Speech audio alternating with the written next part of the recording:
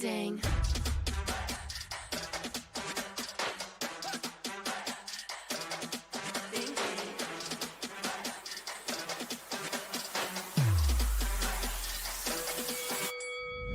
Why you just have that look upon your face with the underestimation? It is till yesterday. 'Cause baby, I can fly without you by my side. I can do a whole lot more than just look pretty. I know that it'll take some time to see, but you're never stopping me.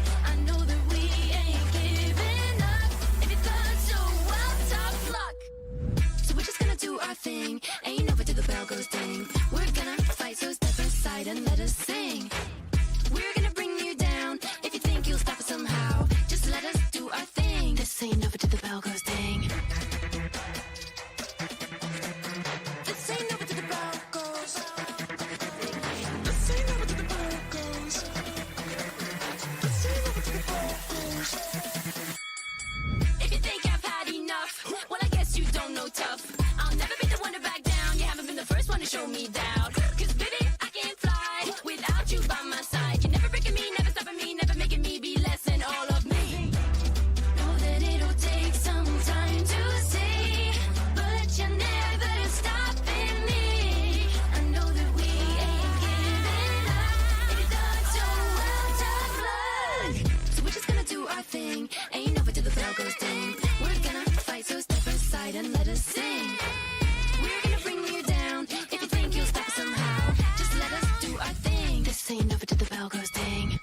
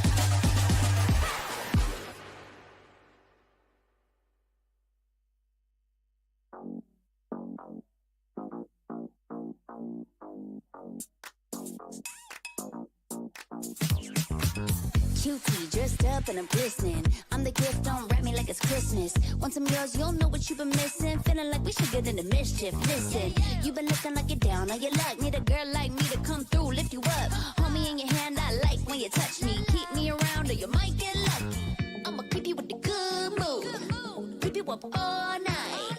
Never around you. Baby, this is so vibe. Got me dancing like a soul train. Laughing the whole time. Got me singing in the shower. Baby, are you all mine? Baby, I'm your four-leaf clover. Your rabbit's foot, your charm bracelet, horseshoe. Baby, I'm your good omen. You wanna keep me with you. Keep me with you. Yeah, it's not hard to see. There's a pattern forming when you got me. 7 777 all wins big money. The tramp over here never see me coming. I was in your back pocket the whole time. A quiet power, a silent gold mine, a big old confidence boost. You never delude. Just know that you'll be winning cause I'm with you in the building. I'ma keep you with the good mood. Keep you up all night. Never around you. Baby, this is so vibe. Got me dancing like a soul train. Laughing the whole time. Got me singing in the shower. Baby, are you all mine? Baby, I'm your four-leaf clover. Your rabbit's foot, your charm bracelet, horseshoe. Baby, I'm your good omen. You wanna keep me with you. Keep me with you. You been looking like you're down on your luck. Need a girl like me to come through, lift you up. Hold me in your hand, I like when you touch me. Kick me around and you might get lucky. Baby, I'm your four-leaf clover. Your rabbit's foot, your charm bracelet, horseshoe. Baby, I'm your good omen. Yeah, you wanna keep me with you. Oh yeah, keep me with you.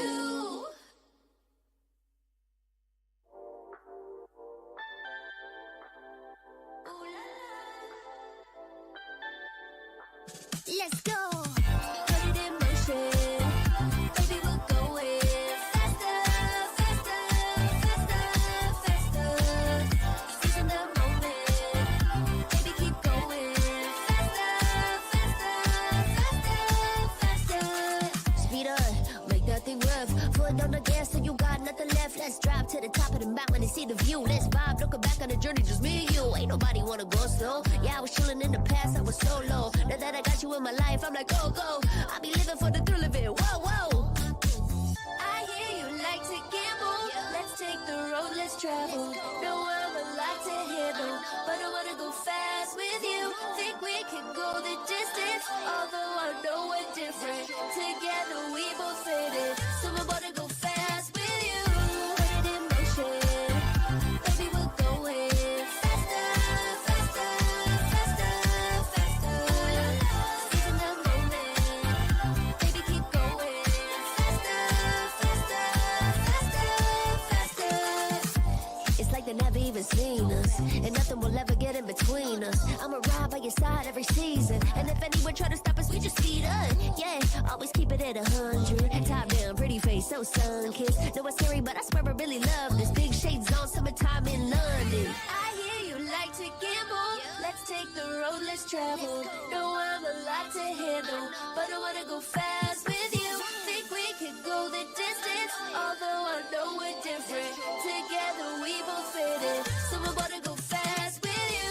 Put it in motion, baby, we're going faster, faster, faster, faster. Seizing the moment, baby, keep going faster, faster, faster, faster. Put it in motion, baby, we're going faster, faster, faster, faster. Seizing the moment, baby, keep going faster, faster, faster, faster.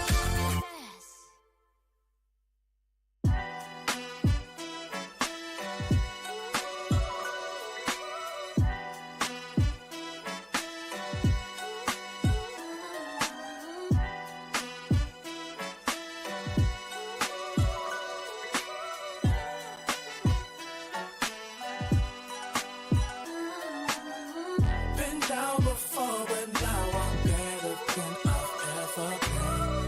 Through all adversity, I saw the light now at the whatever the problem, we'll solve them. Make it through together, it'll be all love, and it's all good. And it's all good. Feel like I'm the big dog, been killing it since tip off. Come with it or stay home, the people gon' feel ripped off. It's only major leaguers in the office. If you giving half of an effort round the rest of us, you'll make it awkward. I'm about that action, not the one you talk with. You better hope I'm not the one your coach gon' have you out here really guarding. It took a lot for me to get here, but I have arrived. I really made it, and the haters be looking surprised. Been down before, but now I'm better than I've ever been. Through all adversity, I saw the light now at the whatever the problem, we'll solve them. Make it through together, it'll be all love, and it's all good.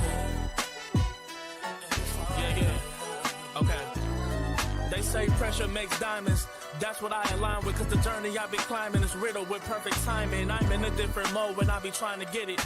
To even get a chance to compete is a form of winning. I mean, what's the point of playing if we ain't striving for greatness? I feel a sense of pride with every play that I'm making.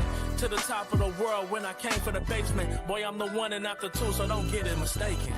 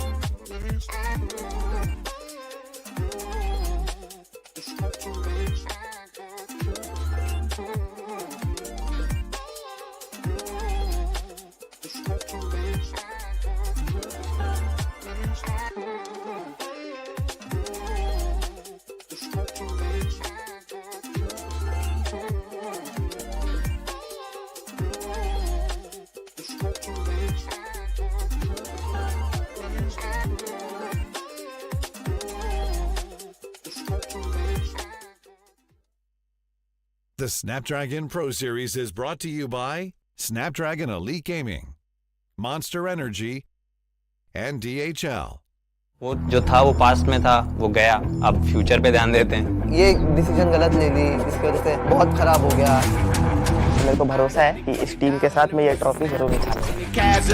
हम लोगों को realisation हुआ कि हम लोग हारने नहीं आए, यहाँ पे हम लोग जीतने आए, जीत गए और कुछ लोगों के हाथ से ट्रॉफी छीन ली। AKOP जो है को तो कोई जानता ही नहीं है। There comes a time when your worlds will collide.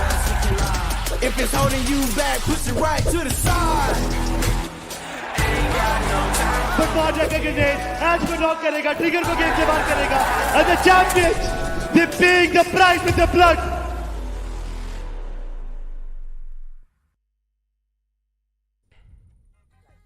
Welcome back to BGMI Snapdragon Pro Series. Today's going to be the last day of the week one in the challenge season. I'm going to be a host and caster for the day, and John alongside with me on the panel. It's going to be Fixes. And Fixes, the last day approaches already of the week one, and still a few known names are still lingering on the latter half of the board in the bottom. Yeah, that's kind of concerning, isn't it? Because considering the fact that Versatile, they are soaring high with that lead, and yeah, the competition is always about being in the top 16. But yes, a lot of these known names are losing their grips. You're talking about the likes of K9, Basista, Cincinnati. 8-bit, you know, yeah, Cincinnati also. But 8-bit has to be one of the biggest surprises ever. Runners-up in the recently concluded official event, and now it's such a stage. I hope they come back today. We really do make that hope, right? Especially Oasis and Omega. We've had to talk about these two boys as well. You move on with Ash as well. One of the recent addition, and especially in the official tournament, they showcased a lot of good results. But then that results not being transforming over here, it's really a big sign of concern. Even you mentioned about this entire stuff, saying that, yeah, now you're a part of 8-Bit, such a big banner, and still you're not able to perform. This has to be sort of like a reality check hit to the boys, and they need to perform as soon as possible because you do not really have a lot of time left anymore. It does feel like you've got a lot of games and a lot of days left, but trust me, the days can pass by pretty quick until the point in the end you might just realize that you're not there in the challenge finals. Moving the conversation on forward to Cincinnati Kids. Now, let's be honest, Cincinnati Kids at this point in time, if you try and compare their past performance, they would have still been doing much better. But now Cincinnati Kids is all the way at the bottom. I'm not exactly sure what's going on with them. Yeah, it's kind of concerning because Cincinnati Kids haven't really found their footing. We'll talk about that a while later because the format is in front of us. So we've got a lot of those new viewers tuning in every single day. So for them, we did have our open qualifiers, out of which 12 teams partook in the open finals, out of which 16 teams made their slot inside of the challenge season, along with 16 invited teams. So now we're in the challenge season. From here onwards, we've got 32 teams, out of which the top 16, after a grueling phase of 36 matches per team, will be going on into that coveted grand finals LAN event that we have later towards the end of January. So to find out who the champion is and what is this all about, it is a fight for the glory, along with that lion's share prize pool of 1 crore rupees, out of which the winner gets 50 lakhs. Exactly. The second placing team will get 20. The third placing team will get 8 lakhs. And of course, it's going to keep on descending downwards. There's also a few individual accolades given to these players as well. That's going to keep the boys motivated. But trust me when I say this, money's also something that can put a lot of the pressure on the boys. And so far, we've been seeing a lot of these new names sort of taking that pressure upon themselves. Yesterday, we had a talk with Myth Oxen, and Oxen clearly mentioned, yes, they were able to perform so well in the open finals, but for some reason, that transition hasn't exactly been there. They're trying their best to vary at the playstyle as well, but still it's not working out. It isn't, and I think for Myth Official, we can give them that little bit of a leeway, a little bit of that space to breathe, because it's still a long competition ahead. And the point systems, it's been pretty standard. It's been followed for more than a year, so I don't think a lot of people will have any trouble understanding that 10 points for a chicken dinner, 1 point per finish, keeps on descending, pretty much standard. But really getting back into the conversation, Necro, yes, Myth Official, all the newer teams, the underdogs, little bit of a breather, let them cook, let them adjust, let them condition themselves to lobby. Yesterday we saw Team Empire playing well, so who knows, Myth Official, all they need is that one good day. But concerns still there for the likes of, like you said, Cincinnati Kids. But want to also mention about Medal Esports. They aren't doing that well either. Medal Esports, for some reason, I don't know why, I just have that semblance of hope, the semblance that they can easily make a comeback no matter what. It's Medal Esports we're speaking of, right? Prince OG, they've got the firepower, they've got the tactical nature. Medal Esports is a good mix of everything. And for some reason, I really do want to point fingers as well, but still, I know that they are easily going to make it till the challenge finals. I don't think so this phase is going to be a problem for the players of Medal Esports. The real genuine issue I see over here is with the players of OG as well, because OG, look, doing okay, but it's not the same OG that we saw. I want to see the aggressive phase of OG.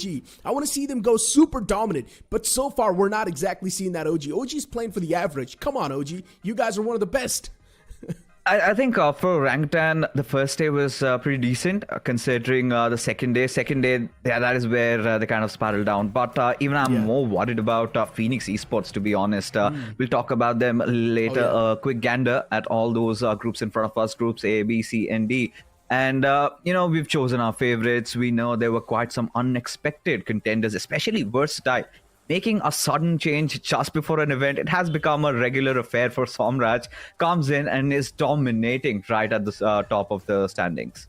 Hands down, they definitely are. But once again, going back towards Phoenix Esports' conversation, right? Phoenix Esports going for that drop clash against the players of Revenant X Spark. It's really not working out at this point. Maybe Phoenix Esports should try and readjust and do something else. Phoenix Esports are going for a lot of those early game fights, and they're getting shattered instantly. And, just putting Phoenix Esports aside, considering that they've been just going deep down the rabbit hole, it's kind of very tough to figure out when they are going to get themselves out of it. Because when you take a look at the overall rankings in the top 8, they're nowhere to be found. And throughout the 2024 season, they had been doing pretty decent just to mess things up. when it mattered the most, the official LAN event. So now Godlike really had a climb yesterday. I mean, they got a chicken dinner, seems unbelievable clutch. They had been quite consistent. Gujarat Tigers, however, really have impressed us.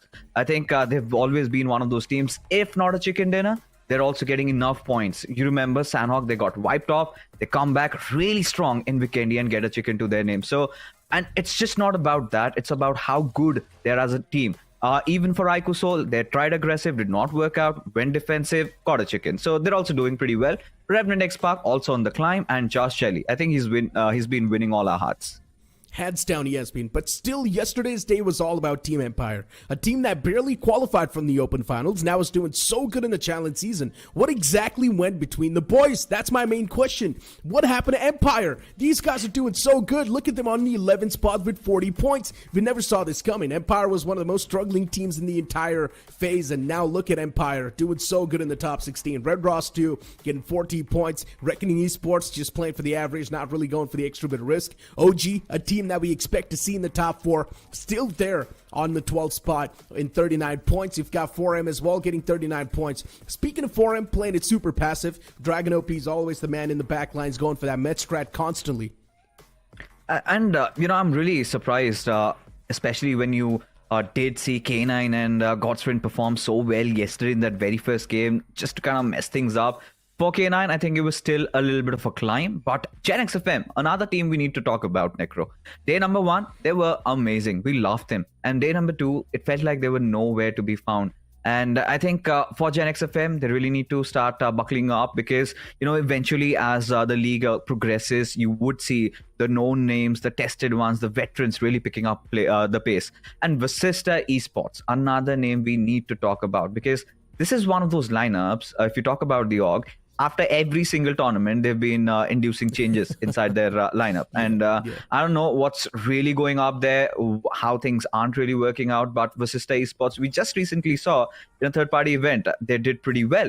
But right after, when you raise this question, if they are a consistent team, if you can believe in them, I mean, that is where I have to raise my eyebrows. I cannot bestow utmost faith at this team. So they also need to get a few points up on the board. For some reason, it feels like a lot of teams are not really taking the competition serious in the week 1 itself, but maybe they're going to start to take the competition a bit more serious in the upcoming days. Metal Esports, much more than capable. Phoenix Esports, of course, in the past, quite a node banner too. They used to play for Kemin, so even that's quite a strong team. You move on forward and you talk about another few teams, even if we know they're capable of much more greatness, but still sitting outside of the top 16. Vasista Esports as well, in the past known as Carpadium, and you know the firepower Carpadium possesses. Carpadium is capable of greatness. I just think in the week 1, they do not really want to go for the hardcore moves. Instead, in the week 2, week 3, maybe that's where they're going to try to dominate a bit more. That's what I think. Wouldn't it hadn't been more apt if they had gone all out in week 1 and then maybe gotten a lot of points and then could have looked in for a little bit of stability? I'm pretty sure there's something not right. I think the pieces aren't falling together. But at the same time, we also raised questions on Team Tamilas, and thankfully they managed to redeem themselves yesterday. The final game, they got a chicken dinner, which was one of the most difficult circles, if you remember. It was completely stacked. So many of those teams were struggling, and Team Tamilas just stayed aloof. So the reads are there, the IGLing is there. Along with Team Tamilas, I also want to bring in Wildfangs into the mix because for Wildfangs, Necro, there have been a couple of moments where they've really impressed us. Yes, Scout has been unlucky yesterday. That's all put aside. As a team, I think there are moments where Trey Scott, you watch him and you suddenly start believing in them. And then something happens and you're like, what on earth did you guys just do there? So that, and also even for Medical Esports, I think Dragon is still learning his ways of IGLing. So got to give them some time. Majority of the times, both these teams, it feels like they're throwing the games in some of the best possible spots that they can have. Now, speaking of Wildfangs, they're one of those teams that we know has a lot of potential. They've got some of the veterans inside of the scene as well, but still for some reason, we're not seeing that same performance as a well-knit unit. Seth has not been able to activate himself. Sensei 2, in my opinion, can do much better, but still, he hasn't been there. When you talk about the individual performance, as a well-knit unit, Wildfangs has never performed. Usually, it's just a two-man squad making making it till the late game scenario, and then they decide, okay, we'll see what happens in the future. And that's something that Wildfangs need to try and sort of tackle. It's a big issue with the players of Wildfangs because as a unit, as a team, we haven't really seen them do that well. Yeah, I have a very interesting point about that. We're gonna get there a little bit later. But taking a look at the Finnish leaders, okay, I don't think anything out of ordinary. We've seen all these players come in. We've seen all these suspects perform. Yes, S-Power under a new banner does not matter, right? He still somehow manages to keep himself. There was, however, a little bit of a dip in the middle where a lot of reasoning had been given to him changing his layout from 4 fingers, 5 fingers. We don't care how many fingers as long as you get all those finishes. So now coming back to the conversation, Necro, I feel like Wildfangs is a team that is really good in their off picks. If it's a fight that's going on, if they have to pick somebody off from far, maybe from the mid-range battles, they do that. We've seen them do that on numerous occasions. But whenever it comes down to a proper 4v4 fight, I felt they were a little lackluster. They had been struggling. I think the synergy hasn't been there. We're talking about players like Seth. If you remember previous BGIS, the one that GDR won, the one that where Big Brothers missed out, and Seth was playing from their roster. He was one of the best players. And just recently, we are seeing him struggle, get his confidence back. So it's, I think, high time that he gets back, he does get back to his own groove. And once he does, I think they're going to do really well. Definitely feels like it's been a long time since Seth hasn't really found that groove in the game, right? Even you talk about Revenue Esports in the past, Seth wasn't able to play at all. His performance wasn't exactly up to the mark that we expected the Revenue Esports to perform with. But now you move on towards Wildfangs, the same thing once again continues. It's not just Seth, let's be honest. Even Sensei, even Scout OP, not able to perform to the performance that we expect from them. Now, let's just hope that in the future days, they can definitely make the comeback happen. Because, let's be honest, as the weeks keep on passing by, things are going to get even more tougher. And that's where Wildfangs are going to face even more tougher challenges. Right now is going to be the best possible chance where you can try to get as many points as possible. And then in the future, you can try to play for the average. Just go for the Met strat if you want. As long as you're making it till the challenge finals, that's all that matters. I don't think we've seen a lot of mid strats. Yeah, we've seen a couple, but we've seen all these teams actually engaging in those battles. Yep. I think mid strat has become the last resort. It hasn't. We haven't seen enough of those. Yeah, Forum has been going for it, and again, because desperate times call for desperate measures. But we haven't really seen any team really resort to it. Like one of the biggest teams was Versatile. Look at them, what they're doing in Sanhok. I mean, the moment they hit a 13-pointer finish with a second position, I'm starting to get sad because just the previous day, they hit 23. So that is the kind of a ceiling, that is the kind of a bar that they have set up for us. We've been talking so much about S-Power. Again, I feel like Aquanox had been so much ignored, but Carnival Gaming, they are certainly flying high. And I think we will have a quick chat. In fact, our boys on the Hindi desk will have a quick chat with them. There you have First of all, none other than Hector, and then we have Bhalu from Do or Die. कैसे हो आप लोग? How are you guys doing? भालू कैसे लग रहा है SPS पे आके? बढ़िया लग रहा है जी. पहली बार यहाँ तक पहुँचे हैं तो मतलब बढ़िया ही लगेगा. हेक्टर भाई आपका डेली का है? बहुत बढ़िया. नहीं डेली बढ़िया लग रहा है जी. बहुत इंपॉर्टेंट क्वेश्चन है मिस्टर. मतलब will start with a slow. ठीक है. उसके बाद बालू भाई क्या हो रहा है ये? मतलब कहाँ रह गई परफॉर्मेंस? ओपन क्वालिफायर में भूल आए क्या सब कुछ? क्या हो रहा है ये? नहीं, थोड़ी सी जजमेंट इशू हो रही है यहाँ पे. मतलब एमजे भाई भी जैसे उनका शायद ये लास्ट है तो 1-1.5 महीने से वो भी खेले नहीं है तो थोड़ी फिल्टर में थोड़ी सी प्रॉब्लम आ रही है.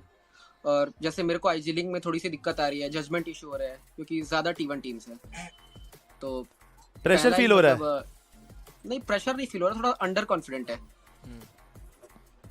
बट वो होप सो जल्दी से कोप अप कर ले. यार उम्मीदें बहुत ज़्यादा मेरी स्पेशली है, इनफैक्ट इन दोनों की भी है. बट जो ट्रिपल डिजिट में आपने वहाँ पे स्कोर किया था वो मैं चाहूँगा कि यहाँ भी आप करें. बट हेक्टर मैं आपकी तरफ आना चाहूँगा. आप इस तरीके की लॉबी में क्या एडवाइस देना चाहोगे बाकी प्लेयर्स को, क्योंकि आपकी टीम अभी बहुत अच्छे फॉर्म में चल रही है. ओवरऑल अभी जो लास्ट जितने भी मैचेस में आपके देखा हूँ कमाल के फॉर्म में चल रहे हैं. तो कुछ एडवाइस अगर सामने वाले को देना चाहो तो. कुछ एडवाइस नहीं है, काफी लंबी ली गई है. जो कंसिस्टेंट रहेगा वही क्वालिफाई करेगा. होपफुली सब अभी से सीरियस खेले क्योंकि कुछ लॉबीज में तो लॉबी नहीं बच रही थी जब देखे थे. आई थिंक टीम्स को सीरियस हो जाना चाहिए। अरे सोहेल मियां, मैं ये पूछना चाहता हूँ, और मैं भालू तरफ भालू भाई आप भी पूछ लो, बिकॉज ये वो हैं जो इंडस्ट्री में कुछ नाम बना चुके हैं, इनसे कुछ टिप ले लो, फायदा हो जाएगा, मैं बता रहा हूँ, डाई रह जाएगा। कॉन्फिडेंस इशू की बात करी ना, कॉन्फिडेंस इशू पे ही पूछ लेते हैं कि हेक्टर, भालू को आप क्या रेकमेंड करोगे? एक चीज तो आपने बोल दी कि focus on the longer picture, लंबी लीग है, उसके अलावा how do you deal with lack of confidence जब एक नया खिलाड़ी ऐसी किसी लॉबी में पहली बार कदम रखता है?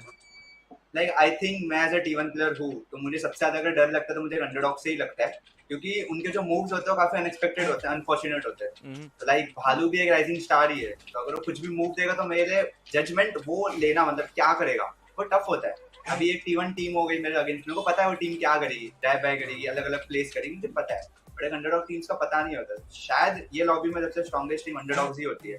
अगर वो कॉन्फिडेंटली खेले तो उनके ज्यादा चांसेस होते हैं क्वालिफाई करने के, बिकॉज उनपे वो हंगर होता है कि हमें इतने राउंड 1 से आए हुए हमें फाइनल्स तक पहुंचना है, तो वो हंगर शायद उनको बहुत जल्दी आसान कर देता है वो गेम्स को कन्वर्ट कराने में। एंड T1 टीम स्ट्रगल करती है बिकॉज लाइटली लेती है। भालू भाई समझ गए कि कुछ नहीं करना, बस जो करा है, जो प्रैक्टिस करा है उसी को फिर से दोहराना है, समझ रहे हो? Yes yes. कुछ और ऐड अप करना चाहेंगे? मैं एक लास्ट सवाल हेक्टर से पूछना चाहूंगा, यार आप अपने प्लेइंग फाइल को अभी कैसे डिसाइड कर रहे हो कि इस मैप में इस प्लेयर के साथ जाएंगे और अगले मैच में गॉब्लिन को लाएंगे, तो ये कैलकुलेशन अभी कैसे चल रहा है? मैंने जो 2 नए प्लेयर लिया वो दोनों इक्वल है, तो मैं किसी को भी खिलाऊं मुझे दोनों को सिखाना पड़ेगा अभी, तो मैं दोनों को टाइम बाय टाइम सिखा रहा हूँ कि दोनों बेटर बन जाए फाइनल्स तक के लिए। ओके, तो प्लेइंग फॉर का इशू नहीं है जी। मेरा आखिरी सवाल भालू से रहेगा डू और डाई के लिए, बिकॉज सीजी तो ऑलरेडी काफी ज्यादा आगे चल रही है। भालू आपकी टीम धीरे धीरे करके, आई मीन हमको इंप्रूवमेंट्स तो नजर आ रही है ओवर द डेज, आपका भी कॉन्फिडेंट आई बिलीव डेवलप हो रहा है, बट वीक 1 का एंड गोल, आज का दिन लास्ट डे है, what is your and goal for the end of the day? Top 16 के अंदर एक अच्छी पोजीशन गेन करनी है, या फिर आज भी वो वार्म अप की तरह आप ले गए कि चलिए ठीक है वीक 1 है, अंडरस्टैंडिंग डेवलप करते हैं, अगले 3 हफ्ते में क्वालिफिकेशन? नहीं, ट्राई तो हमारा यही है कि धीरे धीरे मतलब पॉइंट्स टेबल में ऊपर आना है। ओके, पर एक बार में तो नहीं होगा। अगर मतलब ऐसा सोचेंगे कि चिकन हो जाएगा तो चिकन तो मतलब हो भी सकता है, नहीं भी हो सकता है, बट धीरे धीरे मैं मतलब एम है कि धीरे धीरे ही ऊपर आ जाएगा। पॉजिटिव बातें करो, बस हो जाएगा, ये मत करो, धीरे धीरे करेंगे, करना पड़ेगा, और कोई मौका ही नहीं है। साथ like one of the best IGLs, इन्होंने बीच में अभी एक लाइनअप कोच भी करी है, वो भी साइड हसल हेक्टर की चालू है, उन्होंने भी बोला just be confident and I think you can pull it off. But guys thank you so much for joining us for this lovely interview, आपके इनसाइट्स हमें मिलते हैं, बहुत अच्छा लगता है। Hector and Bhalu, best of luck for your matches today. Hector clearly mentioned this, that undergods are definitely someone who are a name to be feared. If they played confidently, they can easily qualify till the upcoming stages, because all the moves that they make in the playing field, they're pretty unexpected. You know, I wish Hector were with us. Had really some spicy questions in my mind, but rightfully said. And this has been the tell-to-tell story, because whenever you've got anybody new coming up, you do not know what they are really going to do, how they're going to react to a particular situation. Just when you think that somebody's going to back off, say they suddenly decide that no, we're going to take this fight, and maybe these tier 1 teams might be thrown off guard. But for DOD, I feel like, you know, from Bhalu, he was looking quite underconfident. It all comes down to getting that one chicken dinner, Necro. I think one chicken dinner, and they should sail through. The moment he said that there are a lot of T1 teams, we are feeling a little under the weather and all of that, that is where I felt like that confidence was lacking. And he should consider himself as one of those T1 teams, because he has rightfully earned this spot. He's not been invited. They qualified, right? Exactly, and they're pretty much playing on the same stage as these teams are, so he should be someone who's looking at himself as an equal with these teams. But moving the conversation on forward to the entire team of DOD, let's be honest, as well in the unit as well, DOD, they don't seem to be performing. Even MJ has to be a prime example of this, right? A veteran in the scene, but still, even MJ himself has not been able to put up those stats that we really expect from that boy. I think for MJ, I don't know if he's just starting to lose faith in himself, because let's be honest, these have been really testing times. We have called it the BGMI Esports winter lately with what's going on. And for MJ, who have been being a part of so many of those bigger rosters and now coming into play for DOD, certainly this was more of a desperation rather than his choice. At this point, it goes down to, an experienced player will always have that ego along with him. And for him to put his ego aside, to go down from the scratch, build things up, it takes a lot. And if MJ can do that, that's where he wins. That's where the entire team wins. Otherwise, we are just talking about DOD. Another team after this tournament might just break down, and we'll see another DOD. Definitely a big chance, right? Because Palu in that interview was clearly not looking that confident. Palu had a lot of second thoughts going in his head. He himself mentioned that MJ had took a month-and-a-half break, and that's one of the main reasons why we're struggling with the filter IGLing as well in the team, and that's why a lot of problems are currently going on in the roster. They're going to try to go for a slow and steady improvement, but let's be honest, if a slow and steady improvement's going to be there, the main problem is even the other teams are going to do the same. So that means the competition is just going to get even more tougher. We're still speaking of a few more T1 teams that haven't even started to perform in the league, and Hector himself mentioned this. Everyone should start taking the competition serious, because in the final few moments of the zone, they don't even see anyone alive. Yeah, I think a lot of these teams are actually taking it seriously. I don't know from where did that statement really come from, but we'll talk about that, the schedule in front of us. So we've got C and D and groups A and B. So back to day one, where now Group A and B, they'll be playing their Sanhok, Vikendi, and Erangel, and C and D get their fair share in Erangel, Miramar, Erangel. So right off the bat, we're going to see a lot of that Revenant X Spark, but sadly, I guess we might miss out on the rivalry that they had with Phoenix Esports. But I've loved to see that happen. But our eyes, Necro, on this game would be, of course, on Cincinnati Kids, Diesel, Borami Esports, and Godstrain. Okay, so we know for sure there is a drop clash happening around the Sosnovka military base. Last time, it was Borami Esports, yesterday, in fact, who prevailed supreme. Are they going to do it once again? That's a big question. It's not last time, it's last two times Bot Army Esports has taken down Godsreen in that same spot. So they've already got the lead when you talk about the scoreline. So is Godsreen really that stubborn to once again go for that drop clash in Sosnovka military base? In my opinion, they should be stubborn. They've got all the rights to do so. They've been dropping in that same area for the entire time. And now for the first time, they're facing such a big problem in the name of Bot Army Esports. In the past, no one has decided to take a fight against him. And this is why Hector's statements make a lot of sense. The Undergods, they're so unpredictable. You just never know what's going to go through their heads. And right now, DOD, they're just looking forward to take a fight against the players of Godsreen off the rip. And let's be honest, Godsreen's defensive posture has really been hurting them. If Godsreen, they do decide to play aggressive themselves, they can be much better. There you have it, the answer right in front of us. How does Godstrain deal with Borami Esports? Just delay them. Because I feel like with the newer teams, with them not carrying that much experience, this is where the veterans can really thrive. Play on positionings rather than going for a head-on duel. Of course, we know you've got players who can do multiple clutches, but maybe just mellow it down. Just try to take as much coverage as you can. Try to bait out your opponents and take them down, because you've been trying to take a head-on fight for the past 2 days and you've been losing it.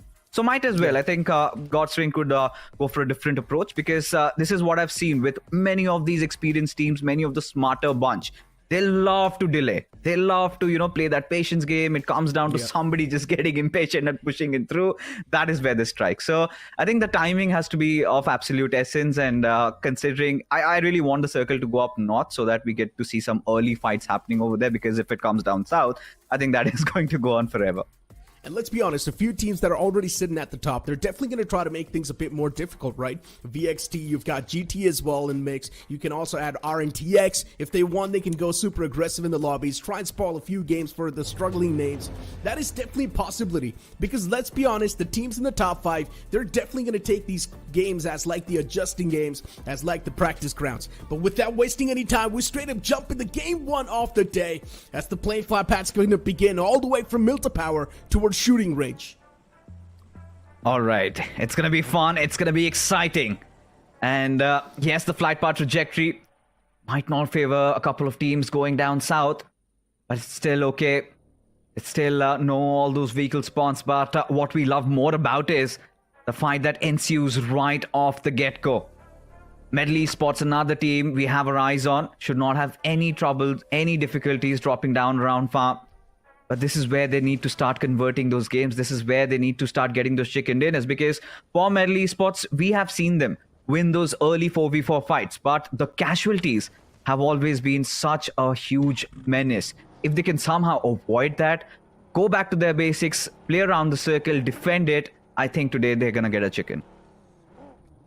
Maybe they will. OG's on the screen, and OG's one of those teams that does not really sweat about anything, at least for now. They know they're getting the constant point flow anyways, playing for the average per game, 7 to 8 points. And that's working out for OG perfectly. As long as that's working out, nothing to worry about. Veron on the screen, one of the men who packs a lot of punch. Looking for a few birds in the air, does not spot anyone. And speaking of the military base fixes, look at what's happening. Godsreen, they do not want to go towards the Sosnovka military base. Instead, they've dropped towards Novorupnoy. One of the main reasons for this adjustment is also the plane fly path.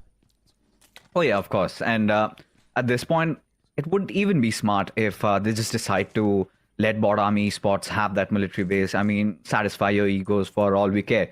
Because what matters at the end is you do not have Team Cherry, Revenant X Park haven't really dropped down on Novorupnoy. This is where Revenant X Park must be wondering, had we dropped down there, it could have been a different affair. And that kind of pushes me into thinking, why not? Considering the flight path trajectory was just going right beside Novorupnoy. And still they decided to drop down at Yasnaya. I think it's their safer ground. But now they're going to have so much trouble crossing over the bridge. And the zone once again forms down south. So many teams up north, and I would love to see that shelter battle once again. 8 teams just colliding against each other, going after it. Third party after third party, everyone wants to be part of the action, steal a few eliminations away, but then they fall prey. I would love to see that happen once again. Fun Would times. be lovely. For sure. But I don't think today, Godstrain is not going to engage in those early fights. I think they're just going to loot around the periphery and approach from the southern side. I feel like all they need to do. And in fact, we've seen in these southern circles, they love taking over those northwestern hill of Sosnovka military base. If you remember, they've gotten so many chicken dinners out of that. So I think that is one of those key areas that Godstrain must be aiming at. Hands down. Diesel Esports is one of those teams that would also not want to be part of the entire action. Just play it in the back lines, go for the med strap once again, and that's been the main playstyle. But I would love to see something else from the guys. Especially Dragon himself, but this time he's not in the mix.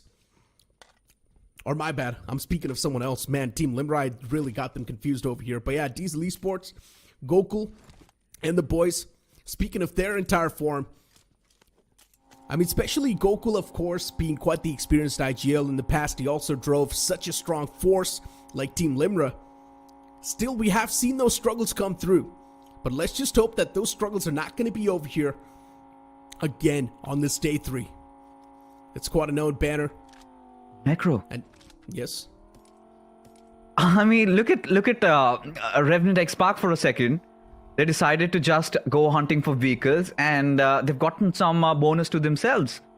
Have already dealt with a couple of players of Red Ross, something that Red Ross did not anticipate in their worst of their dreams.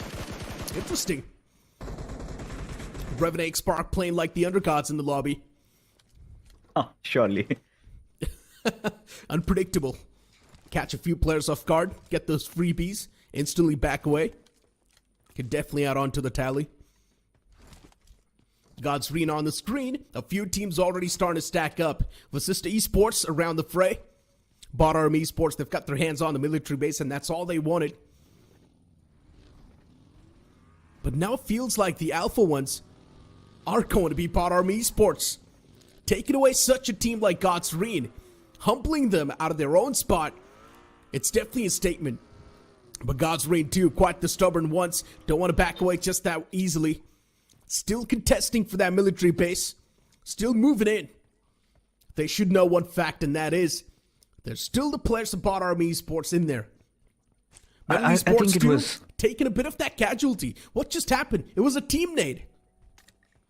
I feel like they were trying to just explode that boat that they used to cross the bridge, and they want to ensure that they can use it as cover later on. Maybe that's the idea. Oh, they were doing this strategy. Right. Okay. Yeah, we've seen this happen. So it's fine. I think all good in the hood. For Metal Esports, they just...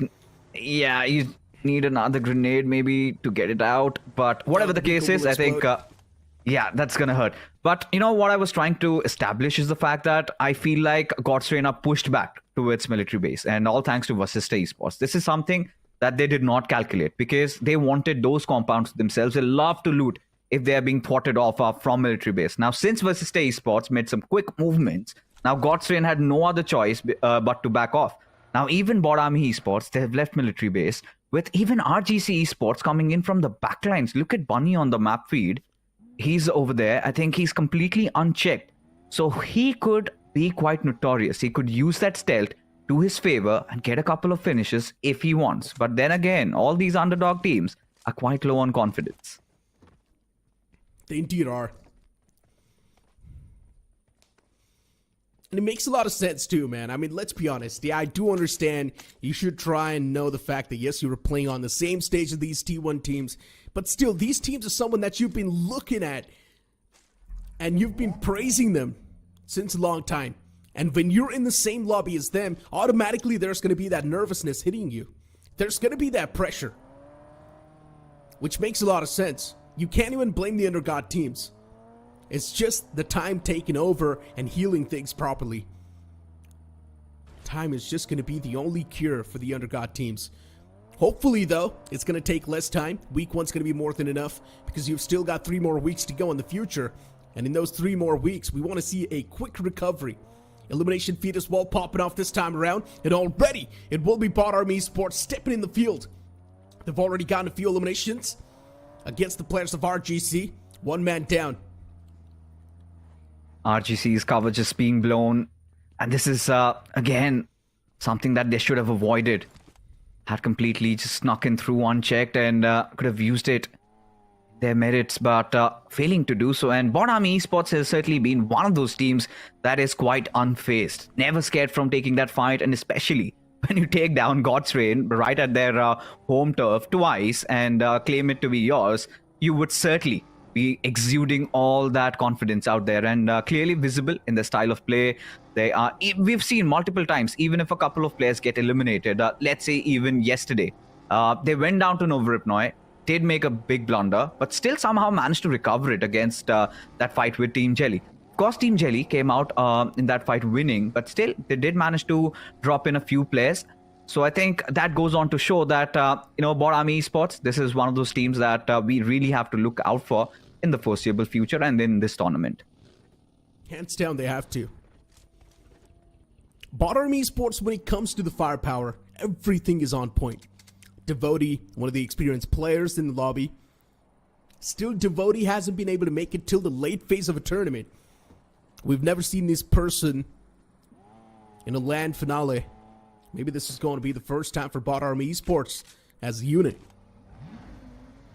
Last time when we saw this team in the official, the lineup was different. But still, Bot Army Esports' performance was pretty nice. And now the same thing is happening, replicating. We just want to see this team move on till the late phase of a tournament. The next zone's going to pop up soon, revealing its intentions. Exactly where is it going to shift? That's going to be a big question everyone's wondering. So many teams already starting to stack up towards that military base. But this time, the circle shifts up north a bit more. A big chance, Fix this. The circle can actually take another shift. I like the ring of it. I'm starting to get excited now. I want the circle to shift up north. We've got how many teams? At least 5 or 6 teams around the Sosnovka military base island. And now it's going to be interesting to see, rather very crucial, what the likes of Gujarat Tigers or even for the likes of Miracle Esports, Myth, how do they react to this? Do they wait it out? Because I feel like Orangutan have got a really nice positioning. They've got that entire area checked. They can rotate down south, but look at this. Devotee spawning out players right in front of them. 8-bit, this could be a huge disaster because that hovercraft is quite slow and now caught in the middle of nowhere. Devotee opens things up with a knock of his own. I'm not even sure what exactly was going through their heads. 8-bit out in the open like that. They should have expected the land to be filled with a lot of foes. And here you go. Already those 2 players blown to smithereen, done and dusted. 8-bit took too much damage, and they could not really withstand it. And within a flash, you see 8-bit down and dusted. Big mistakes, and Fixes these type of mistakes. You can pretty much call them the rookie ones. I don't know. I don't know what 8-bit were even thinking. Nothing less than a blunder, to be honest. around the mid game. You are rotating out in the open when you know there will be teams just waiting on guard, take you down, and that is what happened. They had no response. Devotee just opens them up. They were laden down with bullets, and there was barely even any response. It was just Devotee getting taken down, but right after that happened, everything just trickled down for them. Huge fall, and again, the woes of 8-bit keep on continuing. They're still somehow going through their miseries with nothing really coming to help them out, nothing really going their way, as now for Miracle Esports spotting out the players of Myth Officials as Oxen gets that knock onto its Dragon. Quick trades coming in as Myth Officials, the cavalry not really there. Another unwanted fight, and suddenly Aiden might make a mistake that he might go back to regret, but instantly backs off, but still not out of harm's way, Necro. Still, they're facing off against a team that does not want to be part of the action. And both these teams, there's someone who does not want to be part of the action anyways. Myth Official, if you remember, early game fights, it's a big no-no for them. They would love to back away from this, and that's what they do. Spear as well backing away, knowing the fact that they do not really have the man advantage to go off against for him, which makes a lot of sense. And Myth, for them, this is going to work out as well. A 3-man squad is still more than enough to make that survival. And we still do not know if the zone's going to shift down south. There's a big chance it can take a curveball shift up north, and Myth can still be in the race. Now, all these teams are actually risking it all. It's a gamble, nonetheless. It all comes down to who's got better luck. Where does the zone go next? Really for Miracle Esports and for Dragon, one of the youngest IGLs we have witnessed in the community from a long time. And he's got a lot to learn. Of course, they're experimenting, but they've had a rather decent start. For Orangutan, though, after a good day one, day number 2 hasn't really been that great. Ever since AKOP did come up for that interview, and he said it out loud. We're going to go after the big heads. We're going to go after K9, and just right in the next match, they got wiped by K9. Of course, sometimes having that big mouth really does not come to your aid, does it? Because at this point, everybody is just waiting for the circle to shift, and that is when we might see a flurry of teams, everybody trying to blitz in through the bridges, anything. But right now, we've got AKOP being pushed off. It is going to be Gujarat Tigers and Zaref. He gets a taste. Talk about blitzing through, and GT, they think the same way, but AKOP, man's replied back in style, taking down 2 players. This man is more than capable of striking down the entire GT army. And out of nowhere, OG, they swing back to life. They've got the man advantage in the scenario. A 1-on-2 now in the compound. Gods is the only player surviving, and he's trying to push himself as back as possible. Getting the high ground to play with this wall, and OG just cleaning the ground up and mopping the floor with GT's bodies. One final glimmer of hope for Gujarat Tigers against the remaining 2 of OG. The third person is much more in the back lines. He does not want to give his position away either. And within a flash, OG, they wipe out the existence of GT. A bit too aggressive in that stance, but it's completely fine. GT, they've got nothing to lose. They certainly do not have sitting quite good in terms of their overall standings. But again, I get the idea. GT wanted to secure this junction. This compound was quite pivotal, and they did not have information enough. But again, for Orangutan, not really pleased with how this fight went down for them. AKOP being that one man getting finished off. Certainly, when you have a player that gets so much finishes for your team, and they've got such a long road ahead of them. Got to deal with the likes of Revenant X-Park. They've heard all that commotion, and there you have it. The air has been lifted right now. The dust has settled. We know that the circle is going to go down south. For Orangutan, though, Aru, I feel like he has done enough of that scouting. He knows there's no team on the other side of bridge, and instantly OG make quick work of it. They want to cross over the bridge and see the circle through. But Medal Esports, Necro, I'm telling you, this is the position that they had dreamed of. This is the strong suit. They love having all their players playing around the center. This is a game where they can really go big. They indeed can. They've got a decent place to play with, but I'm not exactly sure about the cover. They're quite exposed still. Hold on. Cincinnati Kids. They take a fight against Myth, and Myth, unfortunately, is also falling apart. Trades did happen back and forth, but still Cincinnati Kids. They've got the man advantage in the first place. All the traits that happen, it's still going to favor the players of Cincinnati Kids anyways. And Cincinnati Kids slowly and steadily inflicting that pain and hurt as Myth, they keep on collapsing. Maxioso, the last man surviving. And I don't think so a lot can be done even from Maxioso.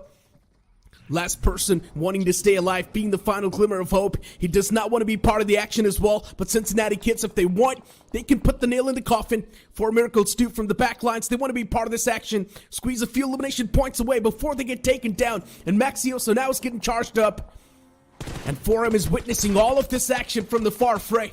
And look at the players getting knocked out in the outskirts. Aditya falls down. It's not a great thing for Cincinnati Kids. Juicy as well falls prey. 2 players down for Cincinnati. Even 4M, they've closed on up. Unfortunately, Maxioso gets flanked from 4M and gets taken down. A third party paying off pretty well. As Cincinnati Kids too, they're quite hurt. And that's what the players of 4M realize as they make the push up close and personal towards compound and take down the third player as well. And eventually the entire team, they come crashing down. This is sublime stuff coming in from Miracle Esports. This is what I want to see more from Dragon and the boys, because they know if they are not tactically that adept, they do have the firepower. Really capitalizing on situations like that goes on to speak that yes, they are learning from their mistakes. Quite some early improvements. Miracle Esports know that it's going to be such a tough task crossing over the bridge. We can get a lot of those cleanups, and they are doing exactly that. For Cincinnati Kids, yes, it was a good fight against Myth Official. They did not get enough time to reorient, get those bodies back up. Aditya was still down on his knees. One of those players already picked off. Mighty had no other option in that fight. Eventually, he had to give his body away. But for now, as things stand, God's reign, they've also got a really good place to play around. Borami Esports, playing still around the Sosnovka base. They're anticipating that the zone shift might come down south. But for God's reign, this is a sweet spot. This is exactly the hills that I was talking about. They love to take. 9 out of 10 times, they have converted this game into a chicken. All they need to do is just try and keep their men alive. For Orangutan, though, they've always been the wildcards, right? Do not know what to expect from their side. Borami Esports, they've got an abundance of loot. They've got everything they need. Let's see how they play it out. A lot of fights will now start to break out. We thought the zone's going to take a shift up north. But as it takes a southern shift, it catches a few teams off guard. And speaking of catching a few teams off guard, legit, they get caught off guard. Zeus gets taken down instantly by Bot Army Esports. They've got a field set up in military base. And it does not seem like they want to take a lead from this spot anytime soon. Just want to stay put. But soon the time will arrive when Bot Army Esports will need to leave this spot and move somewhere safely. Next circle shift's going to move in the outskirts even more. And it's going to favor the players of OG. It's right on top of them. GDR can be a big threat to the players of OG now. And this is where it's going to get a lot more critical for Orangutan, considering the fact that they do not have their Star Assaulter with them anymore. Same goes for the likes of Red Ross. Getting those early casualties just in the start of the game, losing out on one of those players, really not having the numbers up. Need to hold their ground, and they have to do it right. It kind of limits you out of options if you do not have all 4 with you. And now this is where the flood comes in. This is where so many of those teams will be contesting. And OG, they will be drawing a lot of those attention. Especially they've got such a good compound to play around with. OG have a good chance of converting this game into a chicken dinner. Would love to see how Aru sort of makes sure that he has his pieces placed in the right direction. One small mistake and OG could lose their footing there. Indeed they can. And you really got to give it to Red Ross. So quick on the adjustment. A while ago, they were towards Novorupnoi. And now look at them in such a great spot. Revenant X Spark taking a fight against 4M. As once again, the collision's going to be quite deadly. Shadow knocked out. Traits zapping back and forth. Reaper, Beard Baba still up and alive. Right next to another one of their players. As Dragon OP was the casualty. Beard Baba hands out a death blow to one of the players of Revenant X Spark. And even the Wall of Death is doing that constant chip damage. Something quickly needs to be done. Beard Baba, the only hope surviving in the back lines. And even he's taking a lot of hurt upon himself. Revenant X Spark with the upper edge in the fight now. And Beard Baba, The man is pinned and trapped behind the wall as Spray God. He's got the off angle on the player. Reaper as well is there on the back lines, but I'm not sure how much can Reaper do to try and save the day. He can definitely get that one elimination, but I don't think so. It can provide a lot of intel anyways. Beard Baba falls down. Overcommit to that spray. As Reaper's now going to try to back away from this spot and secure as many points as possible. That's what 4M likes to do. 4M usually opts out for that mid strat, and pretty much 4M is going to do the same thing once again. Yeah, just outsmarting the players of American Esports were Revenant X-Pac. Loved how they baited one of their players and forced Beard Baba to spray in on him and just to get that knock.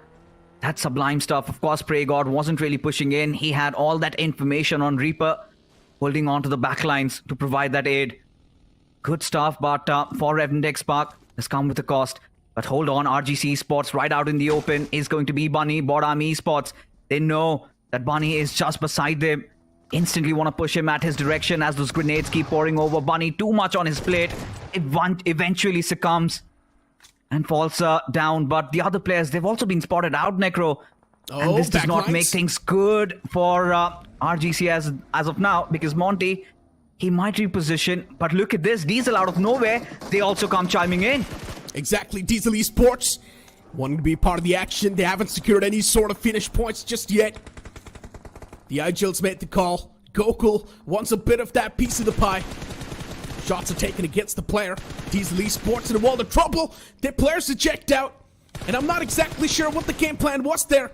Ejecting out in the open like that, scary of course. He's going to have the advantage. And Diesel Esports, they easily get taken down. Or at least on the verge of getting taken down. One last man was surviving, but not for long. As even Orlo's going to meet his makers. Oh, this is not looking good, Necro. Not looking good for Diesel, of course. Panic really ensued over there, and they lost their minds. Just driving their vehicles right out in the open. And Bot Army Esports, look at them. 9 finishes secured already. And hungry for even more. As Orangutan have successfully defended their base so far. No trouble whatsoever, keeping others at bay. At this point, Bot Army Esports, they are the forces to be reckoned with. Surely would not want to engage against a completely charged up Bot Army Esports at this point. Whilst God's Reign, they've slowed down their pace. They know that it's fine if we want to just let the other teams fight and we go to third party. And the best case scenario for them would be legit Esports trying to push in on OG and they come in as the party poopers. It does seem like Revenant X-Pac want to charge on forward. But Revenant's holding themselves a bit more in the back. Still looking to find that spark. And Bot Army Esports have definitely spotted the players. Monty's got the information. He's got the number. Spray God moves up close and personal. Took a few shots. A few connections worth there. Just a few bruises, that's it. But Revenant X-Pac once again somehow finding themselves on the upper edge. I'm not even sure how they make this happen every single time. No matter what sort of scenario you put the boys in, they will always come out on top. They're on a different level. And look at Revenant X-Pac. What am I even watching? This fight isn't serious. There's no way. What? And still Revenant X-Pac is winning the fight. Sarang was completely overshadowed. No one focused on Sarang there. And he kept on doing that damage as Bot Army Esports. They're getting ripped apart by Revenant X-Pac. And of course, Joker, this man is dominating. Henry's going to be the last man standing, and he's pretty much going to try to play for the survival. It's still come at a cost, though. It's down to a 1v1. Joker spotting out Henry. Has dropped down the smoke. Of course, Revenant X-Pac have the upper advantage, but yes, Joker being the last player surviving in order to get that chicken dinner really does make the chances very slim. Position out in the open. All he can do is just try and delay the inevitable.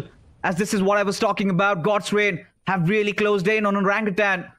But to their misery just keeps on continuing. The circle shifting away from them does not make it any easier. As Vasista Esports and Metal Esports quite close to where the circle is. And look at Legit just creeping through the grasses. Has spotted out majority of the players of Vasista Esports. This is going to be such a crucial moment. If we can get even a single knock, Necro, I think Vasista Esports might crumble. Vasista Esports is moving up slowly and steadily. Fierce is taking too much damage upon himself as he once again moves back. Vasista Esports is one of those teams still looking to put that foundation. Still, they want to get those points secured. Gumla Boy, Rage God Fears in the back lines, and Vasista Esports, they want to play for the intel, at least for now. It's chaos ensuing all across the board, a few individual shots taken as well. But we're not seeing anything hit the deck just yet. Metal Esports, they want to make some slow and steady moves in the circle, and they're also catching a lot of hurt doing so. The vehicle's about to explode. Red Ross 2 pretty much doing the same thing, tossing out a trail of smokes, but Red Ross is taking a lot of damage upon themselves as they also inflict some pain and hurt against Metal Esports. Metal Esports looking to reply back. They take some return shots, but those shots are not going to find any sort of connections just yet. Metal Esports is the only team who's surviving in the circle. Prince will be taken down soon, and that's what happens. This is starting to get so close. A nail-biting moment, at least for Arto. He's got the vision on the players of Metal Esports side. Silhouette spotted out that pixel there. Still not letting loose of those bullets as Phoenix constantly bombarding Metal Esports. They do not have enough cover to play around with, especially Sarvit. As now Fierce gets the better out of Joker and Revenant X-Park. They're done. As Metal Esports in the middle of nowhere, being dished down, so much damage from multiple directions as Vasista Esports regroup, recollect, have all their forces well knit. And yes, Metal Esports, they are pretty much annihilated. But Arthur, look at him. He's just being ever so patient. But look at Rage God gets a knock onto its Phoenix, and for Red Ross, it does all come down to this young man. Red Ross is being played so well, shattering the opponent's Metal Esports with just the utilities. And now Vasista Esports having the upper edge because they've got the man advantage in the final few moments. Sunchit, Ardell, individual survivors for their teams. And not a lot can be done. A few death blows being handed out by the players of Vasista Esports. They've got every single piece they needed on the board. Even Pucar is still playing. And we pretty much know what holds for the future. Red Ross Arto is definitely going to try to play that spoiler. He thinks there's someone in that wizard tower. But Arto, now the main focus should be on the future, which is Vasista Esports and Sanchit right next to him. Arto is not going to survive for too long as he gives his life away to the play zone. And now Sanchit, the last glimmer of hope of life. But even Sanchit is pretty much going to try to do the same thing. Vasista Esports, they've got no clue where Sanchit is. And even he's going to give his life away to the blue. I'm pretty sure he's done his bidding. Oh, a little bit of a knock and a finish would have been better, but yes, Vasista Esports, they have bounced back and they will definitely be catapulting themselves up the order around the mid-table with this chicken dinner. A good early rotation, but nothing taken away from RGC Esports. A couple of moments ago, we saw them being battered, being bruised by the players of Bottom Esports. Sanchit was the only player surviving inside those military-based compounds, and resorted to being sneaky. And look at all of it just paying off for him. As Vasista Esports, they managed to get that winner chicken dinner. Exercise utmost patience in that scenario. And this is where experience really came into play. When Metal Esports were out in the open with no cover to really play around, when they were completely dismantled, Vasista Esports did capitalize on that slight high ground advantage they had. Did not really indulge themselves into a lot of those fights, were taking away all those outliers outside of the blue. And then eventually when they knew the clock was there, the time was right, they struck the hammer and got it right. When we saw the overall standings, we had a conversation about Vasista Esports' performance, and here you go, Fixes. Vasista Esports, they once again bounce back, and this is what's going to happen slowly and steadily about all the known names who are still there on the latter half of the board, but still, I'm not sure about 8-Bit. They're making a lot of rookie mistakes, and at this point, it does not feel like they're looking at these lobbies like the testing grounds. I mean, for 8-Bit, the concerns are definitely there. They need to buckle up. This is unacceptable. If you're looking at 8-Bit and their standards and the potential that they have, but really impressed with what For Medical Esports put out there. Just to get outsmarted later on. The way they dealt with the players of Cincinnati Kids was really good. And these are those moments, right? AKOP not really anticipating that grenade coming up and did not have a lot of information. Aru wasn't really there. But Cincinnati Kids, yeah, they were doing good up until the point they dealt with the players of Myth Officials. But later on, I think For Medical Esports just rampaging through their houses, and they had no answers for that. few known names that are genuinely struggling are 8-Bit and Cincinnati Kids. They're trying their best to get a lot done in the lobbies, but still they get denied every single time. 4 Miracles this time third-partying and taking them down. Revenant X Spark as well, putting in a lot of work against a few more names, including GT right next to him. And GT is one of those teams that has got nothing to lose. They were still there in the top 5 with 52 points, so it's all good in the hood for GT. You move on forward to Revenant X Spark, and you forward a few fights. Revenant X Spark still been able to win those fights is definitely a big question mark to me, because especially when we thought that Bot Army Esports is the dominating force, Revenant X Spark still somehow they come out on top. And, you know, for Revenant X Spark, yeah, this is something that you would expect out of them. And this is something not really special. I think we've seen them do that even in the past. But I'll tell you something special that Bot Army Esports are trying to create over here. They're on the right path. Because even if they did get taken down towards the end, they had a lot of finishes to work around with. And they have constantly been taking fights against the big players, the big sharks in the ocean, and they have been winning. We've seen them take down God's Reign. Even that fight against Revenant X Spark, it still did come down to a 1v1 situation. Of course, Sarang went unchecked. And in such chaotic situations, these things happen. Would not really categorize it as a mistake. But they also knew that even them having such a good control over those southern areas, they took down the players of Legit. They took down so many players. Even the players of Diesel did come under their radar. RGC, Esports. And they were looking nigh unstoppable till the storm of Revenant X Spark hit on them. And it was not something that Revenant X Spark just walked over them. They did not trample. And for all the right reasons, Scary Jod deserves the MVP in this one. Of course he does. Bot Army Esports, the previous game was pretty much theirs. Getting 4 finishes, Scary. And also the finish contribution of 40% in the team. The map impact of 7%. Solid stuff from Bot Army Esports. You move on towards Diesel Esports and have a bit more of that conversation with me. I mean, especially Diesel Esports going for that third party. There was still that indecisive nature that kicked in Diesel Esports. They did not know if they want to go for the fight or if they did not want to go for the fight. They backed away later on, but then once again decided to re-engage and they fell off. And again, when you raise questions over there, it gets worse because you've got Gokul leading them. Now, Gokul is not one of those IGLs that is new inside the scenario. Even before the officials, he's been in the community for the past 3-4 years. Of course, he was underrated. Of course, he's got a lot to prove. And when you've got a lot of burden on your shoulders, you have to live up to it. And such mistakes aren't really something that we're going to be welcoming, especially the fans, because they expect a lot out of Diesel Esports. And that was nothing short of a blunder where they had no clue what was really going on. They were just traversing by. They found an opportunity where RGC and Bot Army were engaging against each other. All right, they decide to strike in. And that moment they realized that RGC Esports, couple of players, they're done. And suddenly Bot Army, they have their numbers up. And that is the moment they realized they messed up. And just to make sure that they run away from it, it just made matters worse for them. And as a result, Diesel Esports went in for a collapse. I think a lesson that Gokul has learned. I hope this mistake does not happen in the future. New teammates, new team as well, so it's definitely going to take a bit more time, even for Gokul to adjust and know exactly what's going on, even in his own teammates' heads, right? At the end of the day, IGL trusting the team as well, it's something that needs to be there. And in the past as well, we've seen a lot of the times, a lot of teams falling off just because the IGLs do not trust their own teams and they do not know what sort of fights they want to put their team in.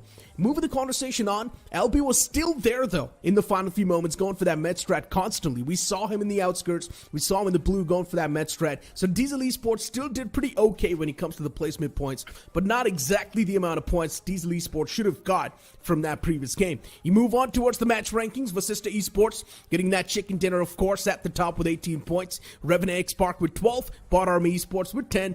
God's Reign with 9. Red Ross as well doing so good. All their cards, they were played right.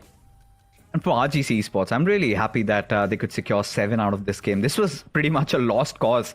And still getting those 6 position points, Sanchit, take a bow. For Orangutan, yes, had they not lost out on AK, could have even converted this into a chicken dinner. A lot of foes around them, even for God's Reign, a decent outing so far. But not really happy with Middle Esports. They had everything going in for them. They had all the informations. I do not know if they could not save their vehicles towards the end. Out in the open, just relying on smokes. What were you expecting? You're not supposed to be welcomed with garlands, right? There were so many bombs being dropped at your directions and they had no response. Having the central position in the circle and just walking away with 2 points, not even a single finish to your name, that is going to raise a lot of those fingers at you. Fixes, we also saw a major switch in the pace from 4M, getting 7 elimination points and 0 placement points. I think that's for the first time we've seen 4M play so aggressive, and this is the exact 4M we wanted to see as well. If they keep on playing the same way, if they survive till the late game, imagine the amount of points they can easily gather. And even if they do want to go for the med strat, just make sure you're getting the same amount of elimination points that you did in the previous game. So please go aggressive. We would love to see 4M try and variate the pace a little bit more, especially Dragon OP is one of those players. Still a bit confused about his IGL shift. We've seen a lot of those decisions from 4M that they do seem pretty indecisive in some of the moments, but as the time keeps on passing by, definitely we're seeing that improvement, and the previous game was a big change in the pace, and I love to witness that. You move the conversation on towards a few more known names, and honestly speaking, 8-Bit has to be one of the biggest blunders in the previous game. With the way they played, I'm not exactly sure what was going through their head. All the 4 players in that one single vehicle moving through an open ground, and of course the circles down south. 8-Bit should have thought about this. They should know that yes, the land's going to be filled up with a lot of foes. We can't really pull off a move like this. Yeah, I mean, to be honest, in that situation, 8-Bit, the only idea was to try and find some cover. They were kind of getting a little cocky and having no information. This is something quite unacceptable. But taking a look at the overall rankings, Revenant X Park finally earned their spot inside of the top 3 and now are on par with Hero Extreme Godlike. But still, Godlike having that one extra game to play really helps them. But for Versatile, 74 points. Pretty decent, pretty good. They're doing pretty good for themselves. Gujarat Tigers holding on to that 54 points. A little bit of a letdown over here. CG, Josh Shelley, they're yet to play. Red Ross keeping things afloat with 48 points. I think towards the end, Red Ross, considering so much casualty early on, they somehow made up for it.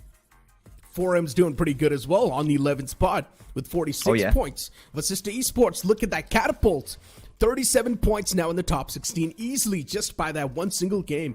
Godsreen doing okay as well, 44 points. Godsreen once again getting consistent points flow. Even in that previous game, Godsreen got 9 points. That's more than enough. You move on towards the latter half of the board. Of course, as I mentioned, Vasista Esports is the one to make that comeback. And honestly speaking now, Vasista Esports, as they've got the win of the sales, we pretty much know Vasista Esports is going to be that unstoppable force. And Vasista Esports has always been quite the aggressive bunch. I would love to see them once again go back to the old ways. Very important points for Vasista Esports, and fingers crossed, I hope they make it theirs. Could be the next Team Empire. And at this point, you know, for Diesel Esports languishing at the 18 spot, could have done so much better in this particular game, but really bombed with how Medal Esports came out to play. But Bottom Esports do not have a lot of those placement points. Seems like they just do not care. If they can kind of keep on going with this momentum, they will do pretty well for themselves. But Cincinnati Kids, this is horrendous. 12 points out of 7 matches played. When you look at the players inside that team, oh my God, you would have to have your hopes high. But for Phoenix Esports also expecting a little bit of a bounce back. But I really want to get back to the old conversation we were having around for Miracle Esports. I mean, look, it's kind of a difference that you and I both have when we play BGMI. You love to go aggressive. I like to take things slow. And again, when you're young, when you've got those fast fingers, that's the way to go, right? You've got 4 players who are hungry, who are out for blood. Go for it. Take as many fights, learn from your mistakes, and you would keep toppling down. That is how so many of the legends were carved, the big names. And I think even for Miracle Esports, being representing one of the most biggest organizations, if not in India, outside of India, they know they've got also a burden to carry. And for the organization, giving so much faith in them, putting it there, I think Dragon, he can cook. All he needs is a little bit of time. So what Bottom Esports, what for Miracle Esports, they're doing is a work in the right direction, something really appreciated. Exactly. I mean, look, Dragon, nothing taken away. He did say he does have a bit of that IGLing factor in him. He used to IGL back in 3 years back. So still, it's quite a long time in the makings, but Dragon OP can definitely make that happen. He can definitely cook. You move on the conversation towards the young bloods. Yes, for Miracle, they've got quite a lot of those young bloods as well in their roster, so they can easily cook as well in that aspect too. And the previous game was a prime example of that. They played it super aggressive. They tried to be a part of the third parties. They got those elimination points as well, wiping out Cincinnati Kids and even a few more teams around the fray. You move on forward the conversation towards the bridge, and even over there, they almost could have got the ball rolling their court, but still they're facing off against Revenant X Park, and it's one of those teams, no matter what sort of scenario you put them in, they always come out on top. For some reason, they feel immortal in the lobby. it feels like they're such a complete team. You want them to outsmart you, they will do that. You want somebody who wants to brute force their way through, they can also do that. So they've got so much going on for them. And goes on to show, right? You are creating records. You've been back-to-back official champions. So I think for Revenant X Park, I don't know where the ceiling really hits. Where do we see them going for a dip? Because they are really doing good for themselves. As the next game in front of us will be a game of Miramar. It is going to be Group C and D into the mix in this one. Love to see what happens next, because Miramar has been one of those games where it's so difficult to really gauge out who wins, because now a lot of these teams are starting to pick up pace. They've started to understand that we're getting to see a lot of the certain circles, and they're making those adjustments, they're making those adaptations. But next week we might have a different algorithm altogether. Next week we might get to see a different circle in Miramar. But for now, I am anticipating something happening down south. I would love to see that happen as well. But Fixes, now the real conversation should revolve around 8-Bit, even a few more teams all the way on the latter half of the board who are still not able to perform. And generally speaking, if they're not able to perform even in the upcoming game of Miramar, then I'm not exactly sure what's going to be the one to save the day, because you've still got a few more names like Legit Esports and Myth Official. And speaking of Legit, their main tactic has always been to stick together, but this time around it's not really working out. You know, Necro, one thing I really want to bring to the attention of our viewers, if you remember, 8-Bit back in their Team Forever days, they had a drop collision against Orangutan at Chumasera. So if that happens, then that's going to be really exciting, because we saw that happen time and time again, where if you remember, OG backed off towards El Azhar. If OG are going to be dropping down at Chumasera, they've been doing good, they had a decent start, that would be really exciting to watch. I'm not exactly sure, though, if the players would want to go on forward towards that drop location, considering they were already struggling too much in the overall standings. It's better to just play a little bit on the back foot and play for the placement and play for as many points as you can gather. Fixes is going to take a bit of that back seat. Now with Shadow with me on the board for this game of Miramar, as the plane flat pad begins all the way from the top right towards the bottom right side of the map. And you do see Impala in the mix as well. Chumasera is also there, so if the teams do want to go for Chumasera, it will be a tough stretch, dropping towards a pit stop, get your hands on the vehicle, and then moving towards Chumasera. Oh, that could be a possibility. Like you said, it's going to be a tough stretch, a difficult job for the players, but I think all these teams, Neeraj, are pretty much experienced, so I don't see any sort of a problem happening for that. We have the players of Gujarat Tigers already dropping in towards the side of Ruins. Gujarat Tigers, they're having a fantastic run, they're having a gala time, a little mistake also is something that is not going to affect them in the leaderboard at this point. Then also we have the players of Diesel Esports who are going for a split approach towards the side of Torre Emuda. Speaking of Diesel Esports, I think yesterday was a decent day for them, but I'm impressed with the performance of 4 Miracle, because Neeraj, yesterday I was having a conversation with the coach of the team and he was very confident that the team is going to perform really good in the upcoming days, and seems like that confidence is already there and the performance is coming through. Yeah, it definitely can. I mean, look, as long as the confidence is there, as long as you believe, as long as there's faith, there's always going to be some sort of reward. But hold on, IST Esports getting charged on, it's not a great thing. As Fierce is slowly and steadily backing away, he's the only player in the vicinity, and he can't hold on for too long. VXT, they rip him apart. IST Esports, after winning that previous game, they dropped the ball completely. And I'm not even exactly sure what just happened there, but it's a big blunder. Seems like both the teams wanted to go to the side of El Pozo.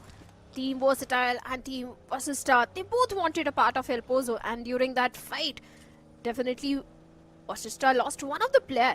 But seems like both these teams will still be going for a hunt. At least the players of Versatile will be going for the hunt onto the players of Team Vasista. But towards the other end of the map, we have the players of God's Reign. In the previous map, if you remember God's Reign, the fight which happened against the players of Orangutan, that was so precise, especially Destro's grenade, the utility usage that was coming from the side of God's Reign.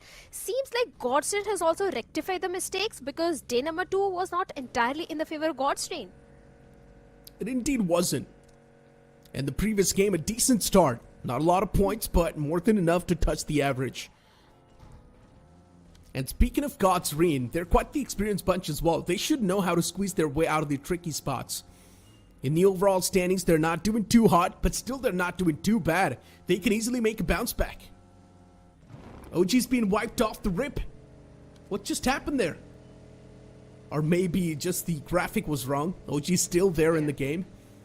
A bit of a mistake from the production side, but Vasista Esports moving in towards that El Pozo area. Even VXT's right next to him. I'm not exactly sure how good of an option this is going to be, because VXT is now driving right on top of the players of Vasista. And it does feel like VXT would like to go for this battle as well. VXT is one of those teams which will never shy away from a fight, and they're already on a hunt. So maybe in some time we can see VXT locking horns with the players of Team Vasista, because they already know that Vasista is wounded. They don't have the numbers advantage. There's only 3 players remaining, and Power is just ready with that ooze in his hands and takes down Pukar on that rooftop. Instant confirmation also coming through, and Vasista left with only 2 players remaining. VXT will be going for the hunt now, Neeraj. What is even going on? Why is Vasista Esports giving the individual duels to the players? And for some reason, VXT is easily able to isolate the players of Vasista Esports too.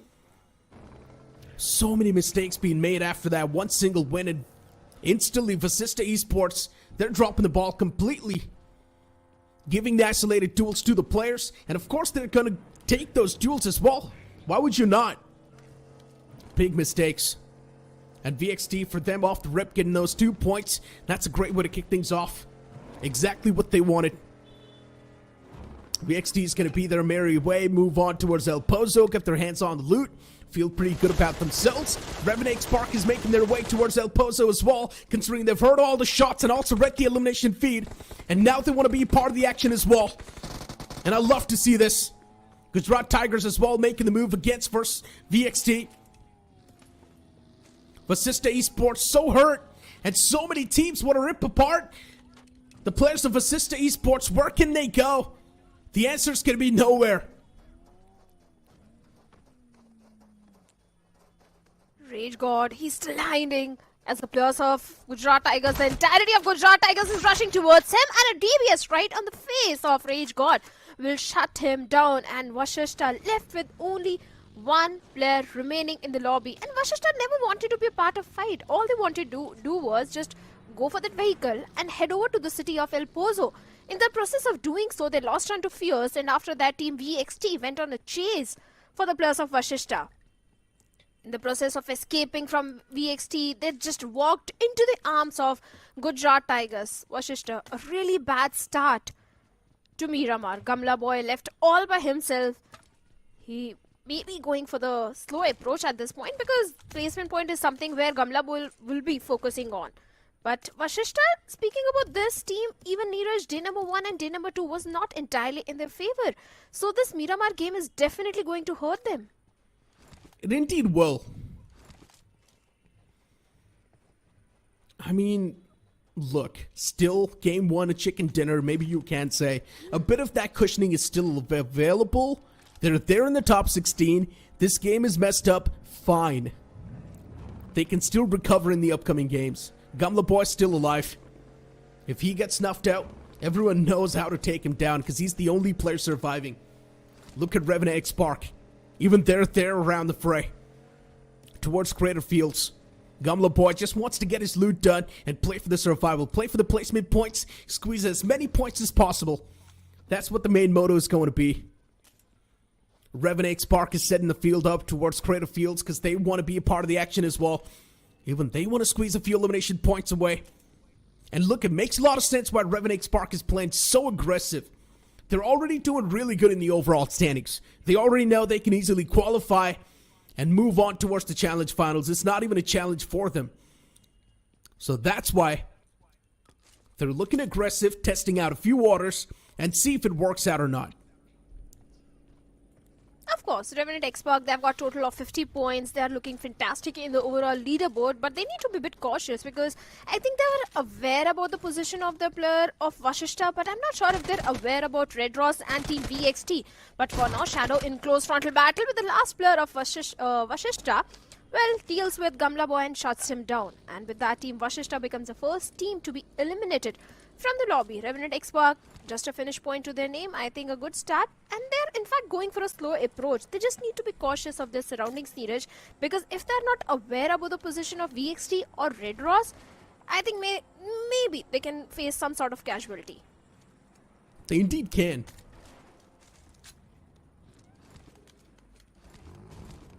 We've already seen a squad wipe with Sister Esports outside of the game. Rough luck on their part. Legit Esports in the Smack Center looking pretty comfortable. Right next to Metal Esports too. I'm not exactly sure how good of an idea this is going to be, but Metal Esports as well, they've snuffed out the presence of Choco. And now Prince wants to take it up close. He wants to push up and go for the duel. Team Legit Esports, they're not going to let this happen. Cyrex's position's compromised, shots are taken. Choco looking to back away from this fight, but this is a bad decision. He gives the upper edge to Prince, and now Prince is going to make his life hell, and his teammates as well. Shots are taken, and Prince, what a knock that was. Proton knocked out, the opener's already there. Metal Esports with a major advantage in the fight. They've got the upper hand, and Prince, as now his teammates as well, they know exactly who they're going up against. They would want to press on the charges even more. Team Legit, experience clearly lacking, do not exactly know how to deal their hand, especially in the uphill scenarios. The man tried to back away in a really bad spot, and that's why even Choco now is trapped big time. Zeus wants to go for the revival on Proton. It seems next to impossible. But Prince is making it up close and personal. He does not want to let this revival come through in the first place, as Prince takes down Zeus as well. Legit, they're getting systematically dismantled. They don't even stand a chance in this fight. They're looking so off in this fight. Legit Esports, Choco gets exposed, and Cyrex having an off angle immediately deals with him, takes him down. And now Legit surviving with only one player remaining, who is holding on to a far off angle. CauseGod still hiding. Will he back away from the situation? Metal Esports might go for the hunt, but it was such a disorganized fight which Legit Esports engaged in, Neeraj, because first it was Choco who went so close to one of the player of Team Metal Esports. After that, Prince, having the height advantage, immediately took down Proton. Then Zeus went for the rescue mission. Metal, they clearly had the position advantage. Cyrex had an off angle. Everything was just working for the players of Team Metal Esports. But Legit, I don't know, man. If this continues, maybe there is a possibility that Legit won't qualify for the challenge finals, because already day number 1 and day number 2, they didn't had enough points in their hands. Definitely, there's a possibility. I mean, looking at the positioning too in that previous fight, Legit, they could have had the advantage. They could have played their cards much better. But still, Choco decided to back away towards that monster truck, and Prince got the upper edge. And as soon as Prince got the high ground to play with, Prince made their lives living hell. That one single move costed them the entire game. Curse God, last man surviving towards Menas Generalis. And even Curse God's position, it's uncompromised. That's a great thing. As long as he's inside of the circle, nothing to worry about. Versatile making their way in the safety lines too. You've got Revenant X Spark as well, pretty much looking to do the same thing soon enough in the future. Diesel Esports, slow and steady approach. Goku and the boys, nothing to worry about just yet.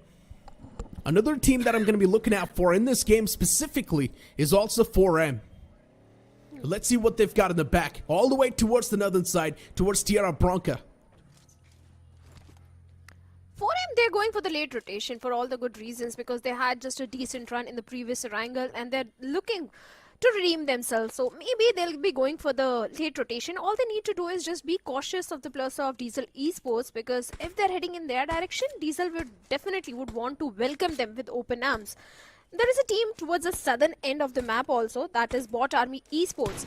And if the circle goes a little south, I think Bot Army Esports can benefit heavily from it. But few teams still in the blue, like the players of Team Red Ross, coming all the way from the side of water treatment. And speaking about this team also, RGC on our screen, Neeraj, I think RGC was one of those teams which really popped off in the open finals. But in the challenge season, that aggression which they were bringing in is completely missing. And that's quite understandable, because now you have got 16 invited teams. The competition has definitely increased 10 times in the challenge season. But still, that RGC of open finals is quite missing. It indeed is missing.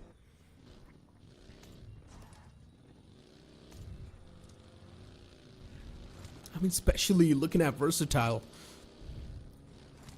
Right now, just on the move. Those 2 elimination points that they got by the elimination of IST Esports gave them a good head start. But it's still Versatile Esports we're speaking of. In the overall standings, this team's sitting at the top. I'm not even sure what Versatile Esports wants at this point.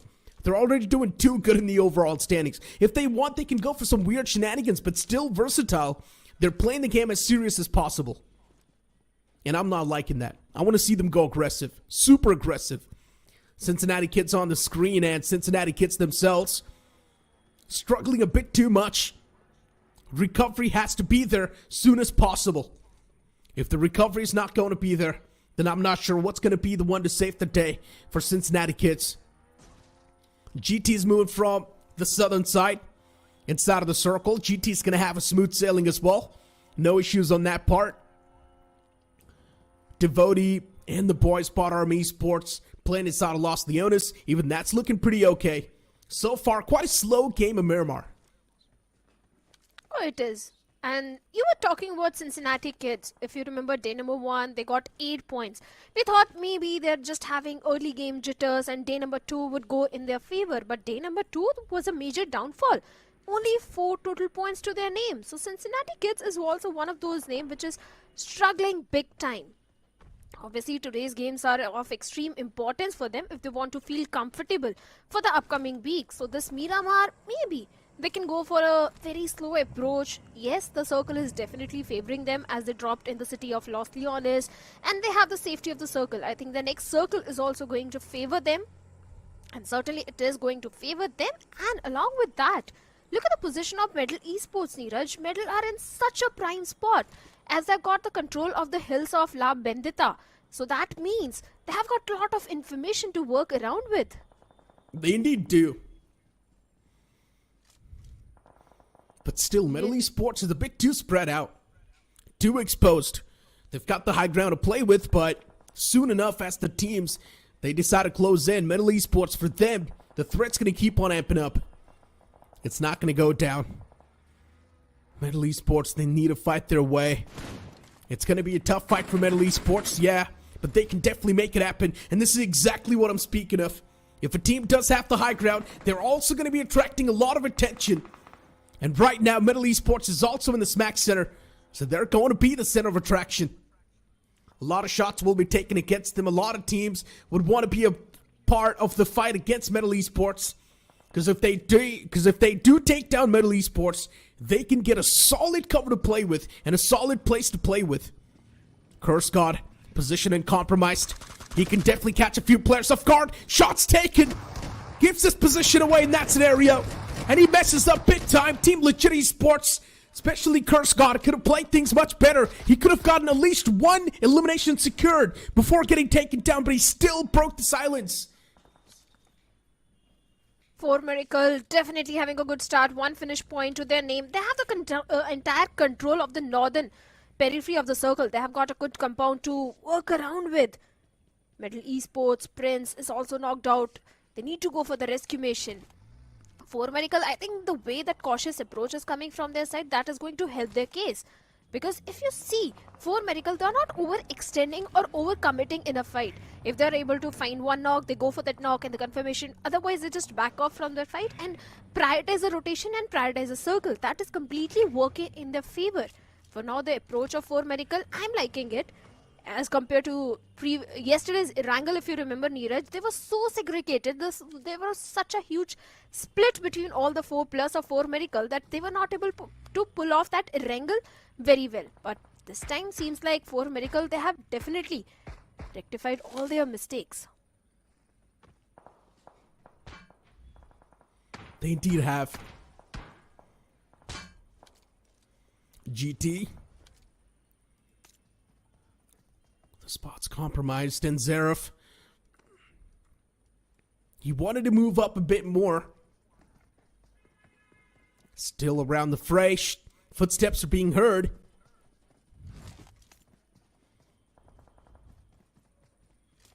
And Monty keeps his position anonymous.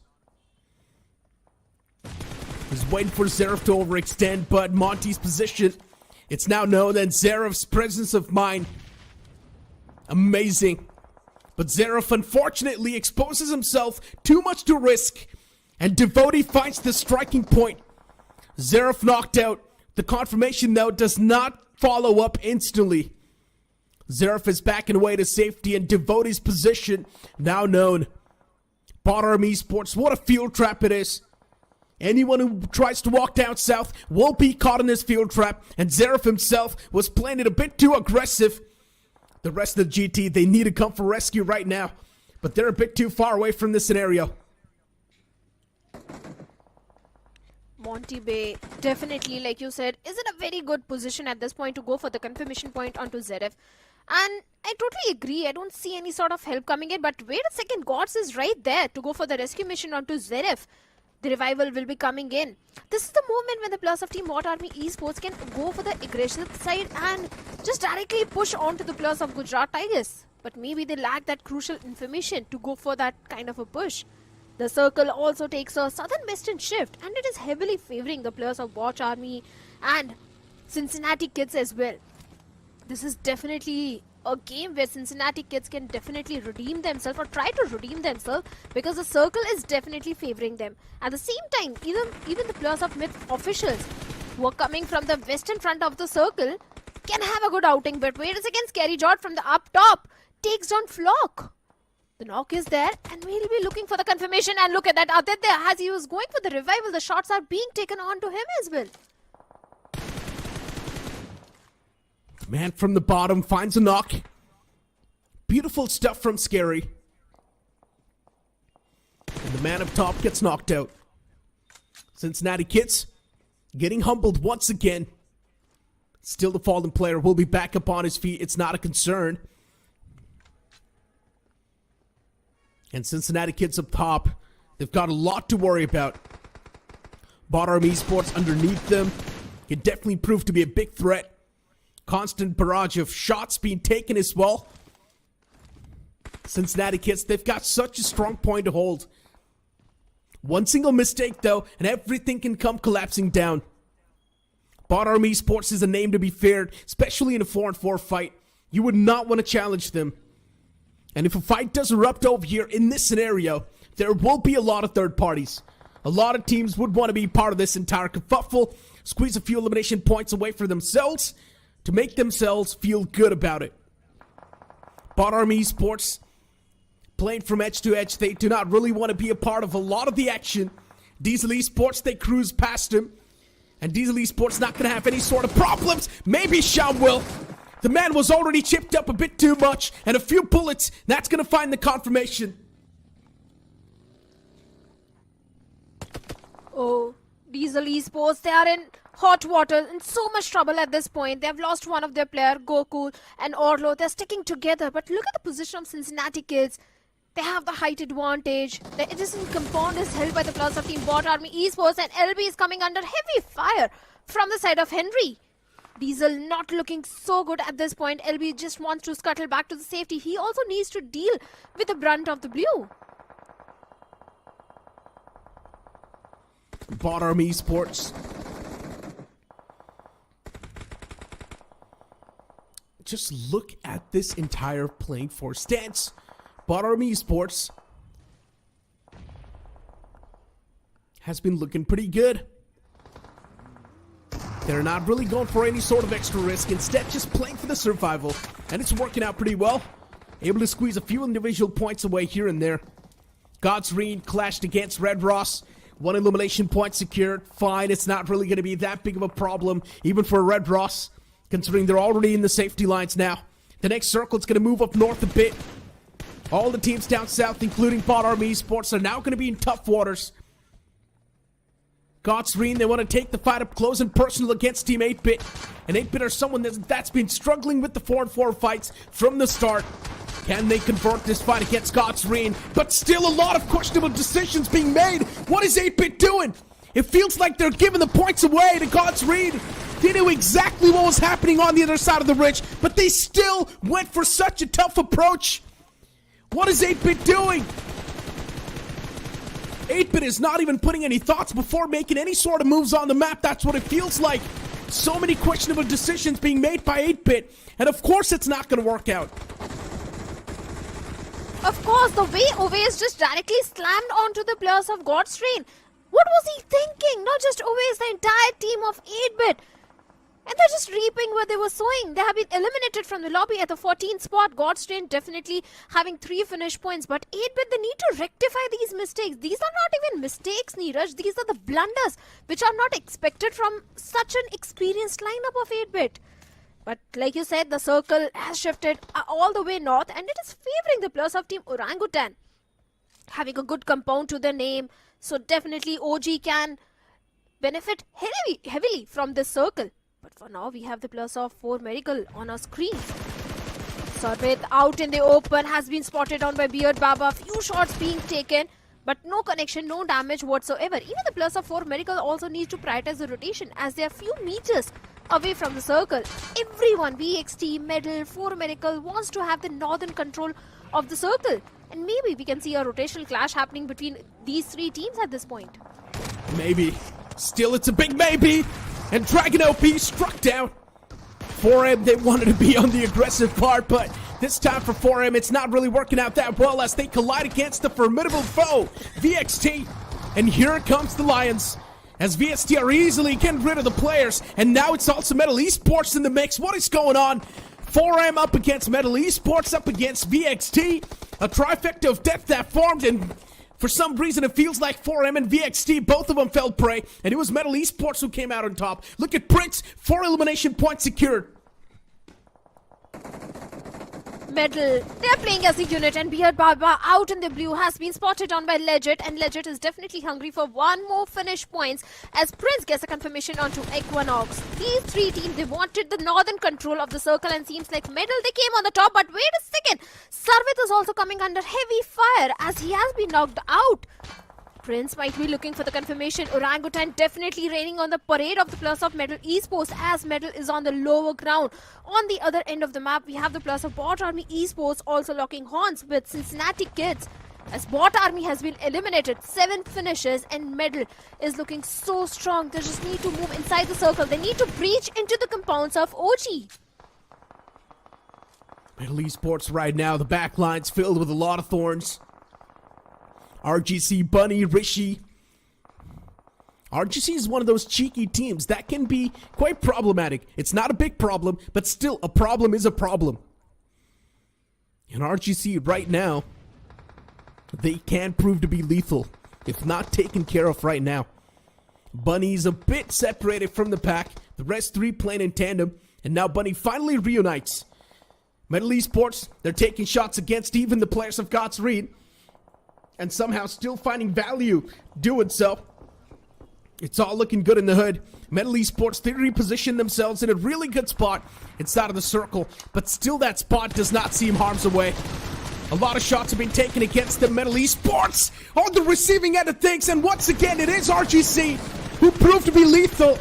I mentioned this during the cast. They need to get rid of the players of RGC right now. A problem is a problem, and it can't prove to be lethal. And Metal Esports, they're getting picked off from all the different directions, all thanks to RGC.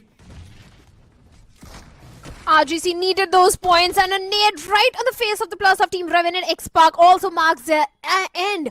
Orangutan is also playing so perfectly. They're playing all their cards right. They just want to prioritize the circle. But for now, Aru, that barrage of grenades into those concrete compounds where the players of Gujarat Tigers are hiding. It's so important for OG to have the control of this concrete at this point. On the other side, Myth and Cincinnati Kids are also locking horns with each other. But one of the player of OG is on a sliver of HP. Seems like Gujarat Tigers, they're coming on the top. And OG, they also needs to be careful from the side of Metal Esports. Because yes, Metal, at this point, they're wounded. But as soon as the rescue mission comes in, I think Metal can also do a perfect third party in this situation. They indeed can do it. But Metal Esports have just recovered. They've been humbled over and over again. And Metal Esports right now would at least want to keep their heads tucked down. The zone forms out in the open in no man's land. Myth tossing out a few smokes, creating that trail. Maxioso and the boys, they've got a vehicle to play with. 2 vehicles actually, which can prove to be quite helpful. Aru, he's there pretty close to the boys of GT. Overextension. Aru gets caught as well with that nade. Beautiful stuff from Seraph. The only man they need to worry about is in the open field, and that's going to be Veron. And Veron's already caught too much hurt upon himself. There's a vehicle there right next to the crate, and he can get his hands on the vehicle as well. Seraph, close on in. If you take down Veron, you've got so much of that open field to play with, but still Seraph goes for the safer approach. He does not want to take any sort of extra risk. Eventually, Veron gets taken down, and it is GT's game to lose. The last man is all the way out in the blue, and it's going to be the man from Myth Official, Maxioso. Finally, Myth as well, approaching with quite a good approach this time around. And looking okay in this game. This was the recovery that Myth needed. Oh yes, because if you remember, day number 1 was not in the favor of Myth officials. They got just a single point. Day number 2, they got 11 points. And after this game of Miramar, I think good placement points are also coming in. 8 finishes. The Myth officials, which we saw in the open final, seems like they're again back in the game. Yes, Maxi this time is going for that heal battle, that mid strat, because he was the lone survivor. And I like the approach. If you're a lone survivor, go for the placement points. You have already done enough job in accumulating those finish points. 8 finishes are nothing to complain about. But the chicken dinner is definitely coming for the players of Gujarat Tigers. The main question is, before going down, can Maxi do some sort of damage towards the side of Gujarat Tigers as Zeref comes out in the open? Maxi is trying to take him down, but unfortunately that won't happen as Gujarat Tigers coming victorious on the map of Miramar. Solid stuff. Gujarat Tigers getting that chicken dinner, just topping off the points table even more. They were already doing really good in the top 5. But you know what? Just a bit more of those points to be there at the top and steal that first spot away from VXT, because VXT is definitely struggling. They did get a few points, but those few points are not enough to keep themselves at the top. GT, solid chicken dinner achieved. But Myth, this is going to be the comeback we all were waiting for, and they finally do make it happen. You talk about the final few moments. There was also OG in the mix, and OG a bit too trapped in a lot of teams. Agreed. I think OG, they were just trying to hold on to the periphery of the circle because I remember they had a good compound to their name. They were holding on to that northern compound for a very long time. But after that, so many teams were surrounding OG. They were engaged in too many fights. So I think that became the reason that OG went down pretty early in the game. I won't say pretty early, but that was a chaotic situation where OG tried to make the most out of it. I think Gujarat Tigers, they held on to the concrete compound. They had a solid cover that worked in their favor because when the players of OG were approaching them, OG was out in the open. The situation is already in the favor of Gujarat Tigers. Even the players of Medal could have done a third party in that situation. So OG was quite vulnerable in that area. Exactly, they indeed were, and in general, even Aru getting picked off like that, Veron out in the open, it did feel like OG was trying to take too many fights at the same time, and that was one of the main reasons why OG could not really come out on top, because Veron had his own opponents to deal with, and Aru as well was pretty much doing the same thing. Off the rip, we saw a few individual players getting taken down from Vasista Esports, and Vasista Esports was one of those teams that won the previous game as well, so the momentum instantly dropped away. Oh yes, Vashishta, quite unfortunate what happened in that situation. But Bot Army Esports, they were also coming from the southern side of the map. They had a good control in the city of Los Leones, but the moment Circle took a northern ship, Cincinnati Kids became a big problem for them. But this was a big blunder coming in from the side of 8-Bit. 8-Bit was aware about the position of God's Train, and despite that, the way Ovis just barged right on the face of God's Train with that buggy. That was quite a questionable move. 8-Bit are making too many rookie mistakes now, and you cannot let them slide by just like that. They knew exactly what was happening on the other side of that bridge. Still, they decided to take the approach, and Always got taken down head first. Right behind Always, there was another player, even he got taken down. Instantly, 8-Bit's firepower was taken down to 50%, and they could not do anything against the entirety of God's Reign, and God's Reign was the one to come through victorious. It's not the first time we're seeing these rookie mistakes being made from the side of 8-Bit. Today itself, it's the second time, and that's one of the main reasons why 8-Bit got wiped out once again, even on the map of Miramar. We all thought that Miramar might just be something that might reignite the hopes and dreams for 8-Bit, but if they keep on playing the same way, it's not going to happen.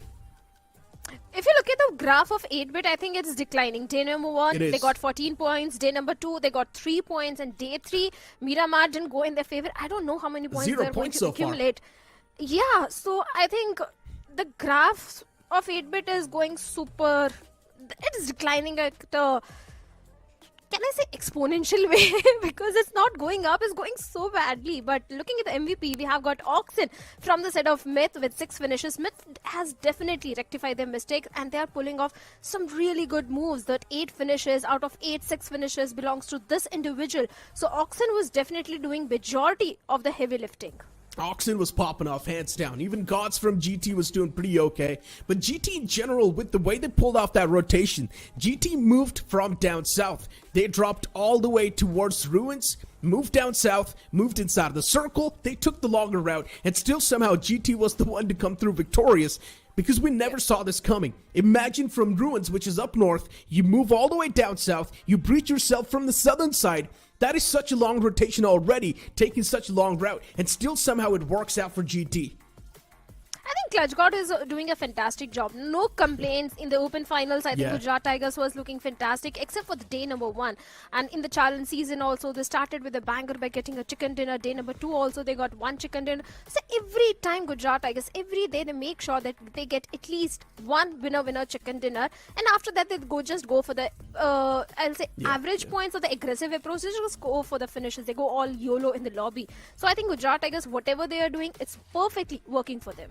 All the teams in the top 5, they can easily afford to go YOLO because they've already got so many points that they've got this confirmation that, yes, we're going to move on to the challenge finals. So it's completely fine if those teams do decide to go YOLO and go for a lot of the firefights. Revenant Spark is one of those. VXT as well is another one of those teams that's really doing good for themselves. GT is also that team that's really doing good. Still a few teams on the latter half of the board. We were concerned about Myth, but after getting such a good game in their hand, now Myth is not going to be concerned at all. The real concerns, they're going to lie around Phoenix Esports, 8-Bit, Cincinnati Kids, and Legit. These teams are going to be the teams now. They need to step up in the upcoming game. If they don't, week 1's done, and you still are at the bottom of the page. Oh, they don't want to be at the bottom of the page, but there's still one more game left. Neeraj and everyone, like including Vashishta Esports and 8-Bit, would try to redeem themselves, but that game is after that short little break. If you think you'll stop us somehow, just let us do our thing. This ain't never to the bell goes ding. और कहीं दर्द हो रहा है? थोड़ा सा shoulders में back pain. Hello, dentist. वसूलना तो पड़ेगा। 10 नंबर वसूल तो करना पड़ेगा। फुल वसूल करने का है शौक तो do it like a boss. BGMI royal pass, यहाँ मिलते रहेंगे अमेजिंग इमोट्स, कूल स्किन्स और बहुत सारे रिवॉर्ड्स और साथ में फुल कैशबैक यूसी में। तो अब सोचना क्या, गेट फुल वसूल with BGMI। Whoa, whoa. I hear you like to gamble. Let's take the road, let's travel. No one would like to handle, but I wanna go fast with you. Think we could go the distance, although I know we're different. Together we both fit it, so I wanna go fast with you. Put it in motion, baby we're going faster, faster, faster, faster. In the moment, baby keep going faster, faster, faster, faster. It's like they never even seen us, and nothing will ever get in between us. I'ma ride by your side every season, and if anyone try to stop us, we just speed up. Yeah, always keep it at 100. Top down, pretty face, so sun-kissed. Know it's scary, but I swear I really love this. Big shades on, summertime in London. I hear you like to gamble. Let's take the road, let's travel. No, I'm a lot to handle, but I wanna go fast with you. Think we could go the distance, although I know we're different. Together we both fit it, so I wanna go fast with you. Put it in motion, baby we're going faster, faster, faster, faster. Seize the moment, baby keep going faster, faster, faster, faster. Put it in motion, baby we're going faster,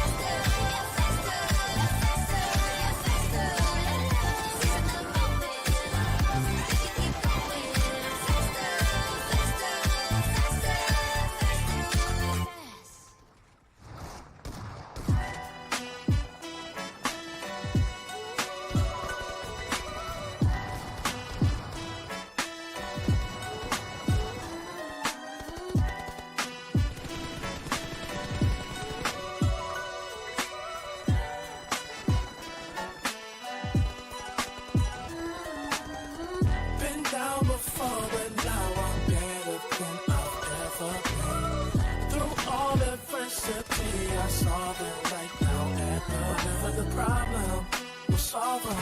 Make it through together, it'll be all love and it's all good. And it's all good. So we're just gonna do our thing, and you never do the bell goes ding. We're gonna bring you down. If you think you'll stop us somehow, just let us do our thing. So you never do the bell goes ding. The Snapdragon Pro Series is brought to you by Snapdragon Elite Gaming, Monster Energy, and DHL. Welcome back, everyone. You guys are watching Snapdragon Pro Series Challenge Season Week 1 and Day number 3. With last game for this particular group of Day 3 is coming up, Erangel, and Fix is going to be with me for this one. And Fix is the last game, the previous game, the winners of the first game, Vashishta Esports. What really went wrong? They got eliminated off the rip. Everything is sort of swinging like a pendulum. One team gets chicken dinner, suddenly next game they kind of drop the ball, and then they've got the likes of Gujarat Tigers also, who've had a very bad first game, and suddenly they bounce back getting a chicken dinner. So I think this atmosphere of uncertainty is something that I'm really enjoying in this tournament so far, because every single game we come, we have our expectations there. Some teams deliver, some teams fail. But overall, it was such an intense game of BGMI in that one. All these teams trying to survive, but really impressed with RGC tonight, especially with how they played the first two games. Even for Orangutan, after that huge collapse in day number 2, they certainly have also recovered. But Gujarat Tigers, man, they never refuse to give up. That sort of tenacity coming out of Clutch God kind of brings in so much hope for his fans. And I'm really excited to see how he performs throughout the entire league stage. Well, Clutch God had a lot to prove. I think he's doing the fantastic job. He's proving that how good of an IGL he is. The way every single day Gujarat Tigers do manage to get at least one chicken dinner. Every game they get those average points. I've never seen Gujarat Tigers engage in any sort of a bad fight. They always pick the good fights, and that's the reason that the rotations are also very good. And that's the reason that Gujarat Tigers every single day they're having a good outing. But along with Gujarat Tigers, I want to know from you what's really happening wrong with the players of Team 8-Bit, because 8-Bit was so aware about the position of Godstrain, and despite that, always made that push. I think it's maybe complacency or a mental block hitting them, because they're making a lot of those rookie mistakes. They would not make any given day. Even for Mafia Omega, still need to get back into form, need to get back to good shape. Also for Ovesh, Ash, it's a wake-up call. And for 8-Bit, it's a good thing that's happening right now, because they still have so much time to fix. But taking a look at the rankings of Miramar, Gujarat Tigers, courtesy to that chicken dinner, nice 8 eliminations points, 18 fair total points is what they have collected. Even for myth officials, considering they did say they were a little underconfident yesterday, and looks like they've done their works right. But here we have Bot Army Esports again. That lack of consistency is really hurting them. One game they go all bonkers, and suddenly the next game, they're nowhere to be found. Even for the likes of God's Reign, we saw them early on dismantling the players of 8-Bit, and the next moment they could not even survive inside the circle. So goes on to raise a lot of questions about the stability of all these tested teams, these veterans. So they really need to put in a lot of hard work right now, because from the next 2-3 weeks, we'll be suddenly down to a final couple of games, and that is where you would not want to miss out on the grand finals. I think Godstrain is still doing pretty okayish, I'll say. I'm not appreciating that they are doing wonderful, but still okayish as compared to a few other names like K9 Esports, Team Bot Army Esports, and 8-Bit. Because if you remember, day number 1, they got 9 points. Day number 2, they got a chicken dinner, total of 26 points. So with total of 35 points in the leaderboard, I think Godstrain is still looking much better than few other teams. But we know how much expectations are there from the side of Destro, so big things are definitely expected from his side. Without any doubt, I think not just from Destro, even from Ninja Jord, because he's had such a rough phase. I mean, he was doing so well at X Park, and suddenly decides to make a move to Aiku Soul. We all know that gamble did not pay off. It went nasty for him, for a point where there were even questions, speculations if he's even going to find a team. So many of those big tier 1 teams were already filled, and then suddenly S-Power departs from GDR. He joins in, and God's Reign haven't really gotten back to their oomph they used to once showcase before. So I think they really have everything together. It's all about them playing as a cohesive unit, and even for Destro as an IGL, I think he needs to start evolving. This is where I would love to see more insights coming out of Robin as to what's going wrong in their team, because there's something missing. Every single time you see God's Train, they're doing the same old. And it feels like at a point, these teams have become so conditioned to them that they easily deal with it. And for God's Train, they have to be a wrecking ball, something that Versatile are doing right now. And they've got the right players, and I hope they go all out for once, take those early fights. But yes, we would keep on ranting, but now we're back again, up the skies. It is going to be the final game of Erangel for at least these two groups coming into play, C and D, as the flight path trajectory shadow goes all the way from Novoripnoi towards somewhere around Severny and shooting range. So would be really excited to see where the circle forms, because ideally we've seen such flight path trajectories. Circle usually goes towards Gatka.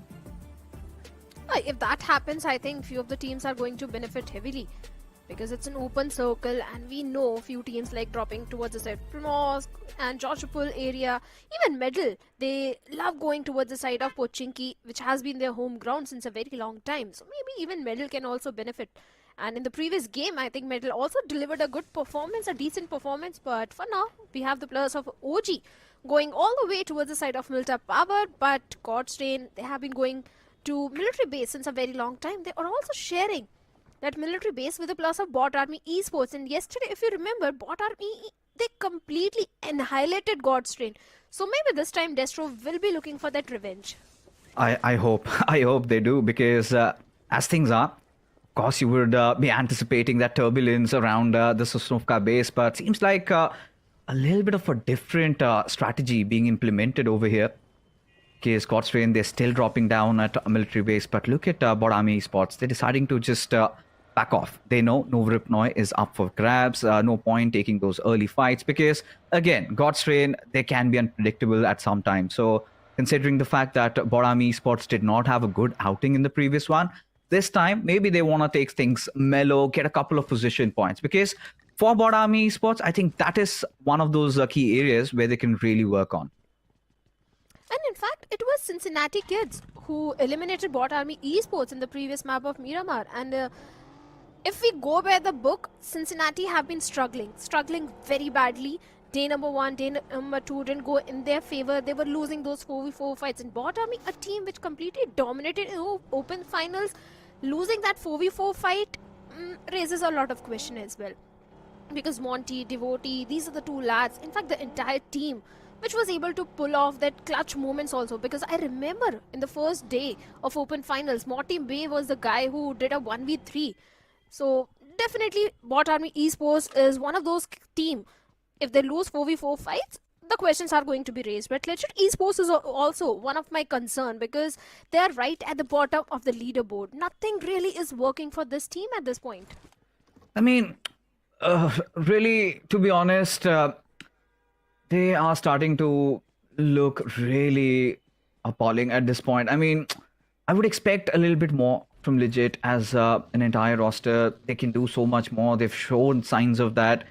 And there are those days. And seems like they haven't really found one of those. They need some sort of a hope to latch onto, because for Legit, we've seen there were a couple of moments, right? Especially in games like the Kendi, from the backlines, they used to cover up. They have a little bit of solidity in their 4v4 fights, but this is one of those teams that never really likes to force fights on people. If you are bringing in the heat on them, they've got their backs covered, but yeah, a lot of work needs to be put in if they have to see the days of the grand finals and attend it, not just as spectators, but as players. But Versatile Esports, they've been making a lot of those headlines lately. The previous game, not really going their way, but despite that, so much of explosion coming out of this roster.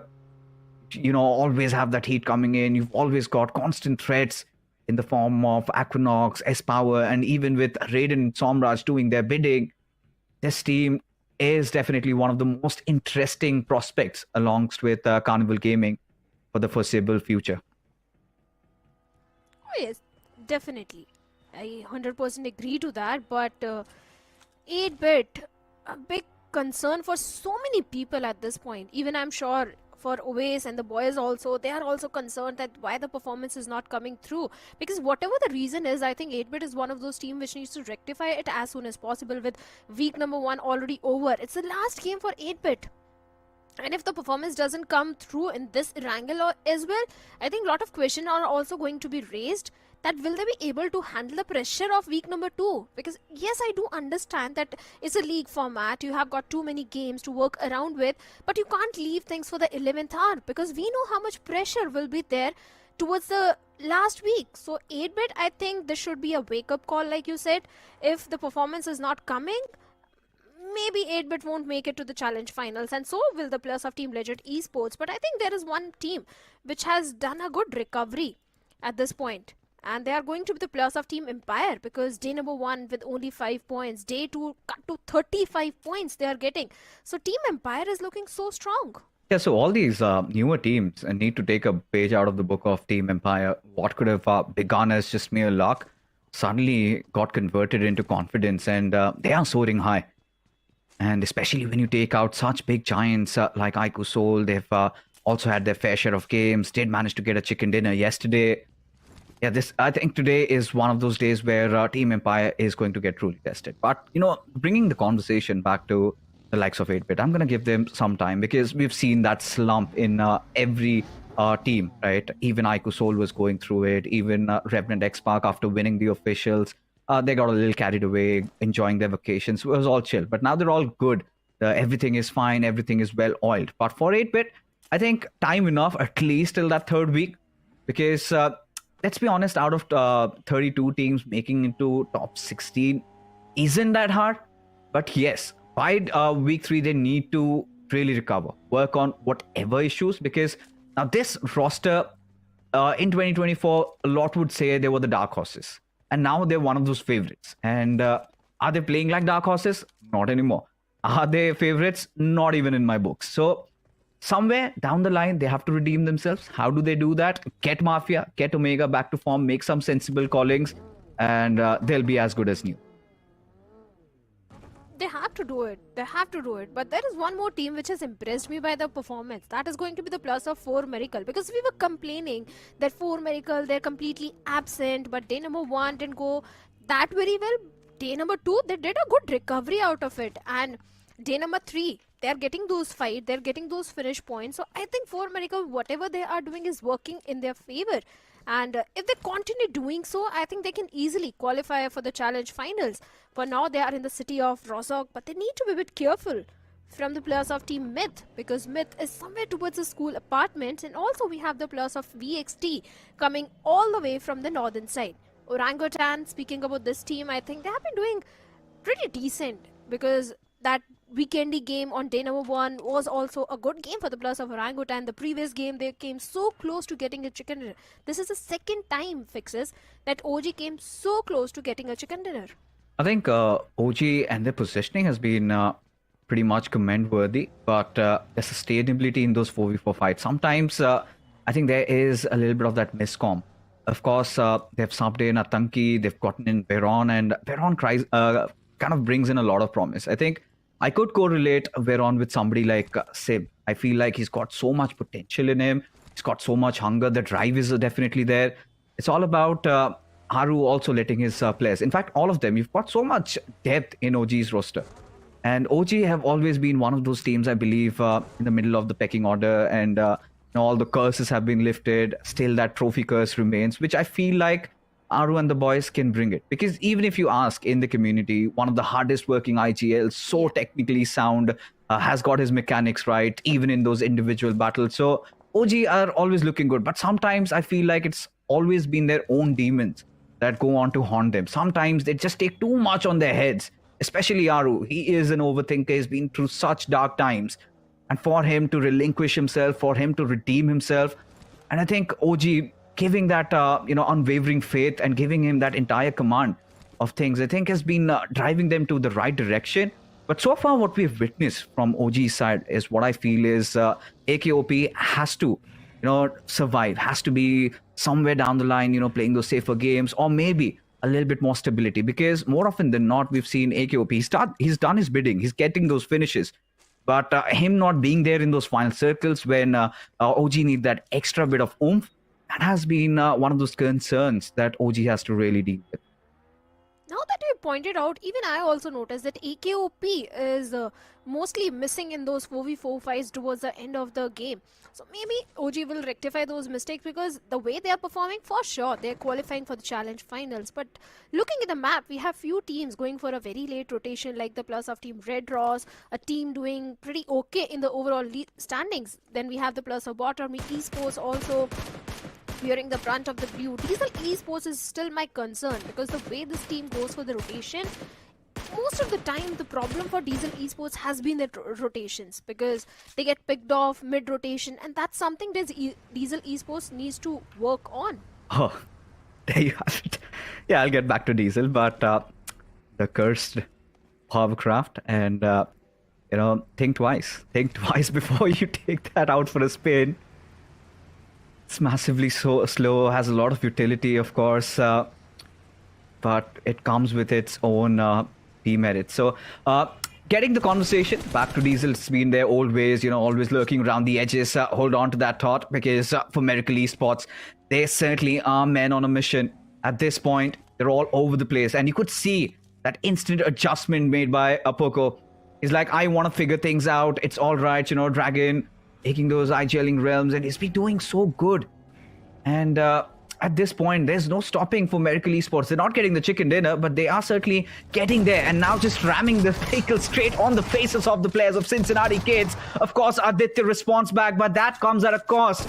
Aditya still keeping the hopes alive for Cincinnati Kids, who were in a whole world of trouble.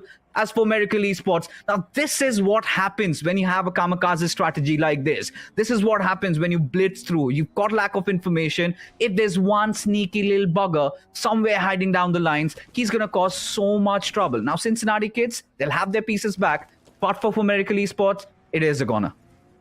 Oh, wait a second, Fixers. OG is also in the nearby vicinity as they're ready to strike onto the plus of Cincinnati, and Might is still down. Aditya wants to make a quick escape from the situation, but seems like OG, they're in a mood to pick up a fight as Juicy gets taken down by Visgod, and Veron is also going for the spray, but no connection. Cincinnati, they have to make the mature decision and leave the fallen comrade bleed to death, and Juicy has been eliminated, and Cincinnati, they have made a quick escape from the situation, but OG, they also can come under heavy fire, as even the plus of VXT are in the close fray. You would not want to mess up with Versatile. Doesn't matter if you are orangutan, if you are the apes, these are your jungles. I think they also understand Versatile as a team, not to be trifled with, but look at this. It just gets instantly demolished. Knocked out and finished off, and Diesel Esports got a finish in their bag right now. And for Diesel Esports, of course, a lot going into the heads of Gokul. Have to severely rely on him and how he's going to make his shot calling so much for him to prove himself, show the world that he's still got it in him. He's been a fighter, he's been a hustler.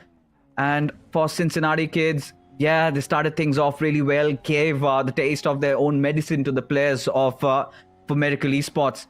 But it's come with such a nasty cost. Losing out on Juicy and Flock, that's really looking quite awry at this point.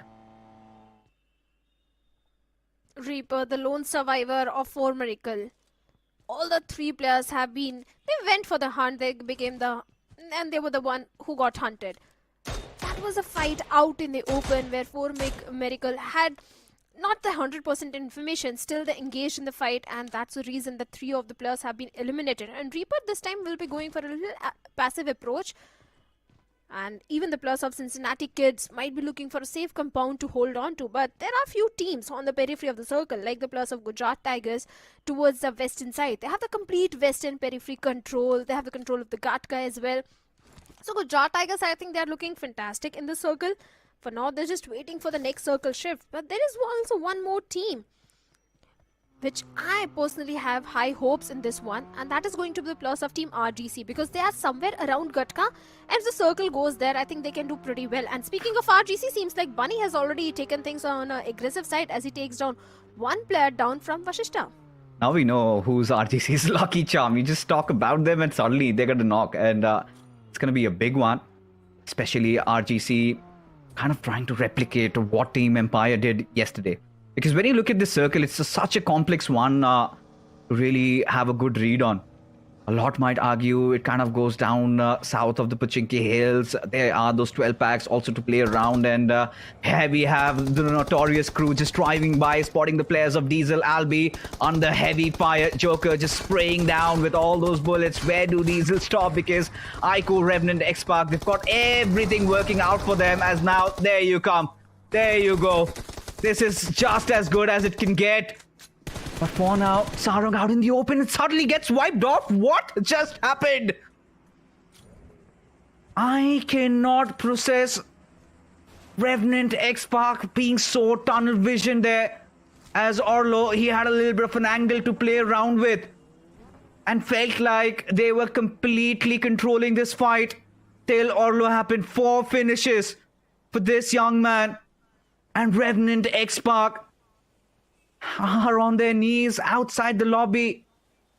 Not really a result that they would have hoped for in their worst of nightmares. You know, Fixes, I love making notes, and I was about to just write and almost wrote that Diesel Esports eliminated by Revenant X-Park. And suddenly I see that Revenant X-Park, they have been eliminated because the way they initiated this fight, 2 of the players of Diesel Esports were already knocked out, and suddenly tables turned, and Revenant having the taste of their own medicine. But now we have the players of Team Vashishta Esports also having their eyes onto the players of Bot Army. Bot Army not having the best of the time, I'll say. Even Vashishta in Miramar, they had to face an early exit. And out in the open, I think Vashishta is not in the best position at this point. And as I say it, Bot Army Devotee takes down Fierce. Rage God, the pressure is definitely onto him to deal with Devotee and go for the rescue mission onto Fierce. And close frontal battle, even Rage God also goes down through the hands of Monty. Oh, look at this. Borami Esports getting back to their old ways, getting back to hunting. They do not care who's in front of them. All they want is heads and bodies, all piled up, all wrapped up.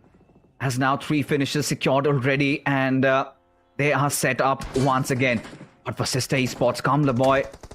He's in the middle of nowhere, surrounded, pinched down, still alive, though I do not know how on earth is he still breathing.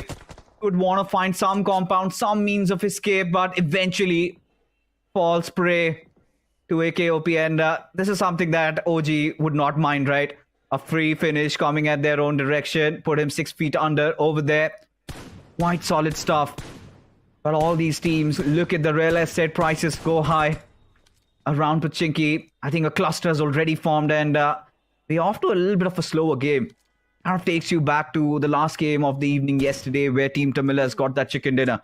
So it really comes down to which team is kind of staying aloof from the city. If it becomes an urban circle, that's going to be a whole different story, Shadow. But as things are, everybody just wants to hunker down around the edges of Pochinki because, of course, if the rule of thumb is usually it goes away from the cities and you would want to have that means of escape. As a result of which, a lot of these teams are kind of staying around those outskirts of Pochinki. You've got a couple of warehouses to play around, good positions. You've got those Eastern Pochinki Hills also to hold ground. Somewhere I could see, I think OG or maybe for Medical Esports. I think Reaper has a nice control over it. But for Borami Esports, still having the certain Pochinki Hills to their control, have an abundance of loot, no trouble whatsoever. Let's see. Let's see what happens next. See, if the circle goes a little south, I think God's Train is also placed perfectly to go for that winner chicken dinner. If not chicken dinner, at least a very high fragging game, because considering the experience which Distro has, I think he can easily go for that aggressive side once the circle favors him. But if the circle goes north, I think Red Ross, Cincinnati, even Gujarat Tigers, they can benefit heavily. For now, kind of a stalemate situation, as everyone is just waiting for the next circle shift. But the players of Diesel Esports are still out in the blue, going for a very late rotation and taking the brunt of the blue. OG, it's one of those teams who are very comfortable in the leaderboard, so maybe this time they can go for those fights, and they are certainly doing so as well, because we saw that OG went against the players of Cincinnati as well.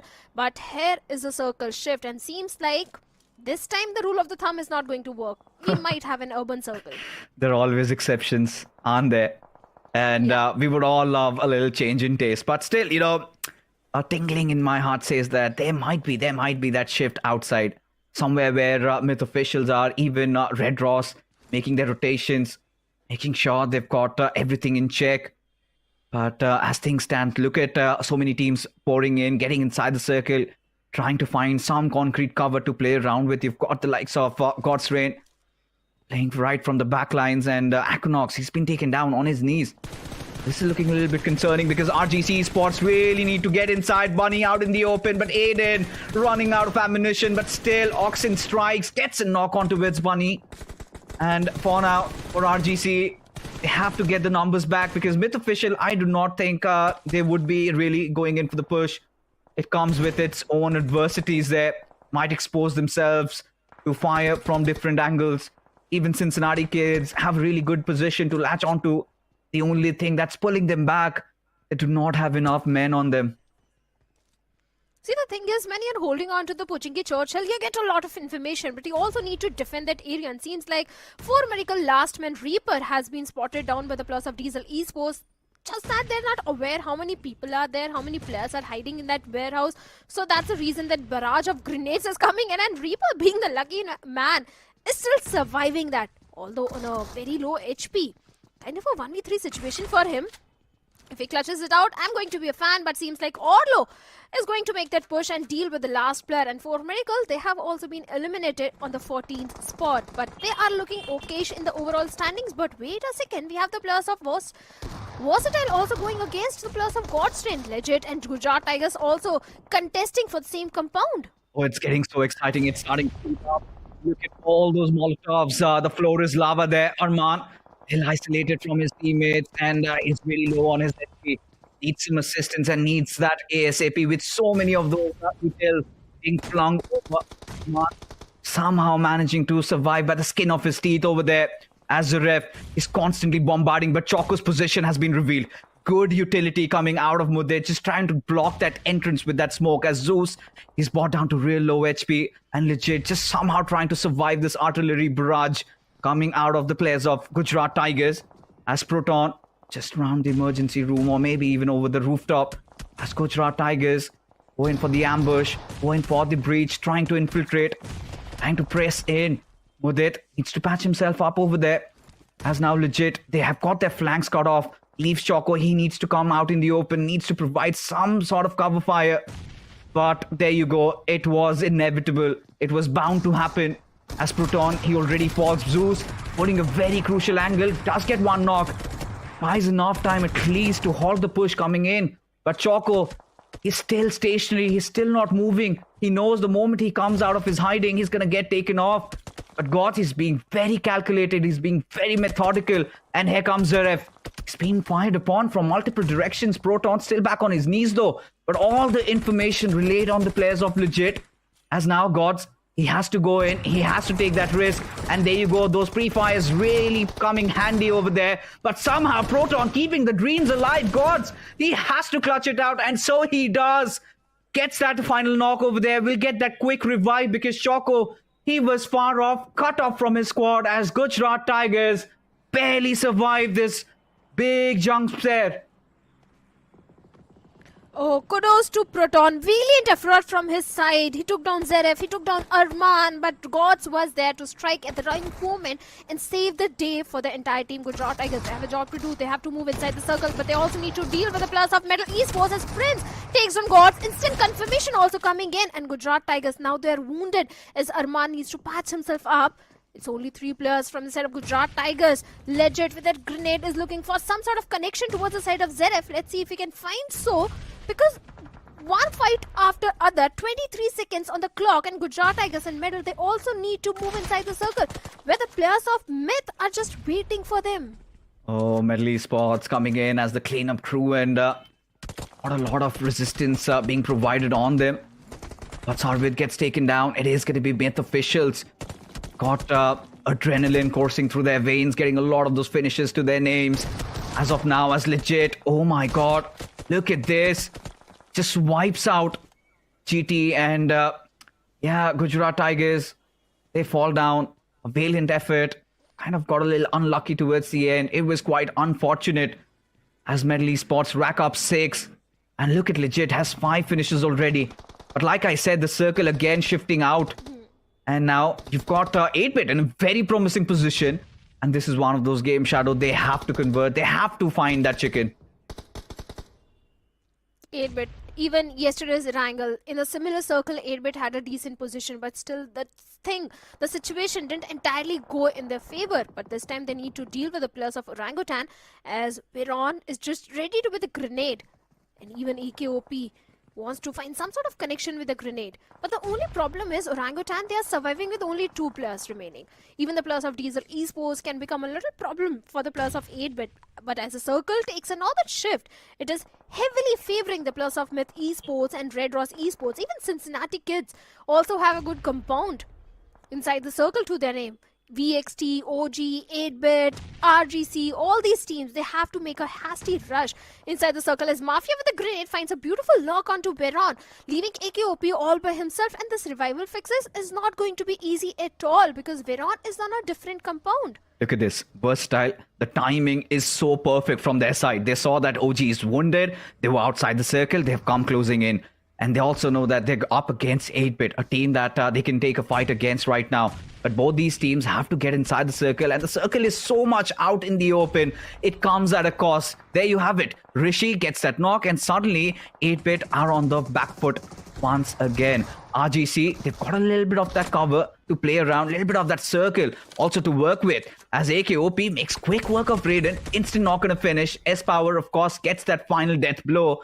But Versatile, one of the casualties, could come back to bite them a little later. As now 8-Bit still playing around the trenches over here. As Versatile still eyeing on, still finding some means of how to really get inside the zone over there. Cincinnati Kids, things are starting to align. Had they had enough players, had they not lost a couple there. But RGC Esports, they're getting so many knocks left, right and center. But not even a single one being converted into a finish. The good thing is that they have the control of the circle. Not the entire control, but they are in the safety net of the circle. As Sanchit has been knocked out, an easy rescue mission should be on the way. But Somraj going a little aggressive towards the side of 8-Bit immediately gets punished. This is the moment where VXT has to strike as Ash is going for that first hit. But there is no time. The play zone comes in and the entire team of VXT has been eliminated on the 7th spot. But RGC, they still have a lot of information onto the plus of Team Myth, Red Ross, as Rishi with the grenade is looking for some sort of connection towards Myth. If they do so, 3 finishes, maybe they can get more. But amidst all this, there is one player Fixes who is hiding. And RGC is not even aware about him, and that is Aditya of Team Cincinnati Kids. Don't curse it. Let him cook. RGC Esports completely avoiding, completely ignorant about the existence of Aditya. Sanchit maybe has some lingering doubts. Maybe something tells him there's somebody hiding. Surely, in such chaotic situations, it's so difficult to speculate. Aditya, they take those shots, but eventually does miss. As Sanchit, now well aware, but does not have a lot of HP to work things around. Aditya, he is going to have a ball. Does get that finish confirmed. Has 2 first aids to work around with. Will patch himself up though. But now the circle is far from where he's at as Bunny comes in for the cleanup. RGC Esports almost on the verge of a collapse there. But this did come at a cost. Dope already down and out. Leaves Rishi and Bunny 2 men alive. Going after the players of Myth Official who are having really good time so far. Rishi just hiding behind that murky smoke. The idea is to somehow try and get Dope back on his feet. Considering it's that 7th stage, it's going to be so difficult, almost nigh impossible. As Ash still alive from Team 8-Bit, Ash and Oasis, 2 of the experienced names. They have to piece this one out together. They will have to use all their defensive acumen to somehow get inside the circle. Whilst all of that is happening, Shadow, look at Red Ross. They are pretty much sitting and chilling, waiting for all these teams to fight it out, go all nasty, go all bloody, while they end up salvaging on the scraps. But seems like Oasis has got different ideas. Has taken down Artho, finished him right off over there. Sham going in for that healing battle. It has finally come down to a 3-on-2-on-2 situation. Myth Esports, Oxen needs to go for the rescue mission on the fallen comrade to get the numbers advantage back again in the game, but Lucifer takes down Oasis of 8-bit, and the confirmation is also there, leaving Ash all by himself. For a second I thought it's going to be a good game for the plus of Team 8-bit, but Bash needs to stay prone, be one with the nature. A single nade marks an end for the 2 plus of Team Myth Esports, and Myth has been eliminated. Now it's Ash versus Red Ross, a 1v2 situation as Lucifer has been knocked down. This is the moment for Ash to strike in, but unfortunately has got no util, no grenade, no molotov, just that M416 and few first aids. Always under the shadows, always underrated, always disregarded, always disproved. But this is his time to prove. This is his moment of glory. Ash has to do it. Phoenix has taken so much damage, but eventually Ash will fall as Red Ross secure this one in the bag. The numbers really overwhelming, but for 8-bit, very close yet so far. Missing out on that golden window of opportunity, missing out on that chicken dinner, but a comeback nonetheless for 8-bit as yeah, it is there, but Red Ross smiles in their department. A beautiful chicken dinner coming in. I think in situations like that even the mightiest would crumble, but Red Ross, they held on and they were hopeful. They got it. They did not fumble. They did not drop the ball. Good one coming in once again. 100% Red Ross. They're having a fantastic time in the leaderboard as well. They are on a safe spot. Day 1, 28 points. Day number 2, they had a little bit of the downfall with total of 12 points, still getting those average points. And this chicken dinner is definitely going to solidify Red Ross' position inside the leaderboard. But 8-bit, this game fixes, let's be honest, was very important for 8-bit. This was much needed to boost the confidence for the upcoming week. Since it was the last game of this week, 8-bit had to deliver the performance, and they definitely did. I have no complaint from 8-bit. Yes, had the last player had few grenades or the molotovs, maybe he would have converted the chicken dinner. But still, I think a decent game from 8-bit. You know, they've been battered, they've been bruised, they've been dealing through so many teams. So I'm not really gonna, put the buck there that they needed util. Of course, that would have really come in handy. But in that particular situation, I think Ash had anything and everything going against him. Red Ross had the little hay bale to play around with, and they had that cover. But Ash did not have that luxury. And I think a lot might argue that he should have gone in whilst the revival was there. But of course, we are spectators. We know that maybe a revival is being triggered. What if Ash had been just pushing through and the other player just decided, chuck the revive, so let me just go in for that finish. So it could have been complete 50-50. It all came down, what I feel is, to that one shot from that S12K connecting. And Ash, unfortunately, was on the receiving side, because the moment he decided to push in, that is where he got that first connect. And he was brought down to, 10% HP? And that is where you start losing your heads. And Ash hasn't really been one of those clutchy players. Had there been Omega or maybe even Mafia in that particular situation, things could have been completely different. But at least 8-bit, they have something to latch onto, right? They can go back to the drawing boards. They can fix majority of the issues. But so far, it was an electrifying game. And this is where, for Revenant X Park, can't really blame. In such chaotic situations, it's very easy to maybe ignore that one outlier who completely annihilates you. But nevertheless, I think Revenant X Park have been having such a ball. They look so good, so concrete. Everything has been going in their favor. This is a team, I do not have any doubts that they're not going to make it inside the grand finals, but would love to see lift them a trophy as well. Another trophy in their cabinet would be a delight for their fans. 100% Gujarat Tigers definitely had a good fight against the plus of Legit Esports, but kudos to Proton also, because he was able to deal with 2 plus of Gujarat Tigers. But Metal Esports, they also strike at the right moment when Gujarat Tigers was not prepared. Even Myth also wanted to part of this fight. I think things started falling down for the plus of VXT at this point, where Samraj made that push against the plus of 8-bit all by himself, and 8-bit immediately punished him. He kind of overcommitted, or maybe he just wanted to move inside the circle. That costed VXT an arm and a leg, but this grenade marked an end for the plus of Team Myth Esports, because Myth was looking very strong. They had the numbers advantage. Just a single grenade literally took the chicken dinner away from the hands of Myth Esports. Yeah, I think it could have gone either ways, and in those moments, those utility do come really handy. And yeah, I mean, in such circles like that, when somebody is hiding behind a hay bale, might as well lob a grenade. You know, Myth Official, they've been creating a lot of nuisance, have been creating a lot of noise over there. RGC Esports also, I was quite surprised. They did.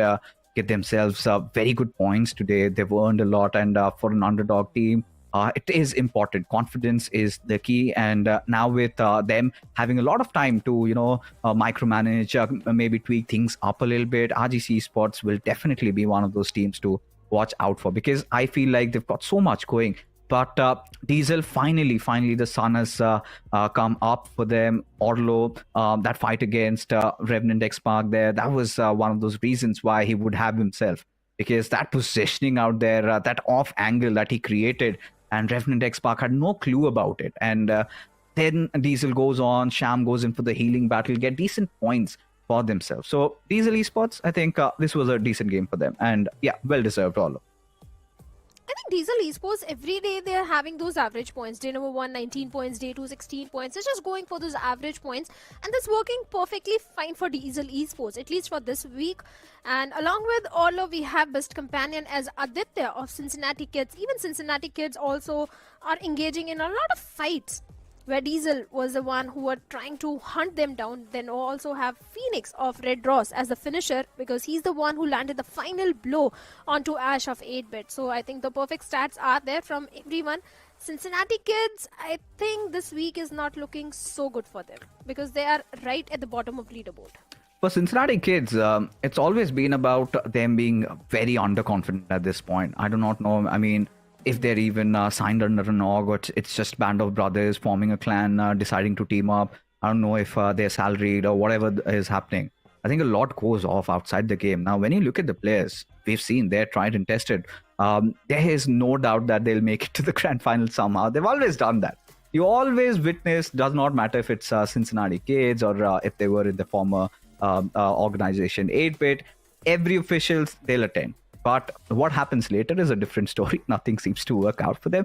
But they've made some interesting changes. If you look at their roster, they've gotten in Flock. Now, Flock comes in with a lot of promise. He's one of those assaulters. He's got such a bright future up ahead. So I think for Juicy to figure things out, he's got that little 3-4 days break. This is where he's got to sit down with his teams, practice a lot of scrims, try getting aggressive, start taking those fights. Because when you've got the likes of Aditya, Mighty, Flock in your team, you would expect them to play something or somewhere the likes of how For Medical Esports went out today.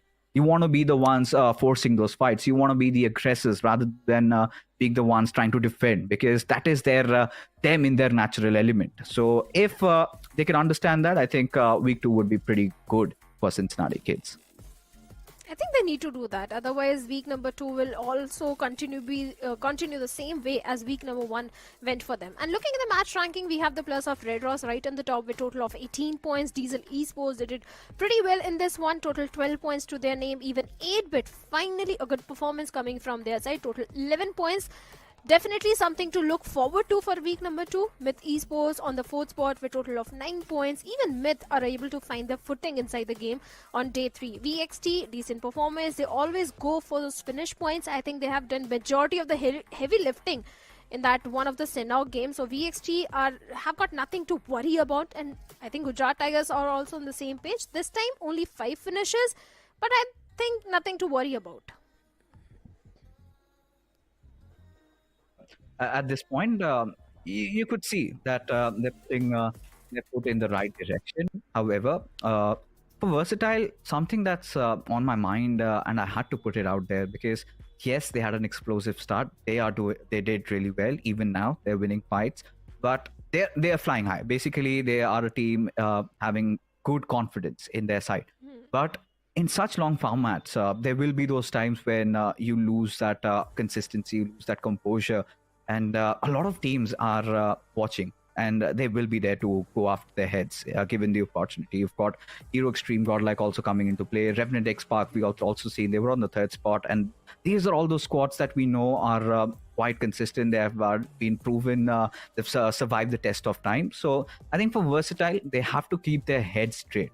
Because one thing we know is that this is a team that has a bright future ahead. But to keep that bright future intact, you have to constantly rack in points. 7 to 8, 7 to 8, and then find a couple of chicken dinners also, because that is going to give you that little sense of consistency. You're going to feel at home, you'll feel comfortable, because we've been talking so much about the points. Let's take a look at the overall scorecard right now. Versatile at 86, and this is what I was starting to get worried about now, because Hero Extreme Godlike, they're on 62. If they play their games properly, even Ico Soul, even Carnival Gaming, so much threat could come in for Versatile. So this is where I think Versatile will have to hold their ground style. Well, certainly, because if you look, they lack those placement points. They've got enough finish points, so they need to work on that survival. They need to focus on those placement points. Then also we have the players of Godstrain sitting in the 14th spot with a total of 47 points. The inconsistency is also coming from the side of Godstrain, and I think it's the best time that Destro address it, because if week number 2 also goes the same way, there are so many teams who will give strong competition to Godstrain. So I think Godstrain needs to focus on the consistent performance. RGC definitely showing the signs of improvement, this time sitting on the 15th spot. But Bot Army Esports, Hidden Ones, K9, these are the names and everyone wanted to see on the bottom of the leaderboard, because let's be honest, Bot Army, they're getting the finish points, but only 3 placement points fixes. That is something that I really wanted to highlight over there. Everything is right. If you look at Bot Army Esports, the difference is quite minuscule. One good game and they will instantly come back. But 8-bit, this was much needed. This particular game of Erangel, 30 points, now in some sort of a fighting contention. And then you've got DOD, of course, will come into play next. But Genix FM, I'll also look out for them. Cincinnati Kids, 25 points, 2 points collected today, but they're still going to go down, considering so many of these teams haven't really come to play in. But legit, they have to prove themselves in the next week, because heading on forward, you've got Sandhawk coming up next. So C and B match already. Now, when groups A and B do come into the mix of things. So Sandhawk, one thing for sure, what we're going to anticipate is maybe a little bit of a K9 and Ico Soul fight around that Western Shrine. Maybe somebody coming into third party over there. And so much action is there. And there could be a couple of other drop collisions that we might get to see. Lately, we've also witnessed, Shadow, a lot of those hybrid circles forming. So I'm kind of keen to see if that happens even today as well. I would love to see that if that happens, because I love those hybrid circles where you where the IGLs are on their toes, where exactly the circle will go. The rotations become so difficult. The decision making comes into the picture. So I love those hybrid circles. But now we have Group A and B coming into the picture, where we have Godlike, Wildfangs. Let's be honest, they were also on the struggling side, and we have Team Empire, who had for a very good day number 2. So maybe Team Empire can also try to go for the aggressive approach in this Senok. I hope so. They do, and I hope so they carry on this beacon of consistency they had. Maybe get a chicken dinner. You cannot expect every team to get chicken dinners every single day, but what you would expect them is to get at least one squad wipe, and then maybe a couple of players here and there, 5 to 6 finishes per a game, and there you have it. You've got the bare minimum, the average. So that is the idea they have to come playing with. But Sanhok, we know every single time we head into that particular map, it gets really sweaty. Anything and everything can happen in Sanhok. Who knows, we might get to see that tiny island being the center of the circle, being the eye of the storm, attracting so many of the other teams. Yesterday we saw Hero Extreme Godlike get a chicken dinner inside of Sanhok. Beautiful clutch coming out of Simp, and they're also coming back into play. And yesterday Hero Extreme Godlike, they decided to drop in on Shrine. But this time they will be going off their other paths, because they've got so many teams around them. So that's going to be definitely stacked up. Shadow is going to be taking a little bit of a breather, whilst I've got Necro with me on this desk for this one. And Necro, boy, oh boy, finally 8-bit getting a little bit of a comeback over there. But right now, are we going to see a drop collision at Shrine?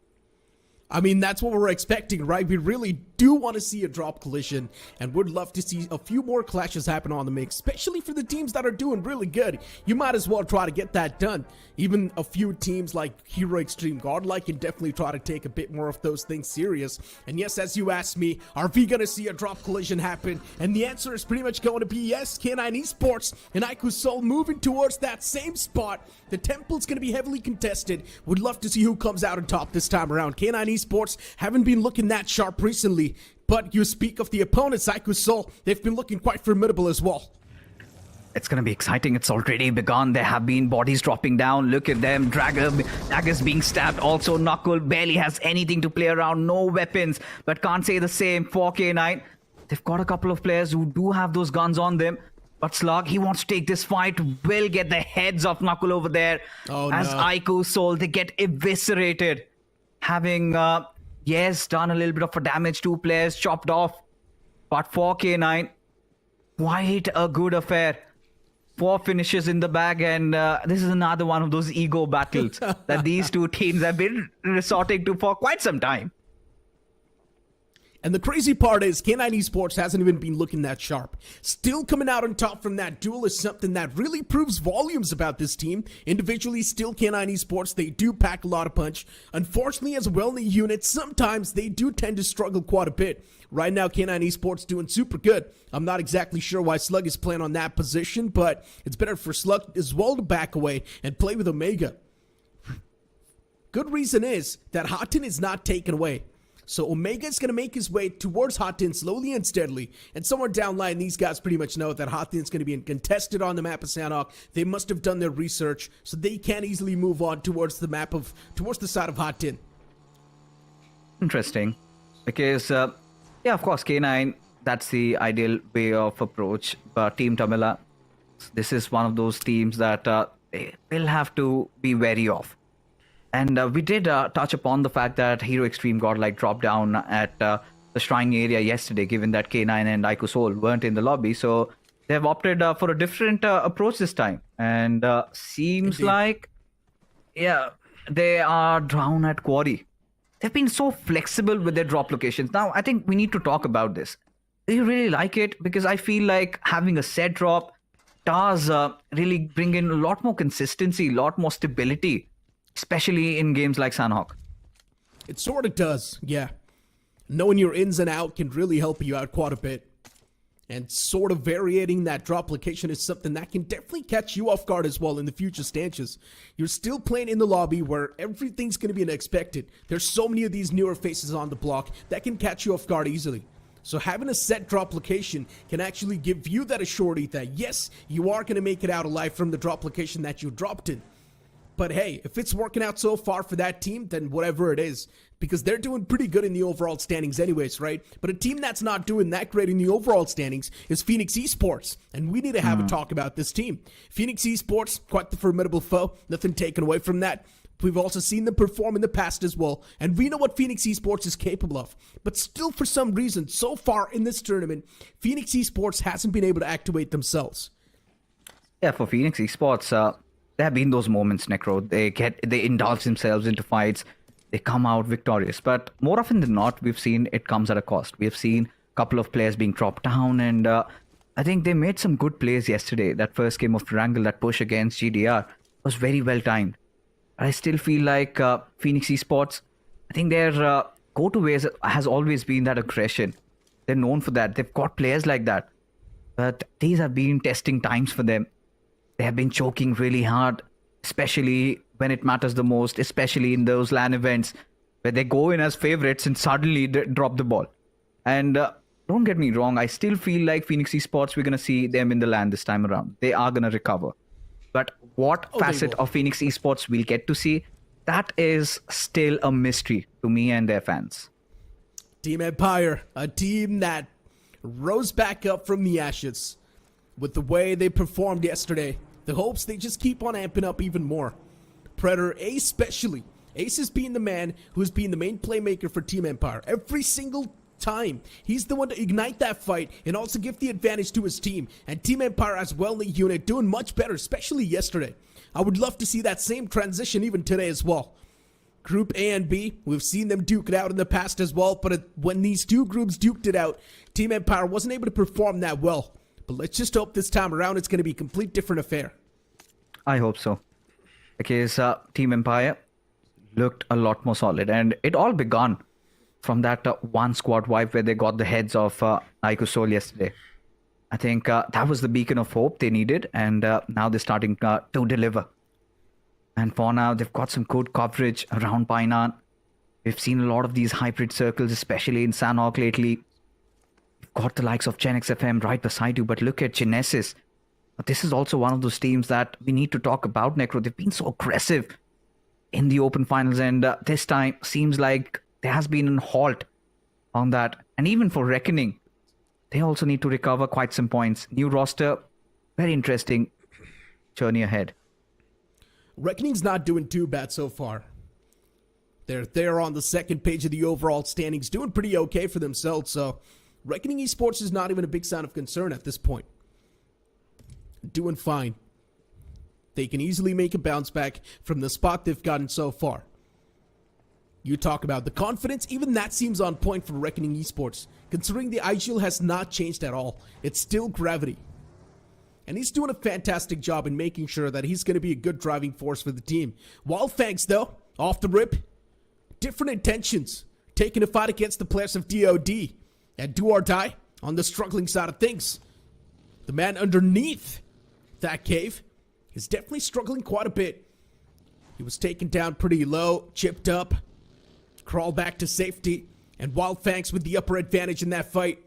Realizing the fact that, yeah, now they're getting pushed by the players of DOD, it's better to just back away and look at Reckoning Esports. This is what I'm talking about. Confidence, it's every single time on point. Always. And they've also got so much structure. If they have been flexible, but they have it Viper a little bit overexposed from the backlines. And this is what happens when you prolong those fights. You have to be very quick-witted. You have to take that decision. Cannot second-guess yourselves. As Reckoning, they find an opener. And this is somewhere they will have to make a call. Do they push in on -40? Because if they do not, eventually they're going to get shot down from the backlines. So they have to keep their tails checked. This is looking so concerning. Reckoning, what are they going to do next? Tough decision. And Reckoning Esports, confused. Do not know what to do. They've lost out on one player without any reason. Unfortunately, Viper, just standing behind that rock, getting shut down from the backlines like that, seems unfair. But it is what it is sometimes. -40. Even they've got a decent compound to play with, but I'm not a big fan of this compound. It's on the edge, and this early in the map of Sanhok, you would love to be a part of the Centric side. Oh, Wildfangs. That is looking quite nasty. Carnival Gaming, make quick work of them. Players done and dusted, and in fact, it was Stray Squad. That is going to be such a nasty blow, Necro. Given the fact that he's been doing so much in terms of getting all those finishes for his team. And now, Wildfangs, they need to back off. Carnival Gaming, they're back on their feet. They're trying to surround them. But we know, Carnival Gaming, they know their way out. They've always got some tricks up their sleeves. Now, one more knock, one more player goes down on his knees. Carnival Gaming, they will initiate that push. They indeed will. Sketch knocked out. Genesis. Good start. But still, we're not seeing that confirmation come through. M40 does not want to press upon the wounds even more. Just let it open and let it bleed. Faceless 2 was the return casualty. And for M40, getting Faceless back on his feet seems like a tough task. He's out in the open, pinned down by Shiro. And Shiro is just waiting for someone from M40 to move out in the open. And look at where Fragger's positioned too. Fragger's positioned for success. As soon as someone moves out in the open, wanting to save the day for their own teammate, Fragger's going to go for those shots. But Sketch is still looking okay. Oh. Just a casual galloping being done there by the players of Genesis. I feel like they're playing with fire. so much out in the open. Yes, it can be very rewarding, but at the same time, it's so risky. A lot of cover, but the only good thing is that they've got nobody on their backs yet. Team Tamilas and K9 could be on the verge of a face-off as well. Ashiro gets that finish onto its faceless. It's Carnival Gaming still, they're going paranoid at this point. They need some information to play around with because Wildfangs got such a wild spread. Got two players on the other side. You've got Sensei keeping guard. And for Sensei, that's such a risky position to be playing with in the very first hand. Who knows that maybe Team Jelly just comes from the back lines, call him out, and take him down. As Carnival Gaming, at least this time, they've got it out. They're just waiting for Scout to reveal his position. But this is what I was concerned about, Necro. Because Josh Shelley, they're closing in on the distance. And if Sensei is caught with his pants down, this could go wrong in massive proportions for Wildfangs. It could. The next zone shift's going to be there on the board. A centric shift. CG in the smack center. Looking pretty solid. And still Genesis is going for this fight. It's surprising to me. For 2 free points, you're still wanting to go for such a big camp.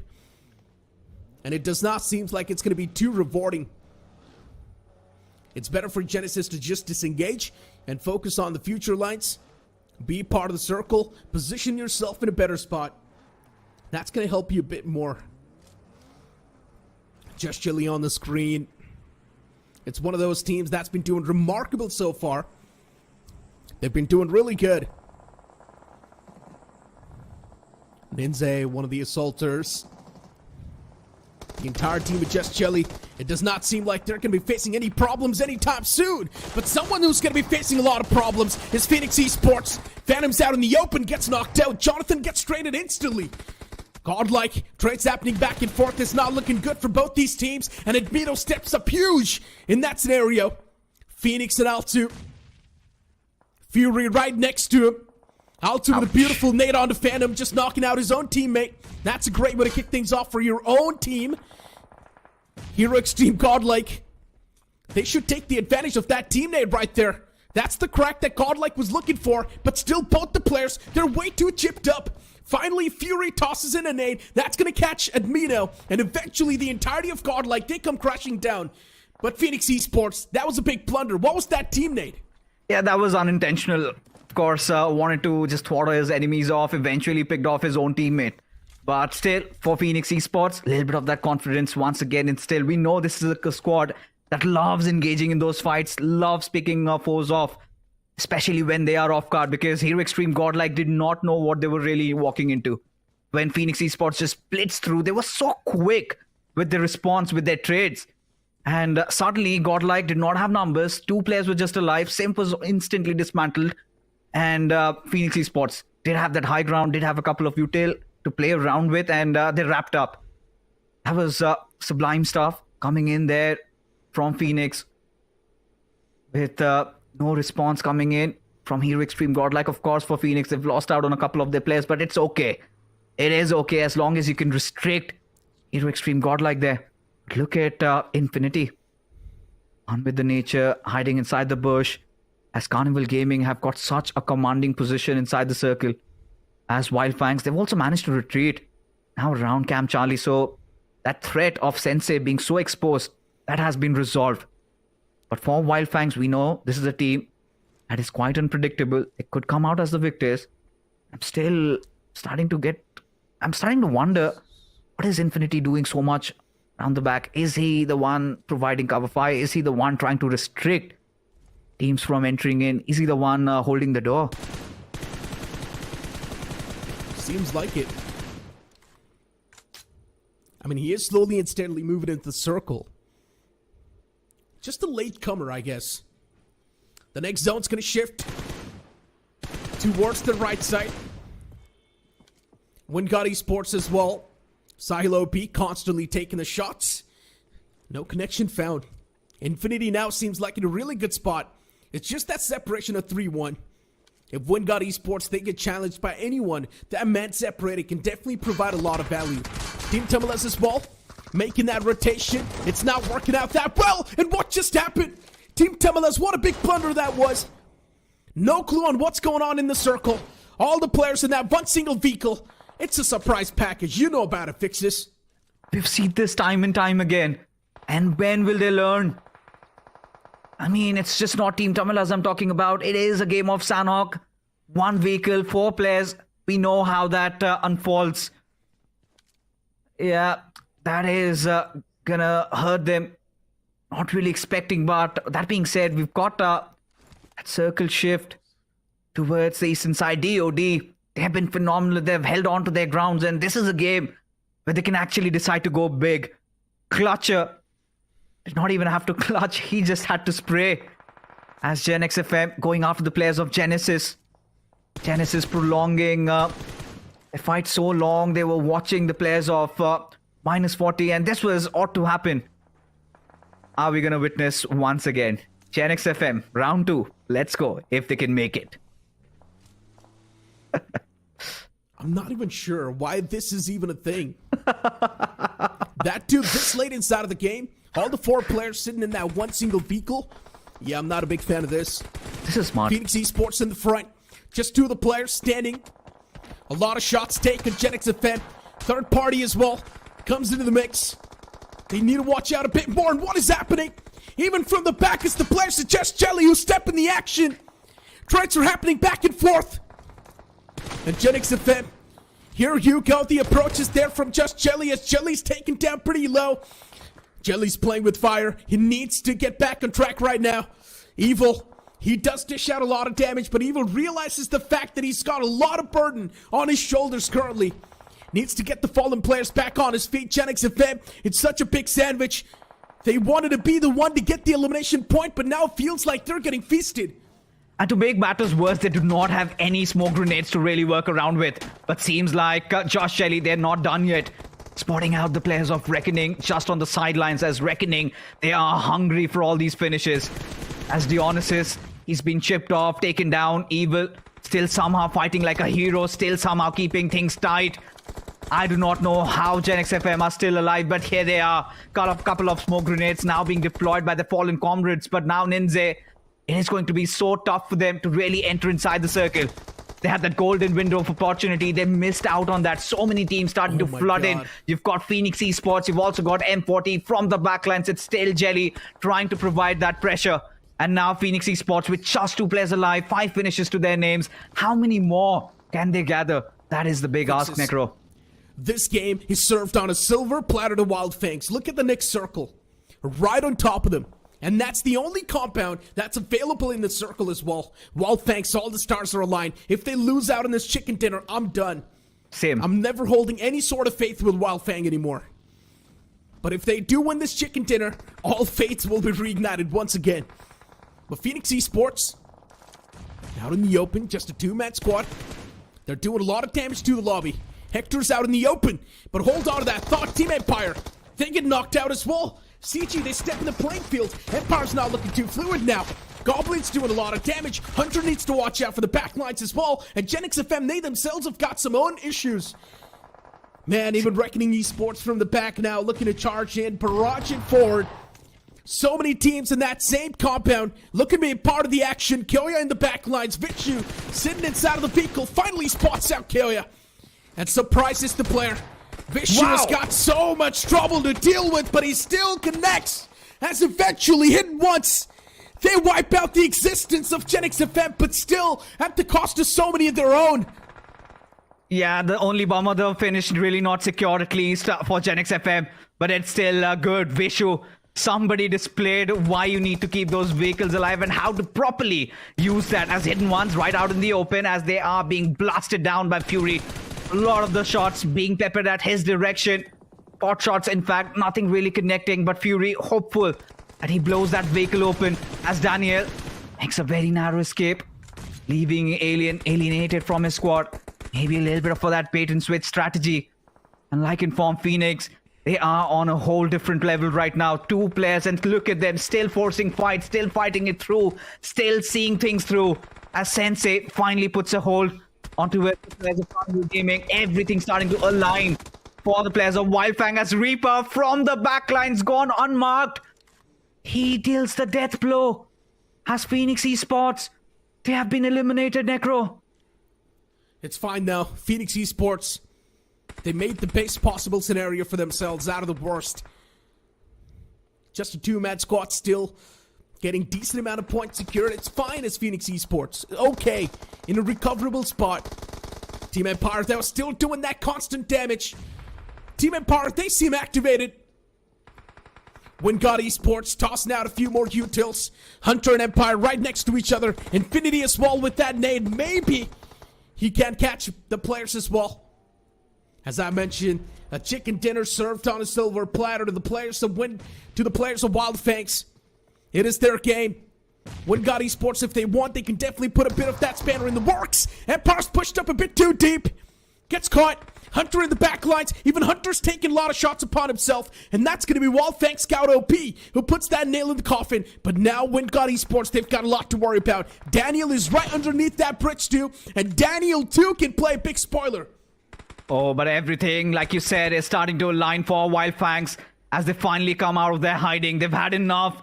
They've sat down to these compounds for quite some time, and now they are hungry for all those finishes. But Wingard, again, these young lads could prove a menace. One misstep, this is what I was talking about. This is what I was worried about. Yash opening things up against Seth, having no response, no retaliation, no trades. And suddenly Wingard, they have to be on the back foot. Sensei needs to get that revive ASAP as Scout needs to hold the doors. As now even Executor, the one man alive from Hidden Ones. But let's also not forget the threat from Reaper. That could prove quite fatal for the players. And oh my god, what? Scout, you cannot be doing things like this. These little mistakes might really cost heavy. As Sensei just making sure that he notches things down a little bit, dropping down smokes in order to maybe initiate that push. And finally, it is the end game, Necro. I don't understand one thing. Why is Wildfangs panicking from the best possible scenario? They've got the best possible cover to play with. And now slowly and steadily moving out in the open. A 2-on-3 man advantage is well stacked up. But what a nade that was from Yesh. Wildfangs is throwing this game away. They need to recover. Sensei, the last man standing, and Wingard Esports. They've played this scenario perfectly.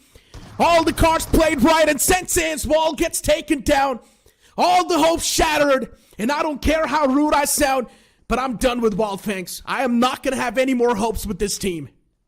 This is unbelievable stuff. I mean, of course, we'll talk about Wildfangs a little later, but Wingard, kudos to these players never really giving up. But Reaper, he is still a menace. The only thing really concerning me is that his position has been compromised, but this man knows how not to bow down. Gets a beautiful rock, and now it is a 1v1 situation. Reaper against Yash. And now Yash also constantly dancing around, trying to confuse Reaper. As Reaper's still so concrete to his position. I'm starting to tremble. It could go either ways, Necro. It could. Reaper is playing much more pushed back. Passive. Opponents pulled out the shotgun, and Reaper should do the same. And he does it as well. Gets that confirmation first. And I like that. He's got 0 spare ammo on that shotgun. He's still got 3 more bullets. He pulls out the shotgun once again. But it's the opponent who land the first shot. And Wingard Esports, they play so well. They secure the chicken dinner from the worst possible spot. And they make the most out of it. What a game that was from Wingard Esports. Masterminds. Take a bow, Yash. This man just refused to die. Alongside this young lad, Infinity, just kind of conjuring that chicken dinner out of nowhere. Nobody would have really thought in their wildest of dreams that Wingard is going to cruise through. When everything was served on a silver platter for Wildfangs. Constant mistakes being made up. I'm pretty sure a lot of miscommunication, a lot of unwanted shot callings going on. They had everything coming into them. And Wingard, they just refused to bow down. Towards the end, not a lot of things remaining. It was forced errors by every single player to the point where Sensei, yeah, he was in a 1v2 situation. But kudos to even Reaper from DOD. Especially being dead last. They had nothing to lose. but everything to achieve, and they made so much out of that given situation. I mean, they took down so many of those players. They took down, in fact, Reaper. He himself annihilated Phoenix. He goes after the players. He was causing constant trouble for Wildfangs also. Even against Wingard, he got it down to a 1v1. And of course, in those situations, shotguns are there. It is going to be 50-50. But Reaper, you won both our hearts today.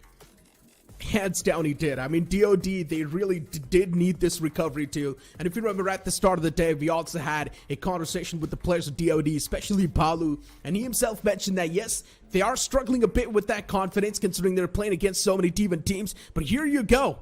That's the momentum they were looking for, and off the rip, they got it. In Game 1 itself, today, they got the momentum on the map of Sanhok. Now, all DOD needs to do is keep on looking forward for the future and keep on moving with that same pace.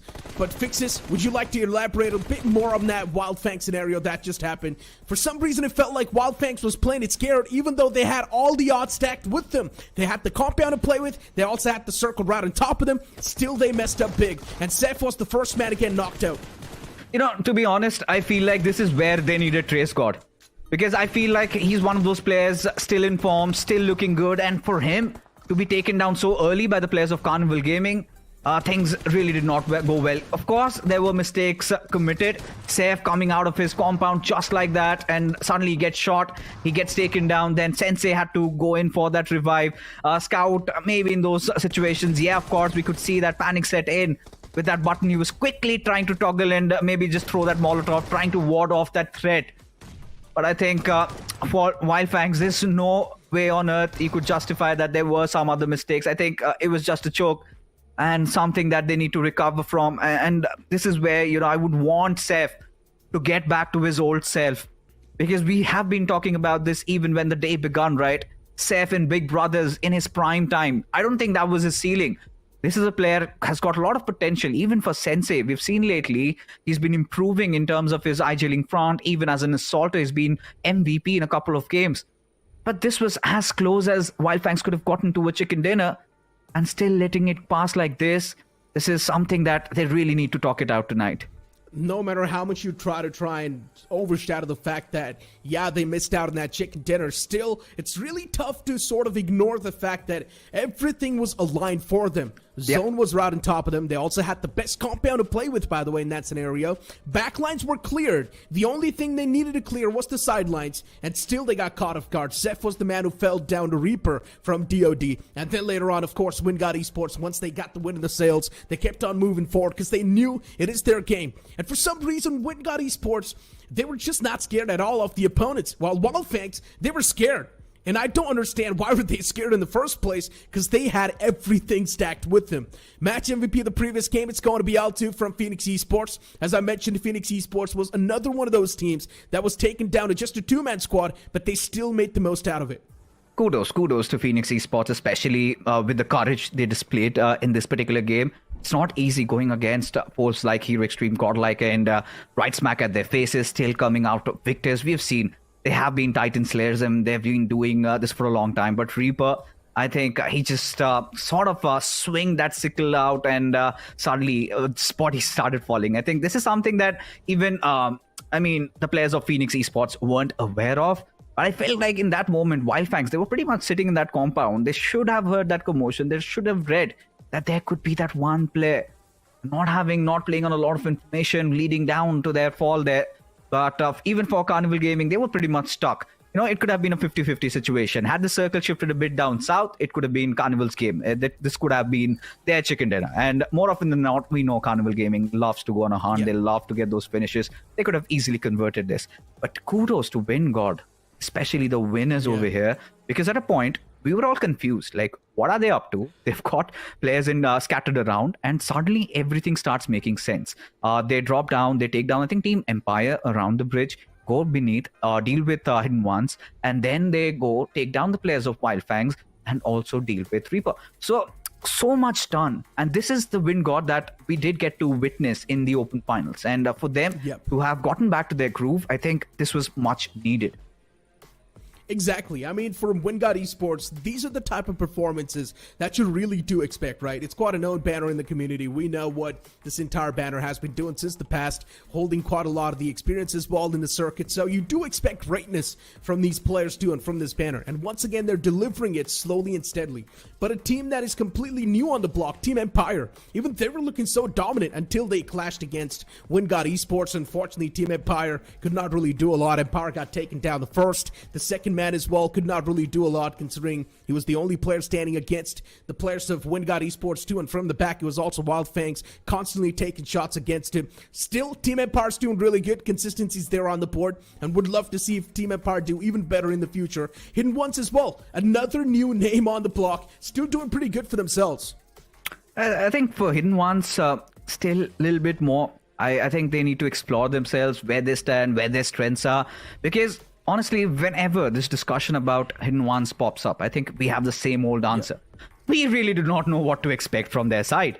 Sometimes they are all out. Sometimes they just stay hidden, stay put. And this is what I think Hector was also talking about. Sometimes when you cannot in fact read your opponents, you do not know what to expect from them. And I think this little anonymity in their style of play, this multitude, this variation that they're putting in, I think is sort of adding on to their strength. But what they need is a little bit of more cohesiveness. They need to start taking those 4v4 fights. They need to get a couple of chicken dinners for us to really start believing in this squad. Exactly. And even K9 Esports, I mean, taking a fight against Taiku Soul off the rip on Temple. We saw K9 Esports take rotation all the way down south. But still, things did not really work out, considering there was Team Empire, Wingard Esports, Carnival Gaming right next to him. But yeah, let's move on to short break for now. Still, we've got a lot to talk about.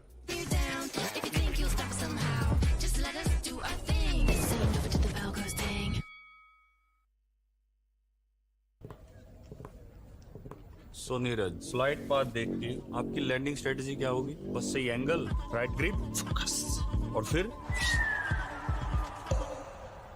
इसको फेंकना नहीं आता। Okay, final circle, 20 बंदे बचे हैं, क्या करोगे? Pressure नहीं लेता मैं सर, जेवलिन में दिमाग को ठंडा रखना पड़ता है। और फिर इसको फेंकना नहीं आता यार। नहीं आता। क्लोज रेंज में आपका फेवरेट वेपन कौन सा है? सब सही स्ट्रेटजी और टाइमिंग का खेल है सर, जेवलिन की तरह। अरे मेरा मतलब गन्स, M416 ग्रेनेड फेंक देंगे सर, सब फेंक देंगे। यार इसको सच में फेंकना नहीं आता। नहीं आता। अच्छा ये लो, नेट स्पैम करके दिखाओ।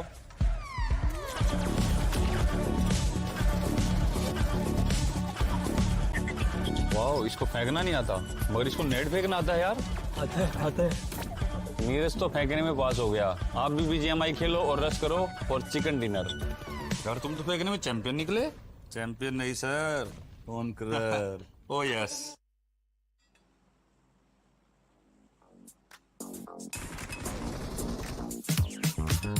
Cutie, dressed up and I'm glistening. I'm the gift, don't wrap me like it's Christmas. Want some yours, you'll know what you've been missing. Feeling like we should get into mischief. Listen, you've been looking like you're down on your luck. Need a girl like me to come through, lift you up. Hold me in your hand, I like when you touch me. Keep me around or you might get lucky.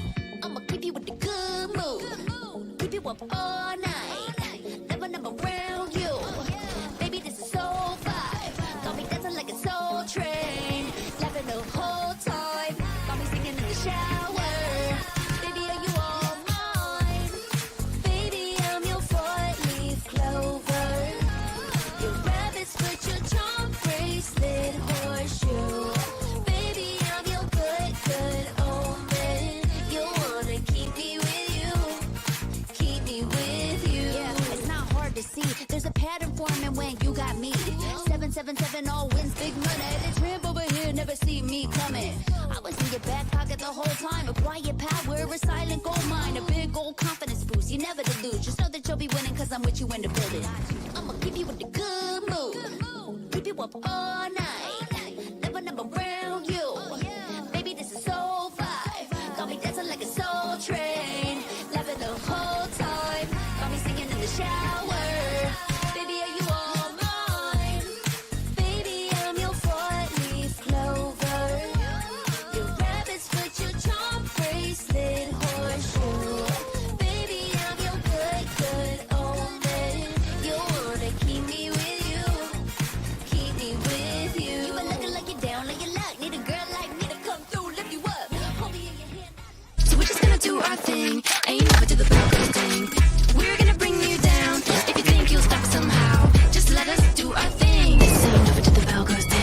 The Snapdragon Pro Series is brought to you by Snapdragon Elite Gaming, Monster Energy, and DHL.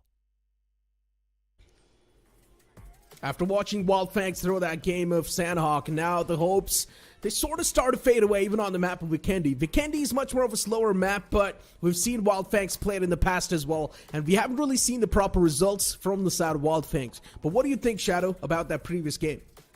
I completely agree with you, Neeraj. Even I have lost hopes on Wildfangs after that game because everything was just perfectly working for them.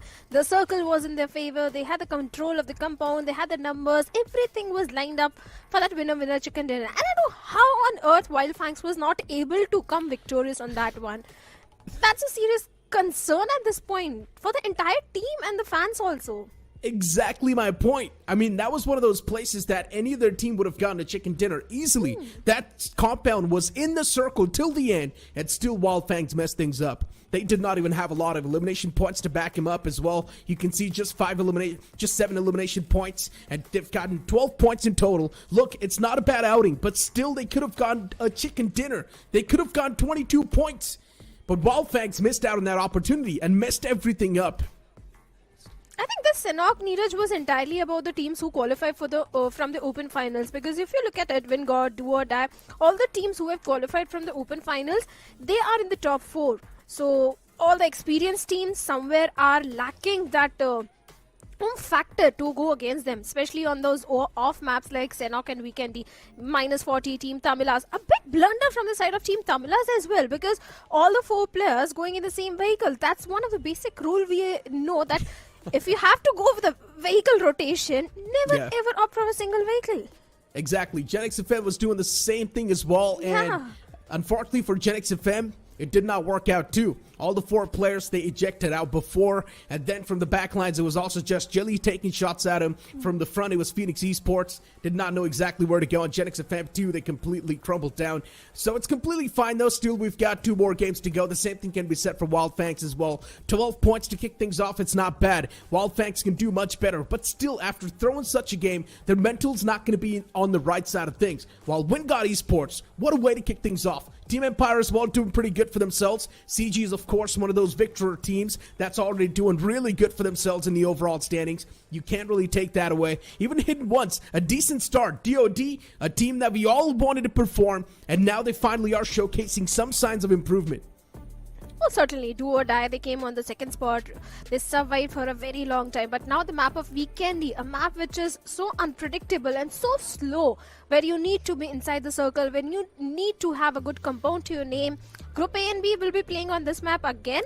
And like you were talking about Hidden Ones, I think the fight which happened against the players of Genix FM, Executor did pull off a really good grenade against Genix FM. Because I remember in the finish feed, it was not just 1 player, but 2 players of Genix FM going down by just a single grenade. So I think Hidden Ones are also being the dark horses in the game. Hands down they are. I mean, for Hidden Ones, look, there's always going to be that consistency hidden in them, right? And speaking of that inconsistency as well, Hidden Ones, sometimes they do really good, sometimes in some games, there's just nowhere to be seen. But the good games that Hidden Ones really do pull off, that instantly catapults them in a good spot in the overall standings. And that's exactly what I'm talking about. Inconsistency, fine, but as long as you know that you can pull off the good games, it's okay. And still, it's just the week 1. You've still got 3 more weeks to go in the future. So many more games line up, and if you keep on playing the same way, you can easily make a comeback. And definitely, because if you, in week number 1, if you have that safety cushion, you can go for that extra risk in week number 2. That is going to give you the confidence for week number 3 as well. So this week was important for all the teams who are in the top of the leaderboard. They can go all YOLO and aggressive for the upcoming week. But for now, we have the map of Weekendy on our screens as a flight path takes all the way from the side of Minar towards the side of Trevno. Well, the flight paths won't be a major problem for these teams, except for the teams who like going towards the side of Dobro or who likes going towards the side of Port. I mean, looking at the plane flight path, look, it's quite a good plane flight path. Once again, one of the most classic plane flight paths you can ask for. Teams are not going to have any sort of issue. Even if they do want to move towards Dobro Mesto, maybe a bit of a stretch, but they can still go for that pit stop location, get their hands on the vehicle, and then move in towards Dobro Mesto. But my real eyes are going to be pinned on down south. There's so many teams who like to go down south. IQ Soul, CG, Phoenix Esports as well, right next to him. And this time around, even DOD's looking forward to drop down towards Hot Springs and Kantra. So there's a big chance we might just see these teams take a clash against each other. Oh, they can. If you remember yesterday's performance, even Godlike, Hero Extreme Godlike had a decent run. They got total of 12 points. But there were a few teams like Do or Die, Genix FM, they had 0 points in Weekendy. So this Weekendy might be the map where they will be looking for some sort of redemption. And looking at the position of Godlike, the split which they're having, I think it can work in their favor. They can gather a lot of information at this point.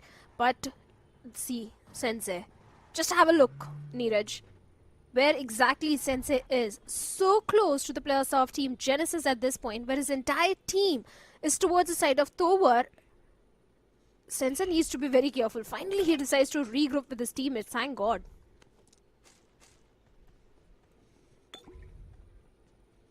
Godlike on the screen, and speaking of them, even they've got the zone to play with. So Godlike, for them, it's going to be all good in the hood for at least the upcoming 3 circles. They don't even need to do anything, because the real fights, they do start to ignite from the stage for the game itself. Wild Fangs, you mentioned, Sensei a bit far away towards Castle, but that's how they've been dropping since day 1 of Weekendy. So it's completely fine. It's their drop location, that's how they like to drop. But Wild Fangs, they just need to make sure that they're being as quick as possible to make it inside of the circle. It's the map of Weekendy. Once you find yourself a centric spot to play with, you can pretty much be on that same spot and not even need to move for at least 3 stages of the game. Well, yesterday's game was not entirely in the favor of Wild Fangs because they got only 3 points. So this game is definitely important for Wild Fangs, especially after that choke which happened in the map of Senok. That is also going to affect the confidence of the team, but they need to turn a new leaf and forget whatever happened in the map of Senok and just start afresh on Weekendy. And try pulling off a good performance, because after Weekendy, it will be the last game for even the players of Wild Fangs for this week. Minus 40, speaking about this team, I think they're also doing pretty okayish, I'll say. Because if you remember, day number 1, minus 40, were not looking that in the form. They got only 8 points. Day number 2 was also a downfall with only 5 points. So minus 40 also needs to pull up the socks, because the pressure will be mounting on their shoulders for week number 2. So this weekend is important for even the players of minus 40. Indeed. Team Empire looking unsettled off the rip. Adjustments on the board, that's what we see. A few potentials for a few clashes are definitely there, but I highly doubt these teams want to be part of action this early in the game. Maybe a few teams that are already doing way too good in the overall standings can definitely go for that risk. Hero Extreme Godlike, Just Jelly, if they want, they can flip the switch on and go for the aggressive nature. WinGod Esports too, getting that chicken dinner off the rip, really puts them in a comfortable spot in the overall standings as well. So even WinGod Esports can try to go on the aggressive phase if they want. A few teams that are quite desperate though, Phoenix Esports is one of those. Even DOD, after having a decent game, still DOD, that's not going to satisfy them at all. And even their needs in the overall standings. Even Wild Fangs, they were not doing too good at the start anyways. So even Wild Fangs needs this game in their hands. They need to hit that consistent marker. Oh, the consistency is a key, always. But speaking about Phoenix Esports, I think the way they were engaging in fights in the previous Senok, I like their approach. Despite having numbers disadvantage, I think they pulled off some really good fights. I think they got, like 7 finishes? So a decent run from the side of Phoenix Esports, a step in the right direction. I think Phoenix Esports are definitely working on their mistakes, and every game they're coming much better. But speaking about the players of Team Reckoning, who are on our screens at this point, if you look at the performance of the first Erangel of day number 1 and compare it to today's performance of Reckoning, there is a stark difference, Neeraj, because that day they were going for the finish points, they were going all YOLO, but this time Reckoning is looking more calm, composed and controlled. They're playing by the zone, they're prioritizing the rotation instead of going for those 4v4 fights and going for the aggressive approach. This might work in the long run, but they also need to get those average points. Yes, they are in the safe spot for now in the leaderboard, but I still want to say that aggressive Reckoning which I saw on day number 1. As I've had a conversation with Fixes, A lot of these known names are just playing for the average. Get 6 to 7 points per game. Yeah, fine. It's satisfying our needs anyways in the overall standings. And as long as that's happening, it's all good in the hood for them. And somewhere down the line, even Reckoning Esports, they seem to be hiding a lot of their cards, which is completely fine. Still the early phase of a tournament. And that's one of the smarter ways to play as well. Keeping your cards hidden, letting the opponents guess what your next move's going to be. So let's see how Reckoning Esports actually performs in the late stage of the tournament. Right now it's just the week 1. You've still got week 2, week 3 to go. I would love to see how a majority of these teams do perform on the week 3 if they're still down at the bottom. One of those teams that is definitely there down at the bottom is also K9 Esports. After taking down a team like Ico Seoul, still the hopes they've been reignited. And K9 Esports can do much better. Unfortunately, there were a few casualties off the rip. This time around, though, they should play like a well-knit unit and play together. I think they did that yesterday because day number 1, they got only, 2 points. Day number 2, they got 32 points. There was a stark difference in the performance of K9 Esports on day number 2. But day number 3, still they need to keep up the consistency. Yes, I do understand the entire team, the entire lineup of K9 is a very experienced lineup. It's just the IGL which has been changed, and maybe the team is trying to adapt to that. So nothing, no complaints from K9 as such now after that performance of day number 2. But there are a few teams who are really living up to my expectations, just like the players of team Hidden Ones, because every single time this team impresses me with their performance, either they are completely off in the game or they're clearly popping off. Just like in the map of Senok, they were popping off really good by going for those fights and getting those finish points. So Hidden Ones are impressing me the most. Understandably so. There is that inconsistency in the performance, as we had a talk even at the start. But then that one game comes where Hidden Ones, they just cover up for all the losses they've had. And that's a good thing. Even Hidden Ones is constantly maintaining that average that they need to satisfy themselves in the overall standings and keep themselves in this marathon. Hero Extreme Godlike, previous game, not so good, not so smooth. When they took a fight against Phoenix Esports, especially. Hidden Ones, just had a conversation about them, and Daniel falls down. Main playmaker not in the game anymore. Daniel needs to be brought back on his feet. Even that vehicle can't be exploded. If everyone from Genesis decided to take the shots, Daniel gets confirmed too. Alien's out in the open as well. He's just got a rock to play with. The man can be bombarded down by just utilities, and that's what Sketch wants to do. A few more nades tossed out. Hidden Ones, they back away to the compound. It's looking good in the hood for now. They have to back off. They have to back away and scuttle back to the safety, because Hidden Ones, they do realize that out in the open is not one of the best position to fight against the players of Team Genesis, because Genesis, they are in the compounds, they have got hard covers for themselves, whereas Hidden Ones were quite exposed. That's where the mature decision came from the side of IGL to back off and just hold on to the compounds, because if you look at the circle, Hidden Ones are right in the epicenter. Definitely a few next circles are also going to favor the players of Team Hidden Ones. And speaking of the circle, there are few teams going for a extreme late rotation, just like the players of Team Empire, who are still towards a complete western side, taking the brunt of the blue. Team Tamilas, Team Just Jelly, Gen XFM, -40. -40 have got the players of Team Phoenix Esports right on their tail. So many late rotations are coming on this map. They indeed are. A lot of teams all the way back in the blue, taking their sweet little time, as you mentioned. CG's one of them. And for CG, Castle's going to be the route. No one's playing around that vicinity, so it's all good. Ico Seoul's moving from the southern side too. They found quite a smooth breaching point. And as I mentioned, till stage 4, we're not going to see any sort of battles happen. 3 stages easily will pass away. Wingard Esports in close vicinity of Godlike. That's going to be a constant threat looming on top of your heads. Genesis next to Hidden Ones. We did see that battle break out a while ago, and Daniel was the casualty, which blows. K9 Esports, Omega and the boys sticking together. Now it feels like K9 Esports are struggling a bit with that confidence. They've got the firepower, But for some reason, it feels like the brains, they're missing. If you notice the position of Aiko Soul, Neeraj, I think they have got a pretty decent spot. Because if that hard shift comes all the way towards south, Aiko Soul towards the southern side of Cement Factory are going to be rewarded heavily. Because if you notice, their backlines are completely clear, where all the teams are just focusing on the center of the circle.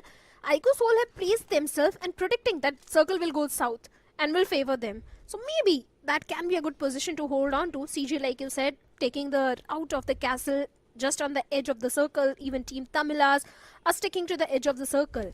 On the northern side, we have the players of Team K9. And K9 is so very close to the players of Team Just Jelly. If the circle goes away from them, I think we can see a rotational clash between the players of K9 and Just Jelly. Vikendi is one of those maps where I want teams to play from the centric part. Things get 50% easier. If you're going to play from edge to edge, it really gets tough. The centric parts are already going to be stacked up. The next circle shift, if it does take a centric shift, which majority of the times it does, it really does catches the teams on the off guards a little bit off guard. Hidden once, punishing the players of Just Jelly for approaching in such a raw manner. Facing the brunt, Just Jelly. One man knocked out, utilities tossed in that same direction, and none of them seem to find any sort of connection. Second one tossed as well by Mortis.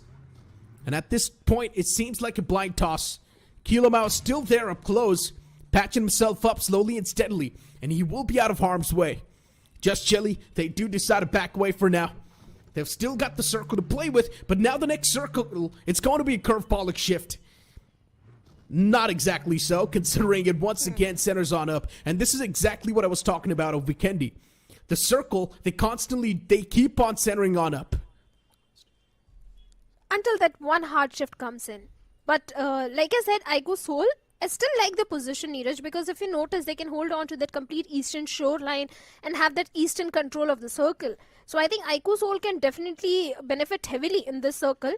Team Phoenix Esports again going for the late rotation, still in the blue, fighting against, bearing the brunt of the blue and fighting against each other are the players of Wingod Esports and Wild Fangs. Wild Fangs, after the performance in Senok, they really need to deliver a good performance in Weekendy if they want to win the hearts of us and all the supporters and the fans. But there are a few teams who are fighting in the blue as well. That is going to be the players of -40 and Team Empire, Neeraj. Indeed. I mean, especially looking at what's happening right here. Wild Fangs on the screen. Looking ever so comfy. But don't let that comfort zone take over. Wild Fangs soon, there's going to be a chance. There's going to be a point where they need to step outside of that comfort zone. And there's a big chance they can be screwed because of that. A lot of the times we've seen that happen as well. Wild Fangs, not so sharp when it comes to taking those firefights. But what's happening with M40? Team Empire's taking the fight against them all the way back in the blue.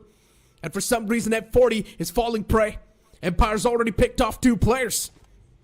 With a big advantage, Empire is constantly pinning down the players of M40. A few more utilities tossed. But are they really going to find any more? That's my question. Any more connections? Answer's going to be no. Just look at Ace. He has got 0 first aids and he's close to 3,000 meters away from the circle. Team Empire, what are they doing? Yes, Predator is having few extra first aids which he can lend to his teammate, but still Team Empire, they need to prioritize the circle also at this point.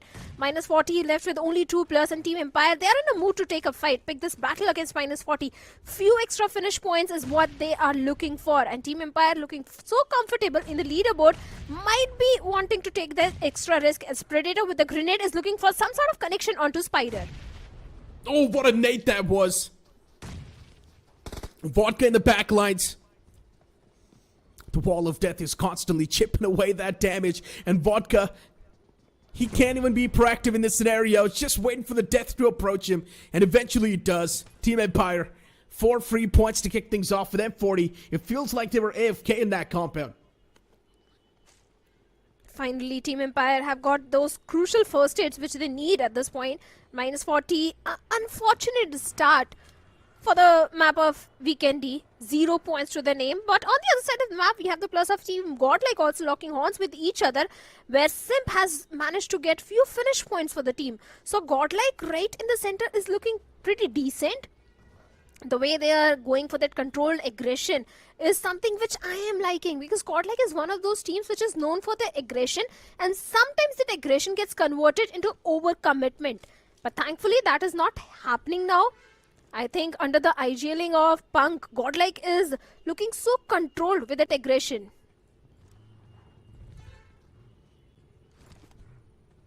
I mean, I would love to see that aggressive Godlike too. If you compare this Godlike to the past Godlike, this Godlike seems much more aggressive, much more proactive. Yes, on Weekendy, they don't have any other option. They need to play discipline. It does not even make any sort of sense, especially when you're in the smack center. Why would you want to take any risk? So that's why Godlike's playing it passive, which is completely understandable. They've got the intel to play with. They've got the best possible spot they can ask for. And everyone at this point in time is just waiting for the next circle shift to hit the deck.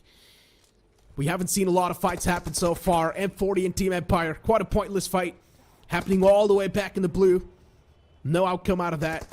Team Empire, they got those eliminations, got those 4 free points to kick things off with. Just Jelly getting charged on. Genix FM, they want to be a part of this compound, but what just happened? Shogun is making so many rookie mistakes, and what was that call? Why did this happen in the first place? Why did Shogun approach the compound in such a blind way?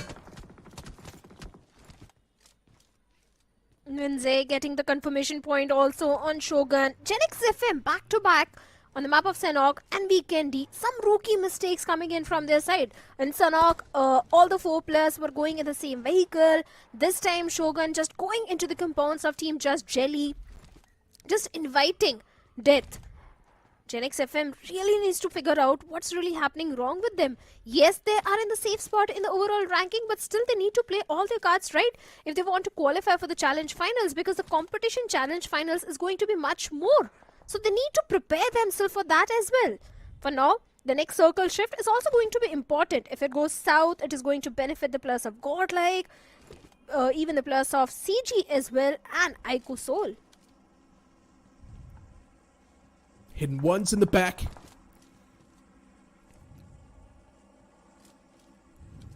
Just Jelly's looking okay. Not doing too good. Okay. Just at the right spot where they want to be. Next circle centers on up once again. A little bit tilted down south and a bit on the right side. Godlike is still there in the circle in an okay spot. But the best possible spot right now is in the hands of Reckoning Esports. Wildfangs is doing pretty okay on the southern side. But Wildfangs is surrounded by so many formidable foes. And one of them is also WinGod Esports. A team that took them down in the previous game as well. And might be looking to do the same thing in this one.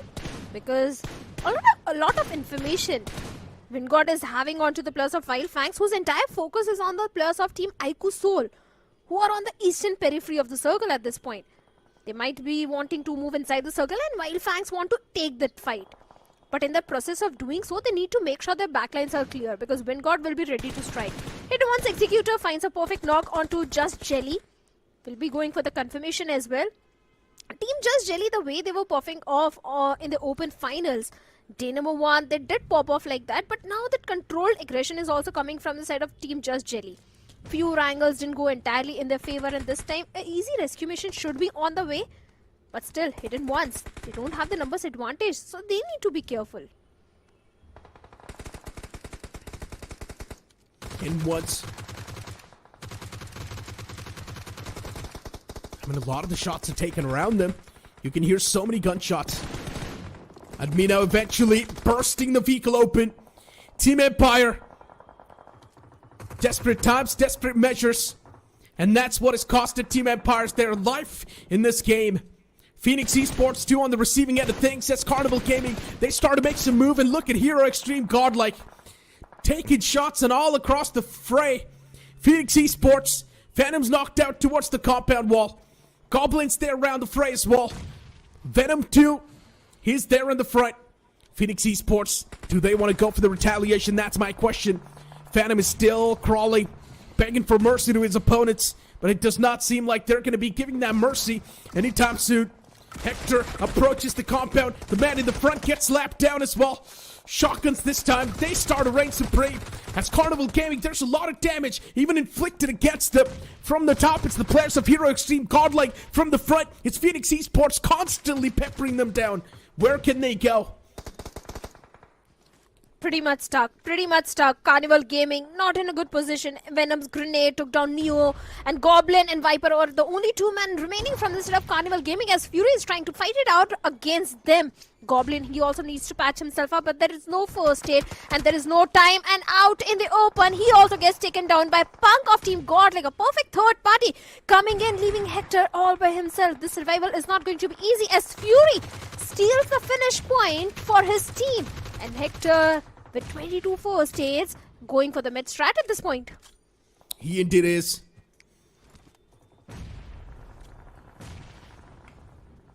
Phoenix Esports is all too as well.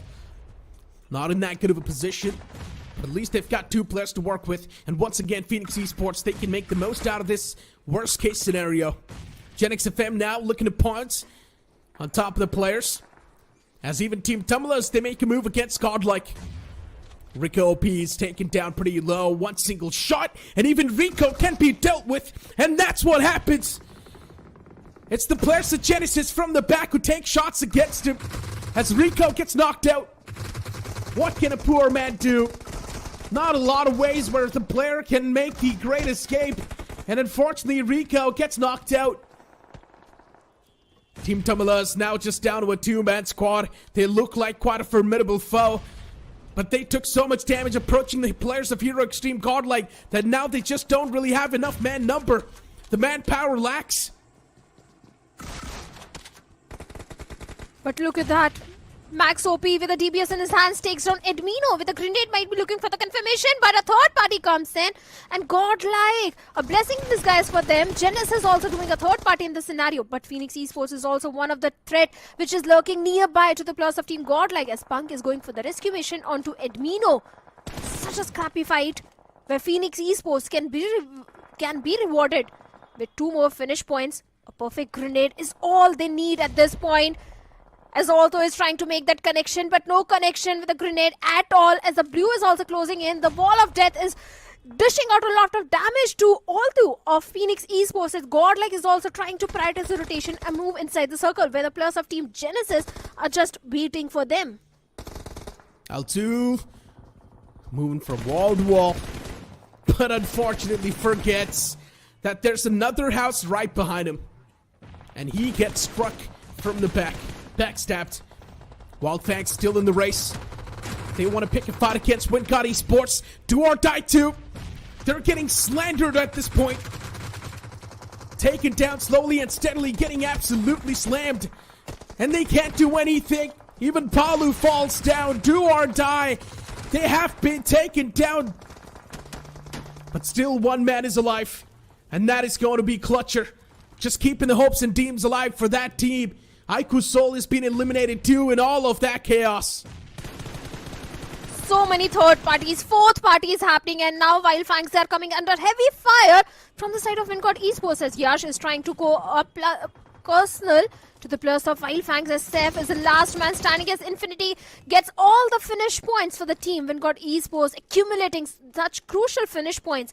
Wildfangs, again a bad game for them, leaving only one player, Seth, alive all by himself. WinGod, they have the numbers advantage, 3 players there. But if you look at the finish feed, Genesis and K9 are also locking horns with each other. Even K9 is having a fight with the players of Team Just Jelly, and Zinze has been eliminated. And looking at the circle, look at the position of Team Reckoning. This is their game to lose. They have the entire control of the circle, Neeraj. Indeed, they do have the control. Genesis has fallen apart as well. Shira and Grind both go down. Oh no, Fragger. Last man, but this time he does not need a frag instead. He needs to be the medic for his team. Reckoning Esports, they want to be a part of so many fights. At this point, they're pretty much greedy. Saliva's dripping out of their mouth as they see so many eliminations just stacking up in the front. But Reckoning Esports, they also get humbled as two of their own fall down. Punk surviving all by himself, 7 finishes already, and a grenade right on his face takes him down. No, actually it was Infinity of Wind God who took him down, and Godlike, they have been eliminated on the 7th spot after getting good elimination points. But Wind God also needs to play their cards right. Genesis just having a hard cover for themselves, but this is a battle of grenades as Omega goes down through the hands of Grind of Genesis. A perfect nade tossed in that situation, and Fragger will be looking for the confirmation, but no, it was Gravity of Reckoning who will get the confirmation point, the finish point. But K9 Ninja Boy, left all by himself, might be going for that mid strat. Reckoning Esports, all the stars once again, they align, and Reckoning Esports, they seem immovable. Another elimination scooped under the rug. The undefeatable Reckoning Esports in this game, they strike in such a great manner. You had a conversation about Reckoning Esports with me, right? You said you want to say the same. Reckoning Esports, here you go. Reckoning is pretty much dominating the entire final grounds as this net is going to find the connection. K9 Esports' Ninja Boy taken down. The player was just going for a peaceful met strat, but will be denied this time around. Wingard Esports still in the race. And if you remember, even Wildfangs was in the race a while ago. But Wildfangs 2 got taken down. But look at Wingard Esports. Once again, the remaining 2 players, they played proactively. They're right in the smack center. They've got the advantage. If they want, they can still flip the odds, flip the table. But there's a man in the back lines, and that's going to be Viper. And he strikes as Infinity falls down. Even Fury's there in the back lines too, of Phoenix Esports, who can bring in that spoiler. And Fury's going to be the final man standing too, as he gets spotted. And that's going to be Reckoning Esports sealing the deal and getting the chicken dinner. They ignite their hopes once again. Reckoning, they had the numbers advantage, they had the advantage in their favor, and they turned it out and came victorious on the map of Weekendy. They held on to their grounds, they were just holding on to their position, and once they had the circle advantage, they went on a rampage. Yes, Wingard, in the end, they had the circle control, but Reckoning immediately snatched that control from the hands of Wingard Esports. Sahil was playing to the perfection, but Reckoning finally dealt with him and dealt with the last player of Team Phoenix Esports. But along with the Reckoning Esports, I think, Neeraj, there was one team who was going all aggressive in this one, and that was Wingard Esports. So many finish points accumulated in this one. Wingard Esports, consistency after consistency. Previous game was a chicken dinner. This game, they finished things off on the third spot, yes, because the second one was taken by Phoenix Esports. Reckoning Esports was doing pretty decent in the overall standings anyway, so once again, I was not exactly concerned about Reckoning Esports from day one itself. The main concerns I had were regarding Phoenix Esports, and in this game, they have ignited a lot of fire for themselves. Now, even the previous game of Sanhok, Phoenix Esports had a decent amount of points. This game as well, Phoenix Esports touching that average. Second spot, getting 6 placement points, backed up with a few elimination points. Phoenix Esports, I'm pretty sure they have reached double digits in this game. I think game after game, Phoenix Esports have shown improvement only as compared to day one, and that's definitely there. They came so close to getting the chicken dinner. It was just that it was only one player remaining from the set of Phoenix Esports. In the previous Senok also, if you notice, Phoenix, they never shy away from the fight. Even if there are 2 players remaining, they always go for the fight. But the good fights, never the bad fights. So Phoenix Esports, definitely the improvement is there. And so is from the side of Wingard is there. But Wildfangs, still a major disappointment, I'll say. Indeed. I mean, Wildfangs, while we all thought that Wildfangs has a decent spot to play with, they did not have the best possible spot, but still we thought they had an okay spot. They could have made the most out of it, but still Wildfangs were not able to make anything out of it. And that's the main problem. Fixes brought up a point a while ago. Wildfangs are pretty decent when it comes to that mid-game fight, but when it comes to the up-close and personal fights, that's where Wildfangs, they lack a lot. Maybe there is a roster change. They're just trying to build up that synergy. I'll still give that point to the players of Team Wildfangs. Maybe they're still trying to gel up with each other. That could be a possibility. But talking about the players of Team Godlike, I think I need to take my words back. Godlike is definitely bringing in the aggression, but the controlled aggression, and that's working in their favor. The way Godlike was dealing with so many teams. When Carnival Gaming and Phoenix Esports were engaging in a fight, Godlike did a perfect third party. They dealt with the players of Team Tamilas as well. Even Genesis also tried to do a third party in this situation. So Godlike was very much aware about those surroundings and handled the third parties pretty well. They indeed did. I mean, you can see in the highlights as well. Yeah, Wingard Esports too, consistent finish. Phoenix Esports doing pretty good. Hero Extreme, Godlike. Look, a lot of these names that were there in the final few moments, they're already doing pretty okay in the overall standings. Hero Extreme, Godlike is one of those. Reckoning Esports was also one of those. So I'm not exactly worried about these teams. But still, Godlike had a lot of elimination points that they backed up. So yeah, you also need to count that. 5 elimination points from Punk himself at 71% of finish contribution and the map impact of 9%. Oh, the IGL himself doing the majority of the work, being the MVP, and the entire team of Godlike was engaging in so many fights. In fact, the rush that came from the side of CG towards Phoenix Esports was so uncalculated. But looking at the stars of the match, then we have the plus of Reckoning also. Being the best companion, 2 rescues, 1 assist, and the finisher as well. So Reckoning, definitely their graph is linear in the leaderboard, and maybe they can easily qualify for the challenge finals if they continue the same performance for the upcoming weeks. They definitely can qualify. I mean, finisher as well, it is Dionysus with 1 finishes and 1 assist from Reckoning Esports. You can't really complain a lot about it. A few teams that we were concerned was definitely Phoenix Esports was one of those, and Phoenix Esports is doing pretty okay. DOD, concerns were there. Yes, previous game they did pretty good, but that same transition we did not exactly see in this game of Weekendy. It's completely fine though. Weekendy is one of those off maps, and you can't really expect DOD to sort of do better in the upcoming classic map, which is of course going to be Erangel. I think DOD was doing pretty decent. They were having a fight with the players of Team Aiku Soul, where they had good grenade coming in and took down the 2 players of Aiku Soul. It was just the third party that came from the side of Wild Fangs that became an ugly thorn in the path of Do or Die. Otherwise, I think Do or Die, before the third party, they were doing okay-ish. It's just that they need to deal with such situations where there is a third party or fourth party, because so many teams were looking in their direction. It was not just Wild Fangs, but it was actually Team Genesis also looking in their direction. Yeah, indeed they were. And speaking of Genesis too, we did not exactly see Genesis be a part of a lot of the major fights, right? Genesis was all the way in the back lines, taking those shots, getting those crappy points for themselves, just accumulating those individual left out players, getting those leftover players knocked out and confirmed.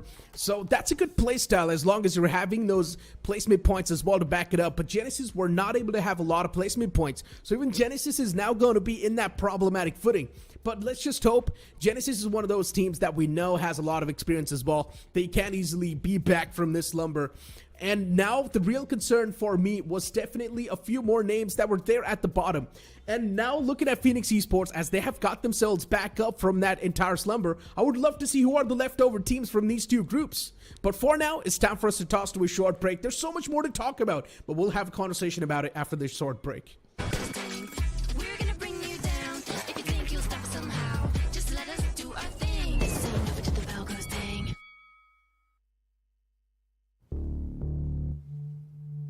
हाँ तो गाने के बोले तेरे वास्ते में कर लूं अपने स्क्वाड से फाइट। कब तक हम ऐसे डिफेंसिव खेलते रहेंगे?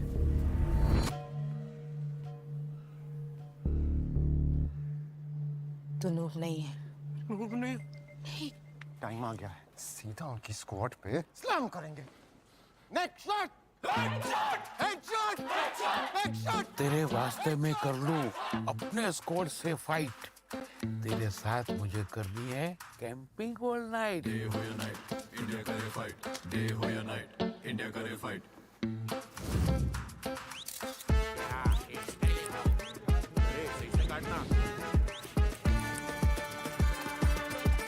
मैं नूब नहीं हूँ। मैं नूब नहीं हूँ पापा। नूब नहीं हूँ। मेरा बेटा नूब नहीं है। तेरी आंखें M416 ग्लेशियर का हथियार बेबी। हो गया दिल के आर पार बेबी। टीपीपी पे जा। एफपीपी। टीपीपी। एफपीपी।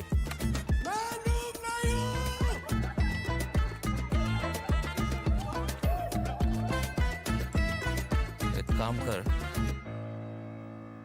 टीपीपी पे जा।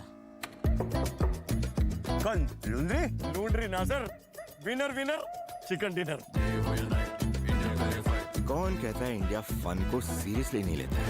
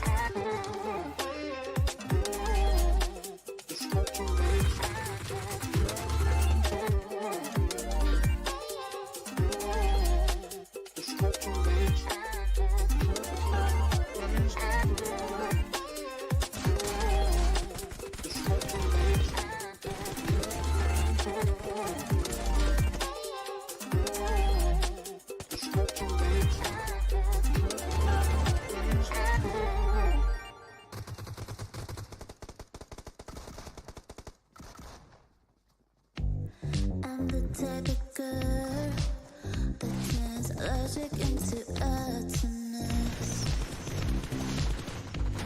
Think you know it all, but then you let me get inside your head.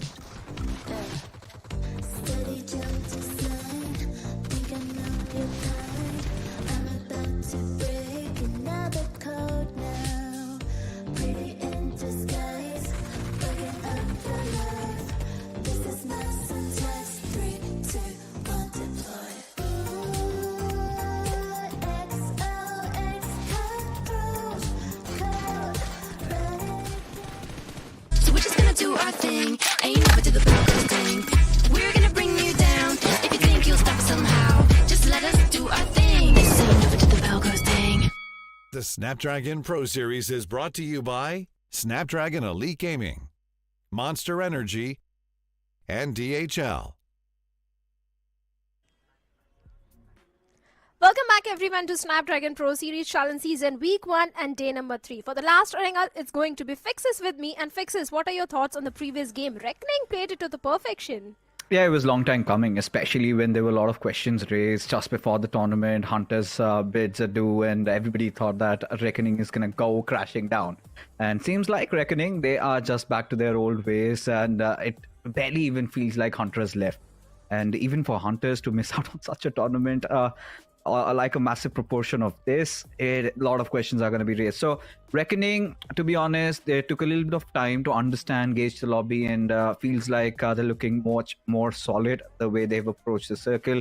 Were pretty calm, pretty composed towards those initial few phases, and when they knew that the circle was upon them, I think it was just them giving hell to all the opposition in their lobby.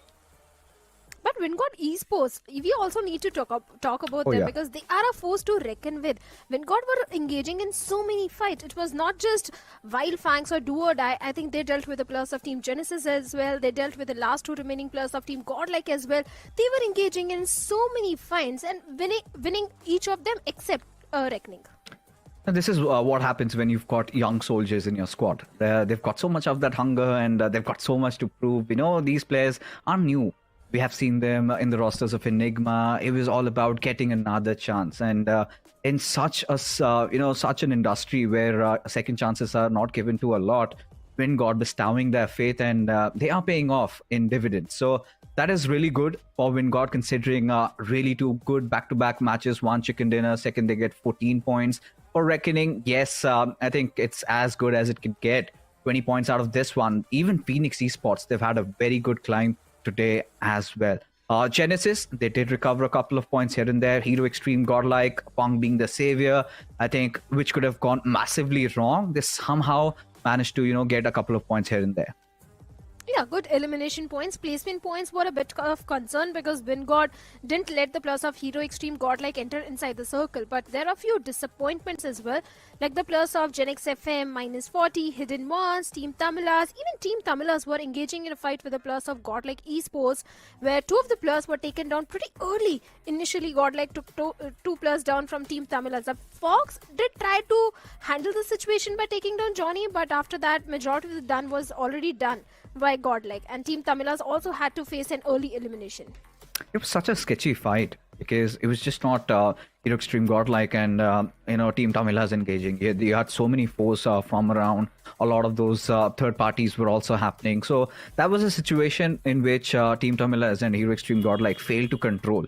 And, this does happen in Vikendi with so many of those compounds being close to each other. It is inevitable that you can deny something. The only way out is you have to take a 4v4 fight earlier into the game. And we saw this was one of those Vikendis, a rather slow one, which took its own sweet time to cook, as a result of which not a lot of teams could do much about controlling the situations or the surroundings. But that brings us to Erangel. It is going to be the last game, not just for this evening, but for this week. It is going to be Groups A and B duking it out once again. And yes, we have seen those comeback stories from a couple of teams. Yes, there have been chicken dinners that really went haywire, could have been secured. And I'm talking about Wildfangs, and it has to be, again, fought down over here because they've always been making those headlines. You've got some big names, you've got a lot of eyeballs at your direction. Your heads are always on the swivel. You would also always be under scrutiny. And that was one of those games they could have converted. And even despite that, barring everything, I feel like Wildfang still had a decent outing today, considering the amount of points they've gotten. I think decent averages here and there. But yes, everybody would be bummed about not converting a game which could have easily been theirs. But moving on ahead, I think talking about a few others. Now, this is where I sort of want to discuss about Hero Extreme Godlike, because Jonathan lately I've been seeing, and I think a few others might also relate to that. Those 1v1 fights are not working out for him. Is it because he's still playing on two thumbs? Because we had this conversation where one of the coaches of D plus Kia did say you were one of those exceptional few who've mastered the art. But again, in those close range, you need to have those quick triggers. You need to, instantly switch between your grenades, switch between your weapons, and the confidence has been missing. So I think if they can somehow sort it out, if he does get his confidence back, he does get his mojo back, because Hero Extreme Godlike can get right into the mix. But still, nonetheless, Hero Extreme Godlike have been doing quite well for themselves as we charter through the skies once again for one last time in this week, folks. It is going to be a game of Erangel, and we have seen so many of those exciting fights brew up. And as the mystery unfolds, as it unravels, let's find out what's in store for us. Well, certainly this Erangel is going to be so important for all the teams who are on the bottom of the leaderboard, because just like 8-Bit staged a comeback in the last game, all the teams of this group will also want to do the same thing so that they can end week number 1 on a good note. For now, we have the plus of Do or Die going all the way towards the side of Kameshki, Hero Extreme Godlike this time heading over to the side of Lipovka maybe. Then we have -40. They have been going towards the side of Milta Power. That is exactly where they're heading. But I heard Neerad's predictions are coming so true recently. So I want to ask you, Fixes, this time, which team you think is going to come victorious in this Erangel? Very difficult to say, to be honest. And, I'm kind of done with those prediction games because sometimes it kind of comes down to casters' curse. And you've got a lot of minds on Twitter these days having freedom to speak. And it goes awry. We are the ones who jinx it, guys. I mean, jokes apart, heading on, I think I really want somebody like DOD to get a chicken dinner, especially since what we witnessed from them, especially Reaper in the game of Sanhok, almost clutching it out, almost getting it in the bag. So somebody amongst the newer names would be a delight to watch. But again, I think we need to also talk about Aiku Soul a little bit, because they've not been having a great time so far. And I feel like this is also one of those games where they decide to go back to their shells, go back to their cocoon once more, and replicate something that they did in Miramar yesterday. So end the day on a good note. secure good amount of points, be in the race, be in the contention, and get your confidence back. And this is exactly what they need. Take a fight against one of those giants, and it is going to be against Reckoning. Ico Soul, Reckoning, they have a very bitter past, a very bitter rivalry, and we've seen both these teams going head-to-head against each other, where we still cannot fathom or understand who comes out as the winners. And this is one of those fights I feel like Shadow is maybe happening around while all these teams decided to rotate early. Yeah, I think Ico Soul, they were also heading towards the side of school apartments, and Reckoning was also present in the close vicinity. Seems like Ico Soul, this time they are on the receiving end, as Some is the only man standing, as Mane has been knocked out, and Reckoning decides to rush onto the compounds of Some and deals with him as well. Reckoning, 4 early finishes and a chicken dinner in the previous game. I think Reckoning is already having a very good gala time on the last day of week number 1. 4 finishes, but Ico Soul, I mean, sorry to cut you off, Fixes, but in the previous game also it was do or die, and Ico Soul was on the receiving end. This time it was called unfortunate. So yes, Ico Soul is actually facing a downfall. I mean, I would not really categorize this as a downfall. I would just say that they're having their timings absolutely wrong. Maybe a little too careless, or recklessness is what's leading to this. And sometimes, when you're higher up the charts, you would want to take those risks. And I think I would still embrace it. So many teams are going for those risky plays because early stages of games, stage 1 is there. Of course, I mean, nobody would have expected, or rather would expect, Ico Soul not making it inside the grand finals, right? They will always be one of those teams that could be the title contenders. But complacency has also been one of those kryptonites, even for Ico Soul. And I think the biggest example would be that previous official event. So even after that, a lot of work has been put into the roster. They have gradually been on the rise, but seems like this is one of those days where they have just woken up on the wrong side of the bed. I hope they do recover from whatever really is happening wrong. Yes, I do agree. They have the safety cushion. They have earned enough points that they can go for that extra risk. But for now, we have the plus of Carnival Gaming up on our screens. And even they lost on to Hector. Not a really nice start. And for now, they are heading over to the side of team of Gatka. That has been their home ground since a very long time. But even looking at the circle, we have a complete northern circle where the plus of K9 can benefit heavily as they are in the city of Siverny. In these kind of circles, K9, Genesis, Hidden Ones can definitely do really well because they have the entire northern island to their name. But speaking about Phoenix Esports, Fixes, this team has impressed me the most with their performance. Because if you notice the difference as compared to day number 1 and day 3, I think Phoenix Esports has improved tremendously. Rising from the ashes, living up to their names. Yeah, Phoenix Esports again. Now, does not matter what the banner is. The good thing that I like about this roster is these are band of brothers. They have been sticking with each other, I think, for a long, long time. Back in the days when I think they used to represent even Enigma or something. I don't remember. It's, again, 2 years has been the case, and it's been a long time.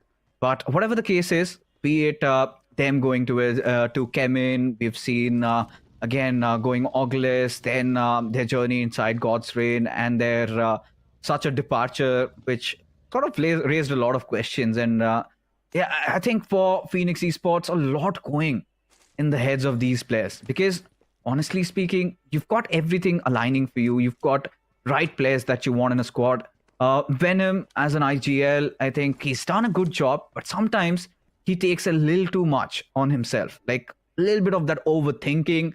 Kind of, they do not execute their natural game. And don't get me wrong, I'm pretty sure they're still going to make it inside the grand finals. Definitely one of those favorite contenders.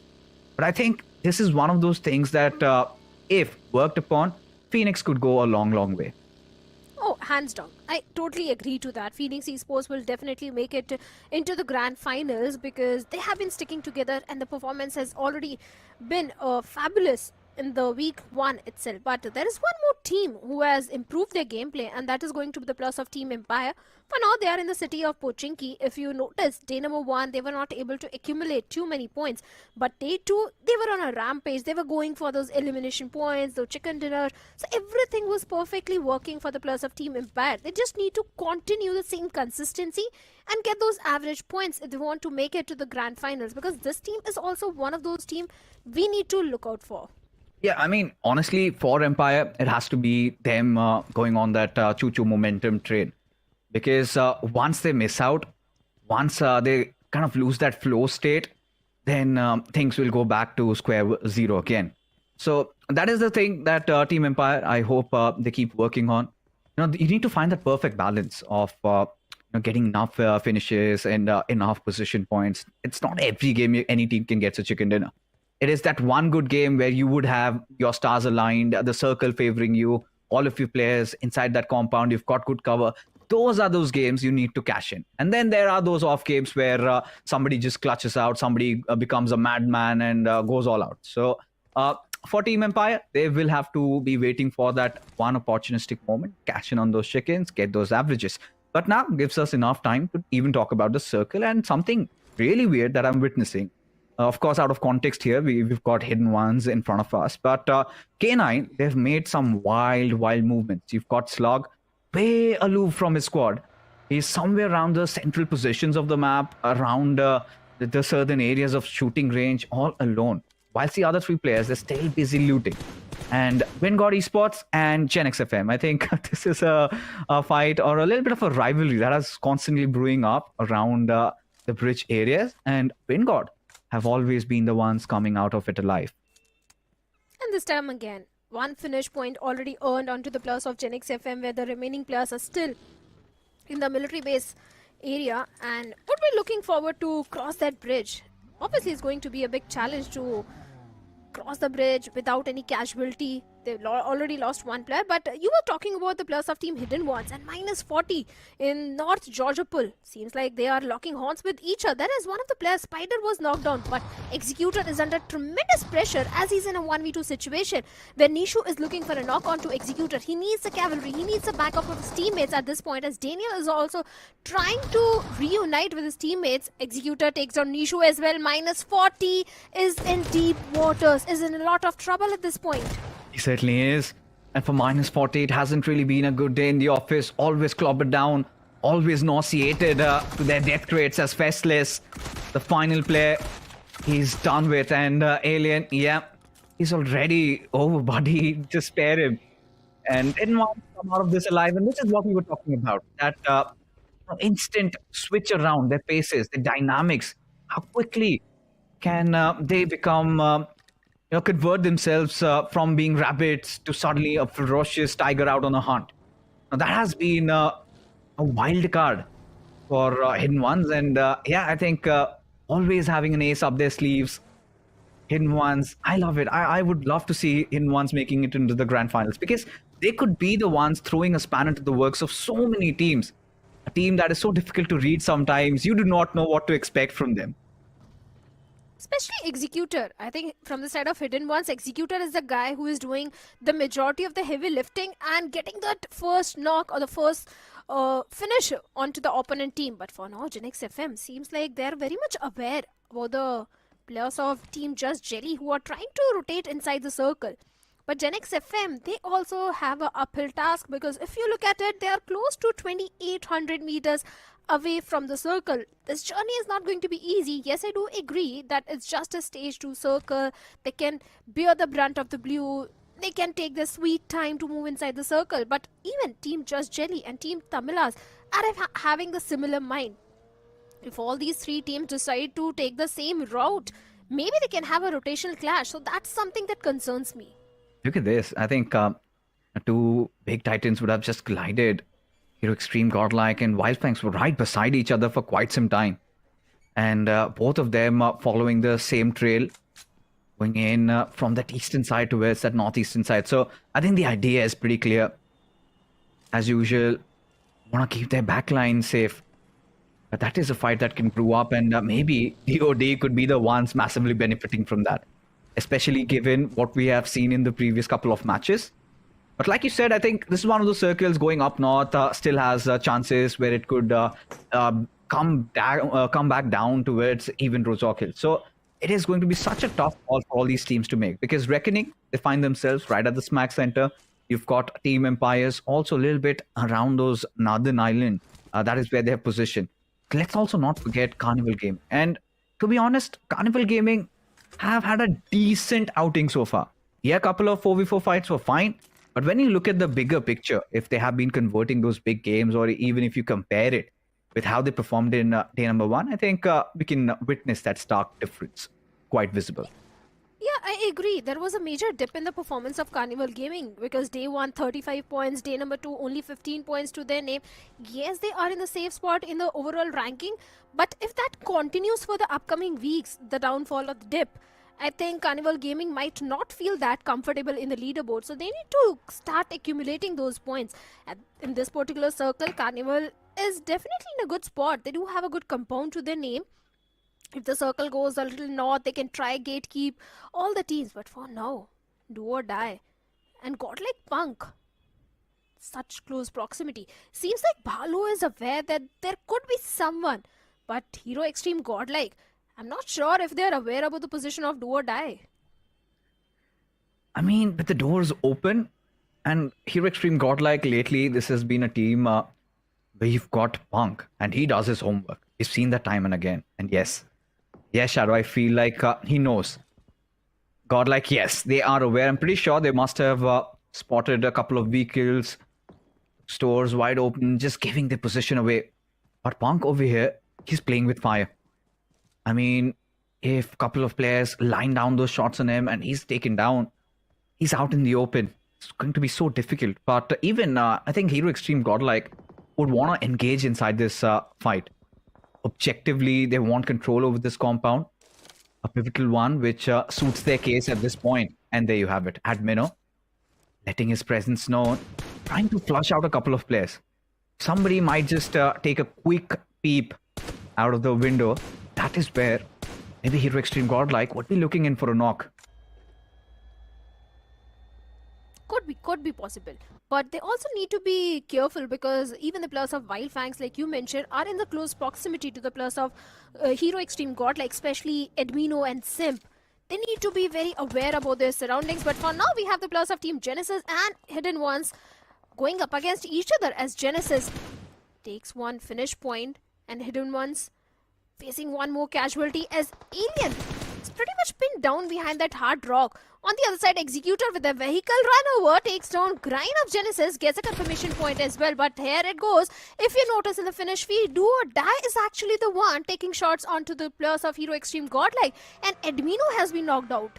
Yeah, adversity strikes. And I think Hero Extreme Godlike were getting a little too impatient, were trying to bait their positions out, and it's fine. I don't think at this point DOD would really want to initiate that push against Hero Extreme Godlike. But this is what Godlike should have been watchful for. As Wild Fangs from the backlines, they're all coiled up, ready to strike, and suddenly Hero Extreme Godlike, they've got no answers. Admino already done and dusted. Simp, he's taken some massive amount of damage, and Wild Fangs know this is their time to strike. Simp already down on his knees, and Jonathan and Punk left with no other options but to get the hell out of there. Because again, spatial awareness is something that these players need to have. One less information, and look at Hero Extreme Godlike almost on the verge of a collapse. Oh, they certainly are. But look at the players of Wild Fangs. Again, they find themselves in a very good spot. They have the complete northern control. They have the height advantage as well. And 2 finishes. A good way to start the game and convert the game in their favor. But Carnival Gaming is also locking horns with the players of Team Empire as Goblin with a vehicle run over takes one of the player down and gets a confirmation point. But there's still few teams who are not in the safety of the circle. We have the players of Wingod, Team Tamilas, Hidden Ones, Genesis, all towards the western side of the map. So the cluster that is coming from the western front is not going to be, find an easy pathway inside the circle. But Carnival Gaming seems like they're still peppering few bullets toward the side of Team Empire. Yeah, I mean, Carnival Gaming, they just decide to put their bodies on the line. I mean, at this point, I was starting to get worried about Viper for a moment because, yes, this is exactly the reason. A little bit of a body shown, and we know Reckoning is a squad that could wreak havoc. One knock, and they do not shy away from committing in for the push. Especially even after a little bit of a revamp. Oh, Goblin is doing this. Maybe trying to get a little bit of a bait, a little bit of an information. But Punk spotted already by Scout. Does not know where Jonathan is though. At this time, Wildfangs in a little bit of a mix, in a little bit of a pickle. Do they drop down here? But is Punk hiding behind his vehicle? Finally, he decides to get the hell out of there. As Hero Extreme Godlike, they are going to be chased down. Wildfangs feeling quite hungry, quite devastated with their matches tonight. They want to have this. They want to get the heads of the players of Hero Extreme Godlike, and seems like Jonathan, he is stuck with nowhere to run and hide. As Punk, he's going to make a narrow escape. And Hero Extreme Godlike still not out of harm's way though. As Sensei spots out Punk. That's a brilliant move coming in. Punk really not anticipating that. Outmaneuvered, outplayed other players of Hero Extreme Godlike. And Wildfangs aren't really making it easy for them. But now even Wildfangs need to understand that this also comes with its own problems. You're firing a lot of shots. A lot of the others will also spot you out and try and take you down. Especially Genesis. Wildfangs needs to be careful from the side of Genesis, and more than Genesis, it is Vingod Esports, because if you notice, one of the player of Vingod, Sahil, is so close to Trace God. Punk is definitely hiding because there are so many teams and players in the close proximity. Smoke cover is definitely there, but Team Empire has spotted on Sahil of Vingod out in the open. The tree trunk is definitely helping Sahil for now, but with a vehicle blown up, where Sahil also goes down, and Predator will be looking for the confirmation point. Team Empire, I like the approach to the game. Yes, although they're just holding on to a little wooden shack, but they never shy away from getting accumulating those crappy finish points, which they are trying to do so for now. And why would you not? Especially when you are soaring with momentum. You've almost pulled off an impossible chicken dinner. You're doing so well. Your Vikendi game goes well too. Yeah, I would have done the same had I been in the shoes of these players.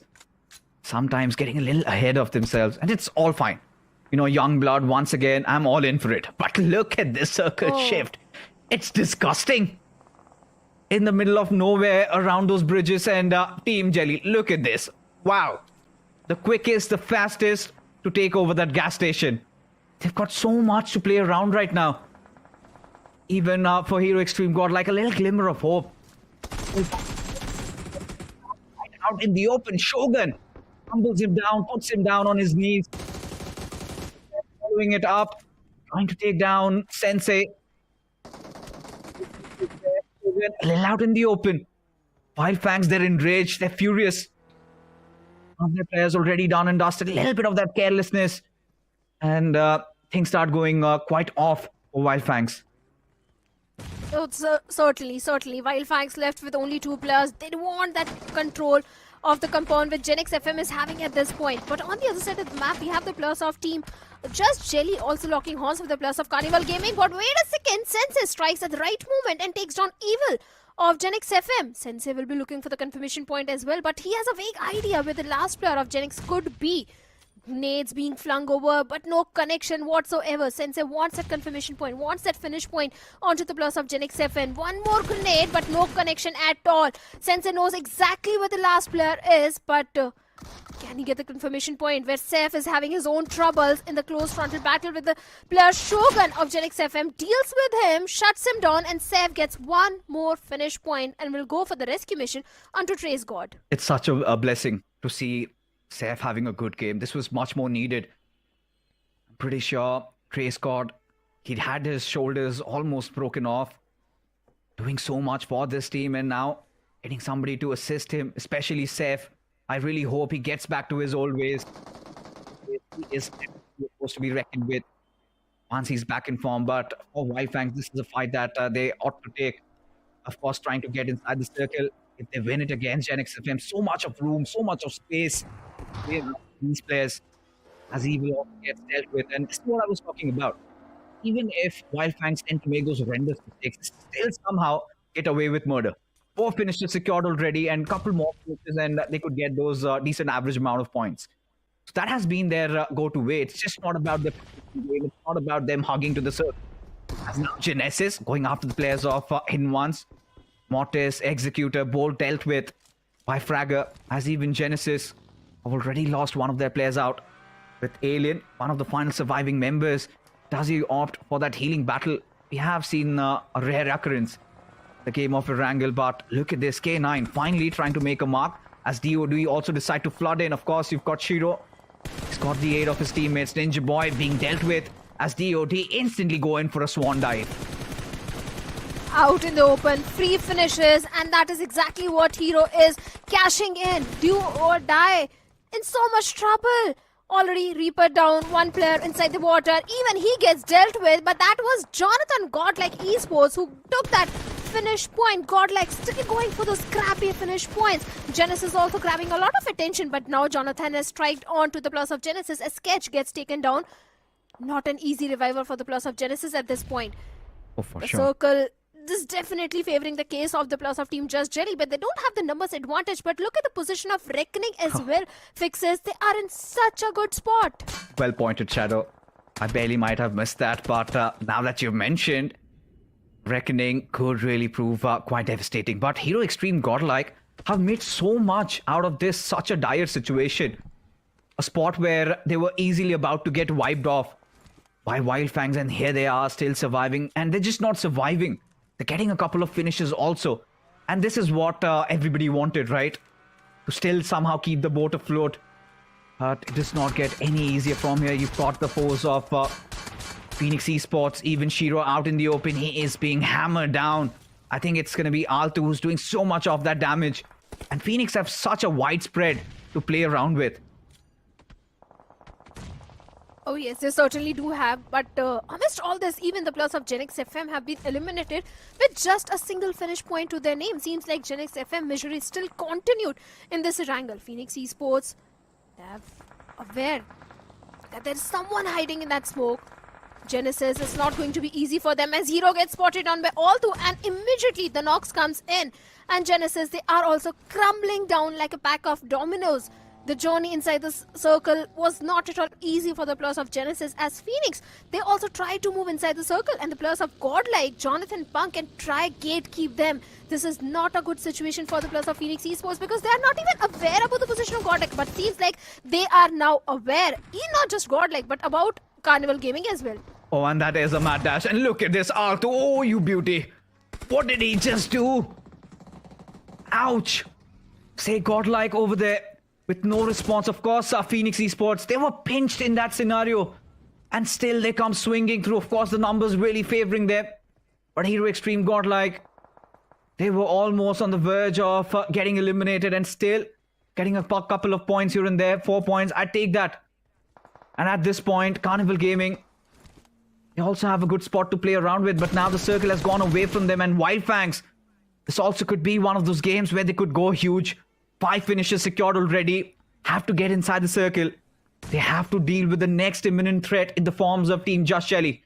Because Jelly, they've got a couple of good areas, some concrete covers to play around with. And they also have the luxury of being inside the circle. Now the choices are very limited for Phoenix. They will have to engage in a fight. They will have to maybe take a player down of Wildfangs. If they can somehow do that, if they can somehow overwhelm them with numbers, and if magic happens and they drop down the smokes right and Carnival Gaming have no vision on them, I think Phoenix Esports could pull off a miracle. See, the thing is, if Phoenix Esports directly take a head-on fight for the plus of Wildfangs, Team Just Jelly can do a third party in that scenario. So they need to take that fight from a certain distance. But there are only 27 seconds on the clock when the blue will start closing in. So Phoenix Esports, they need to make their move. Team Just Jelly, they are also on the periphery of the circle. Reckoning is looking so promising as they've got the entire southern periphery of the circle under their control. In fact, they are the only one inside the circle at this point. Phoenix Esports trying to make that smoke wall.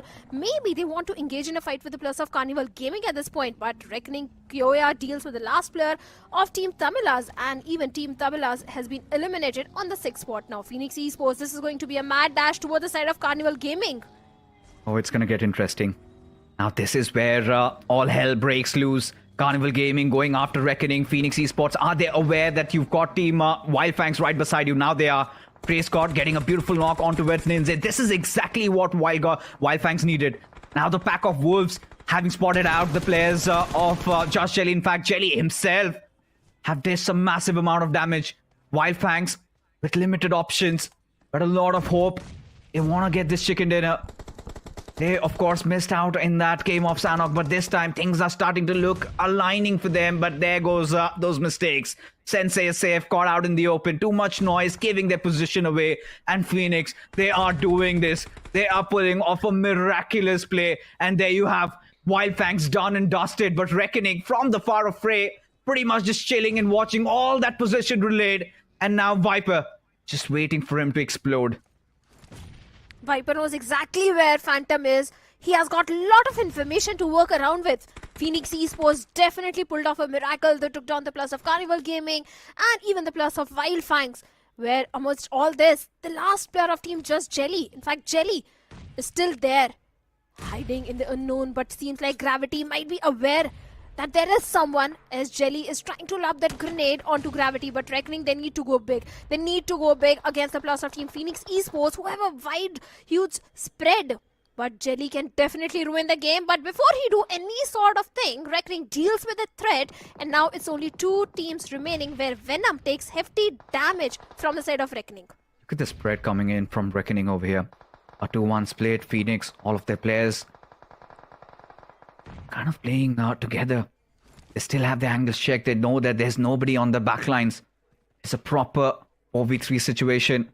Of course, Reckoning do have the upper advantage. They've got a lot of vehicles to play around.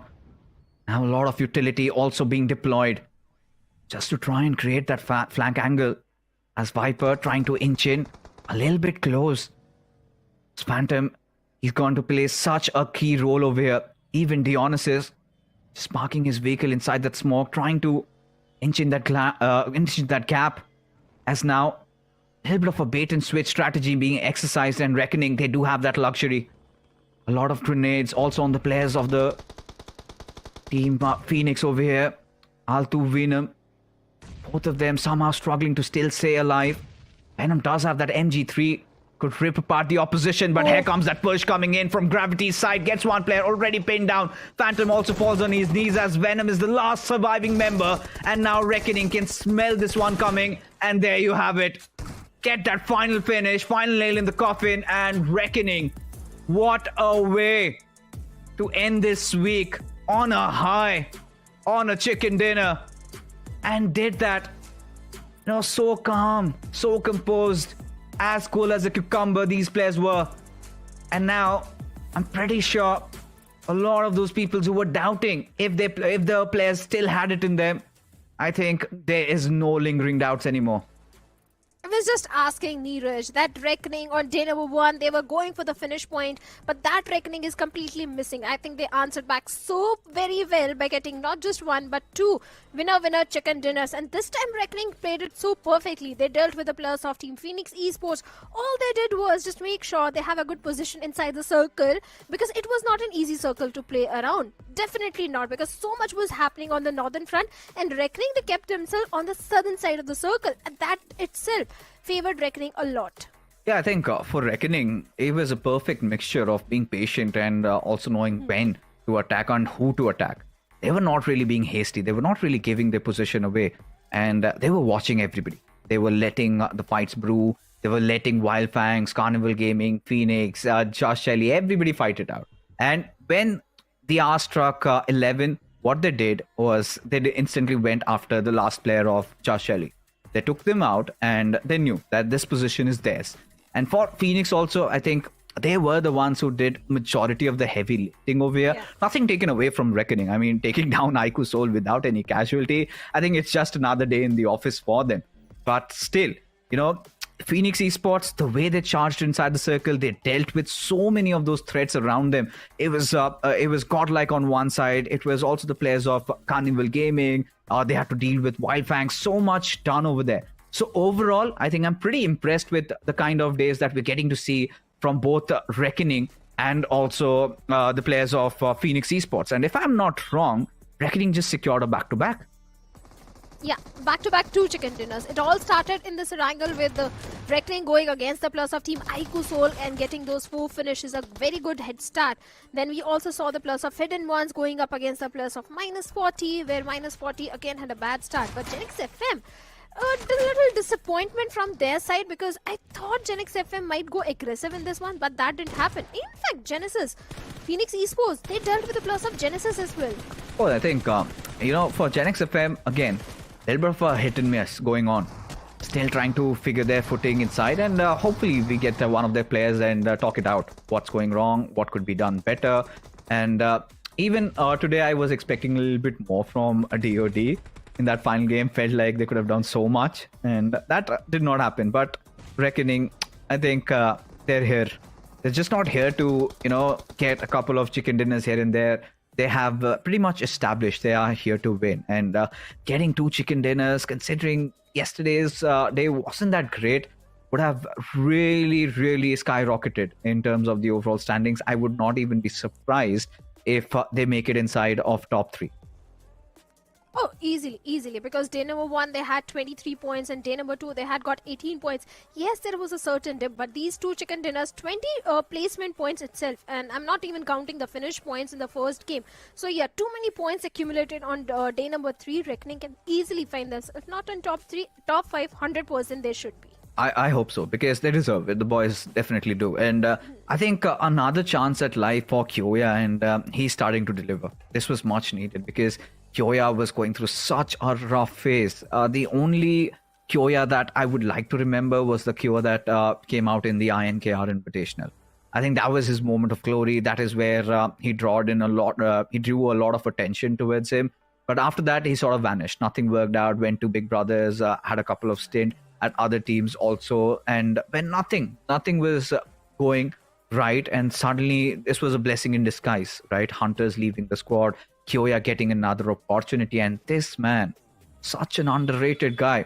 I think a year ago, nobody would have heard of Gravity, and now he's cemented himself as one of the top 10 IGLs in the country. And as an assaulter, getting the MVP is pretty much an added bonus.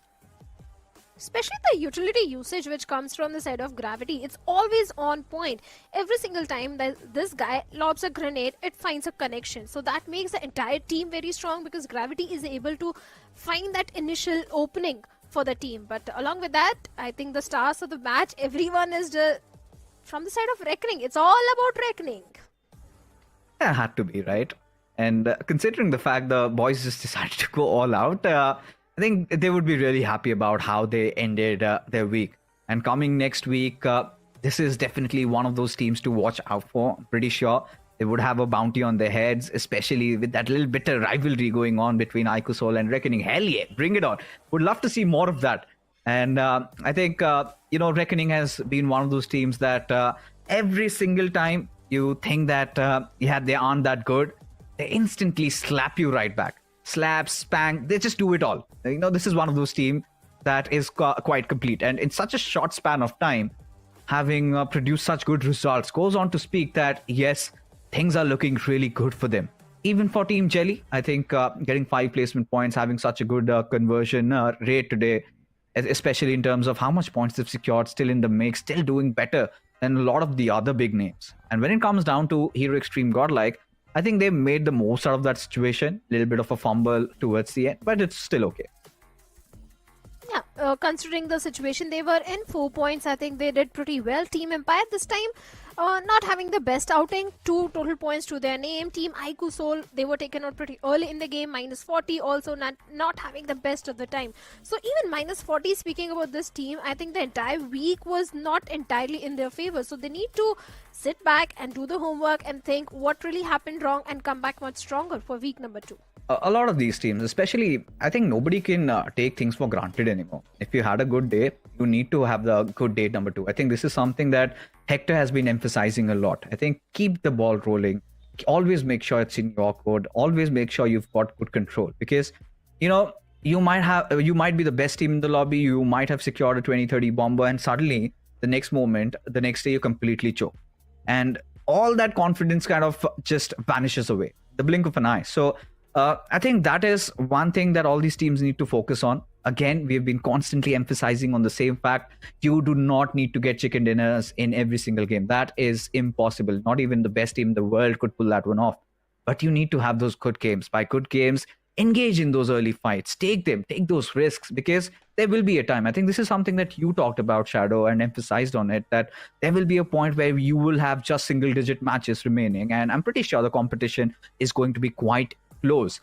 Who knows? That one game where you could have converted, you did not, and that could cost you your berth in the grand final. So all these teams have to be very careful about that. I agree. Week 1 always gives you that extra buffer, which gives you the confidence to go for the extra risk on week number 2. Suppose if your entire week didn't go very well, week number 2 also doesn't go well, then week number 3 there will be so many teams who will be taking head-on fight with you. They'll be coming on your drop location. So many things can go out of proportion. So just don't leave things for the 11th hour and try to stage a comeback in week number 2, first day, first match itself. I really hope all these teams take note of this. But, we've got a tradition these days. We do invite new players with us. And today, I think I have the pleasure of introducing, or rather getting in. We've got Fox coming in from Team Tamilas. We've met a lot during the LAN stages. Absolutely adore you guys. But now, congratulations. You've got new sponsors as well. That's a great thing. But overall, what has happened to Team Tamilas? Please tell me something, because you guys have been missing. Yeah, you're right. But we are lacking in some basic small mistakes here and there. We are working on it. And yesterday we got some couple of points, and we took a dinner with 11 finishes. Today they didn't win good. So yeah, we will work on our mistakes, and just the small mistakes where the lack of synergy is in between. We will work and come back stronger. Fox, I hate sounding bitter because I love you guys, you know that, right? But honestly speaking, 2024, everybody, you drew in a lot of attention. Everybody was talking about Team Tamilas. This is a team that could have dominated the entire 2024 circuit. And just getting that one chicken dinner here and there, I think if you compare yourself what you were 3 or 4 months ago and now, I think there has been that dip, right? Is it just because of those basic mistakes, or are there other things also going around? Some basic mistakes is also there, and we have to work on some rotations, and also we need to take good decisions. We need to take a fight here or here to get in the zone, or like that we need to work. And yeah, the year overall went good, and hopefully we need to finish the year this year better, and we need to qualify for the Snapdragon Pro Series LAN. Hopefully. Alright, Shadow. But Fox, Miramar is one of those maps which is your very strong map, considering all the official tournaments also. You guys have been dominating Miramar, but on day 1, just a single point in Miramar. What really went wrong in Miramar? In the only one Miramar we had played this week. We need to see some teams rotations, and we are getting some clashes in rotations as well. Yeah, and also we are having some drop fights with Wild Fans. We need to work on there. We are having a couple of Miramar in the upcoming week. We can do better.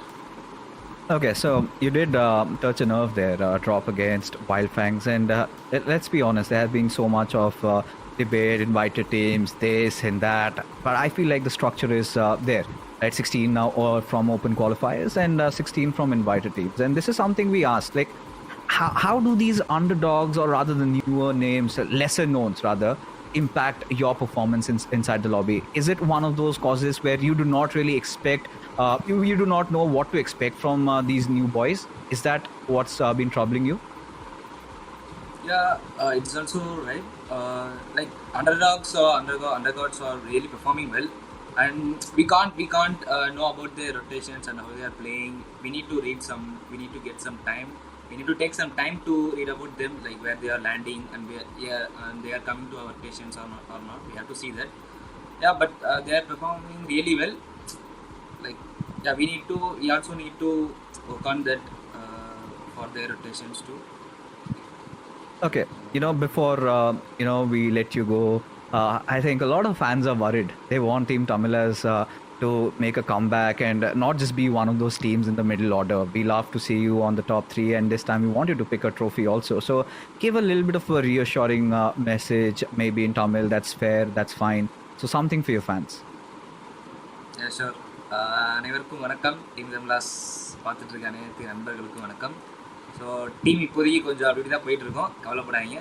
We will come back stronger and even more better. Support பண்ணுங்க. There you have it. The man has spoken, and we hope to see you in the top fraggers list along with Maxi. You guys have been missing. Would love to see that happen. But thank you so much, Fox, for joining with us, spending some time, giving some insights about your team. All the best. Cheers.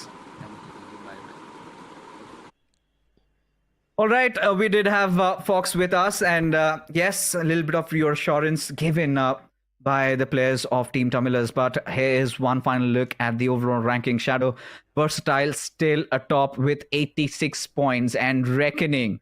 Look at that. Look at that. That bounce. Now just 1 point separates Versatile. They need to be concerned now, aren't they? Oh, they certainly need to be, because Versatile, even they are facing a dip in the performance. Day number 1, they started off on a very good note, on a very aggressive note. They need to be a little worried for the top to retain that top spot, but there are few names right at the bottom. We have the players of Genix FM. This was one of those teams which were going for the aggressive approach in the open finals, but seems like this time Genix FM, they are completely missing.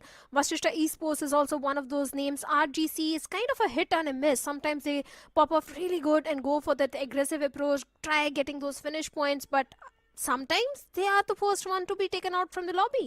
Oh yeah, I think they really have to work things out there, because again, stability. We might sound like broken records, but this is what it is. But this is yes, concerning. Cincinnati Kids, M40 team legit, then 8-bit. We've already talked about Bodami position points is where they have to work around severely. I think next time we'll get somebody from Bodami Esports with us. We'll ask them what on earth is going on.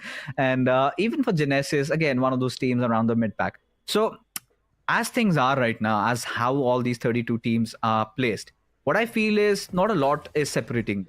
I think one good day we could see, right? Reckoning out of nowhere, they just directly cement themselves a top 2 position with the potential wipeout, or maybe even they could take on Versatile next. Just 1 point separates the two. Considering Versatile had a mammoth of a lead, and even before this day began, I think 10 or 15 points was separating. I think Hero Extreme Godlike was the closest to them. So now I think everything out still in the open. But if you have to sum up this entire week, how did you feel? I think so many teams were going so aggressive. I felt so elated by seeing the newer names come up, like Team Empire and few other names, few other boys also popping off really well and taking head-on fight with the players, with the invited teams. So I feel very happy that no one is intimidated by the invited teams. And invited teams now, they are a bit scared of the teams who have qualified from the open finals, because they don't have a history, they don't have a read. So all this makes things so interesting. Anyone can come on the top. They just need 1 or 2 good games. They certainly do. They certainly do. Because at this point, even for the likes of DOD, Genesis, even legit, -40, anybody could stage a comeback. But a few other stats and figures before we take our goodbyes over here. Finished leaders. There you have it. Seraph, he does make an appearance right now. Revenant X Park, still Saranga, Spray God, both of them over there. I think not a surprise. And S Power, I mean, I think, Shadow, let's be honest, they're just used to it. It's just that good. He's used to it. Like you said, S-Power, every single tournament, this guy is in the finish leaders. This time he's leading the chart with total of 23 finishes. So definitely, but I want to know, or maybe I'll check the data and want to see how many of those 23 finishes were accumulated on day number 1, because VXT, let's be honest, Fixers, they were in their full form on day number 1, especially in that map of Senok. Day number 2, they were not that aggressive. And even day number 3, this day also, they were not that aggressive. They were not taking head-on fights as compared to day number 1. So maybe they have taken a little back seat, and maybe they're trying to experiment something, trying to go for a different approach. Could be possible. Staying on the top gives you so much freedom. You want to play for positions, go for it. You want to go all out, go for it as well. We don't mind, because what Somraj is trying to create over here is a legacy. I think this is a team that could really go big, that could really dominate the entirety of 2025. But those were the exact same words I spoke when Somraj won the previous trophy. Of course, they're the defending champions. They're playing like that. It was a different banner altogether with which he lifted, and now he's got even better players. If you just talk about the figures, and if you talk about how stable this roster looks, because especially for Somraj to have gotten Augless at a point where I don't know if they're still under some org or something, because Versatile still is his baby. And he has created that, and I hope better days for Somraj out there, because I feel like he's one of those misunderstood players in the community. You go and sit down with him, pretty chill guy, a man that speaks less and I think speaks much more with his actions rather. Does his guns do the talking? And I remember BMPS, he was so disappointed with his teams. With his team, just created before the tournament. So much had been going on with Troy and all of that. A little too much on his plate, but he still did whatever he could. But yes, that was all from our side. We are done with week number 1. We will be finally calling it a night. You guys take care. We will meet you next week. So we're just gonna do our thing, and you never do the Broncos thing. We're gonna bring you down. If you think you'll stop us somehow, just let us do our thing. So you never do the Broncos thing.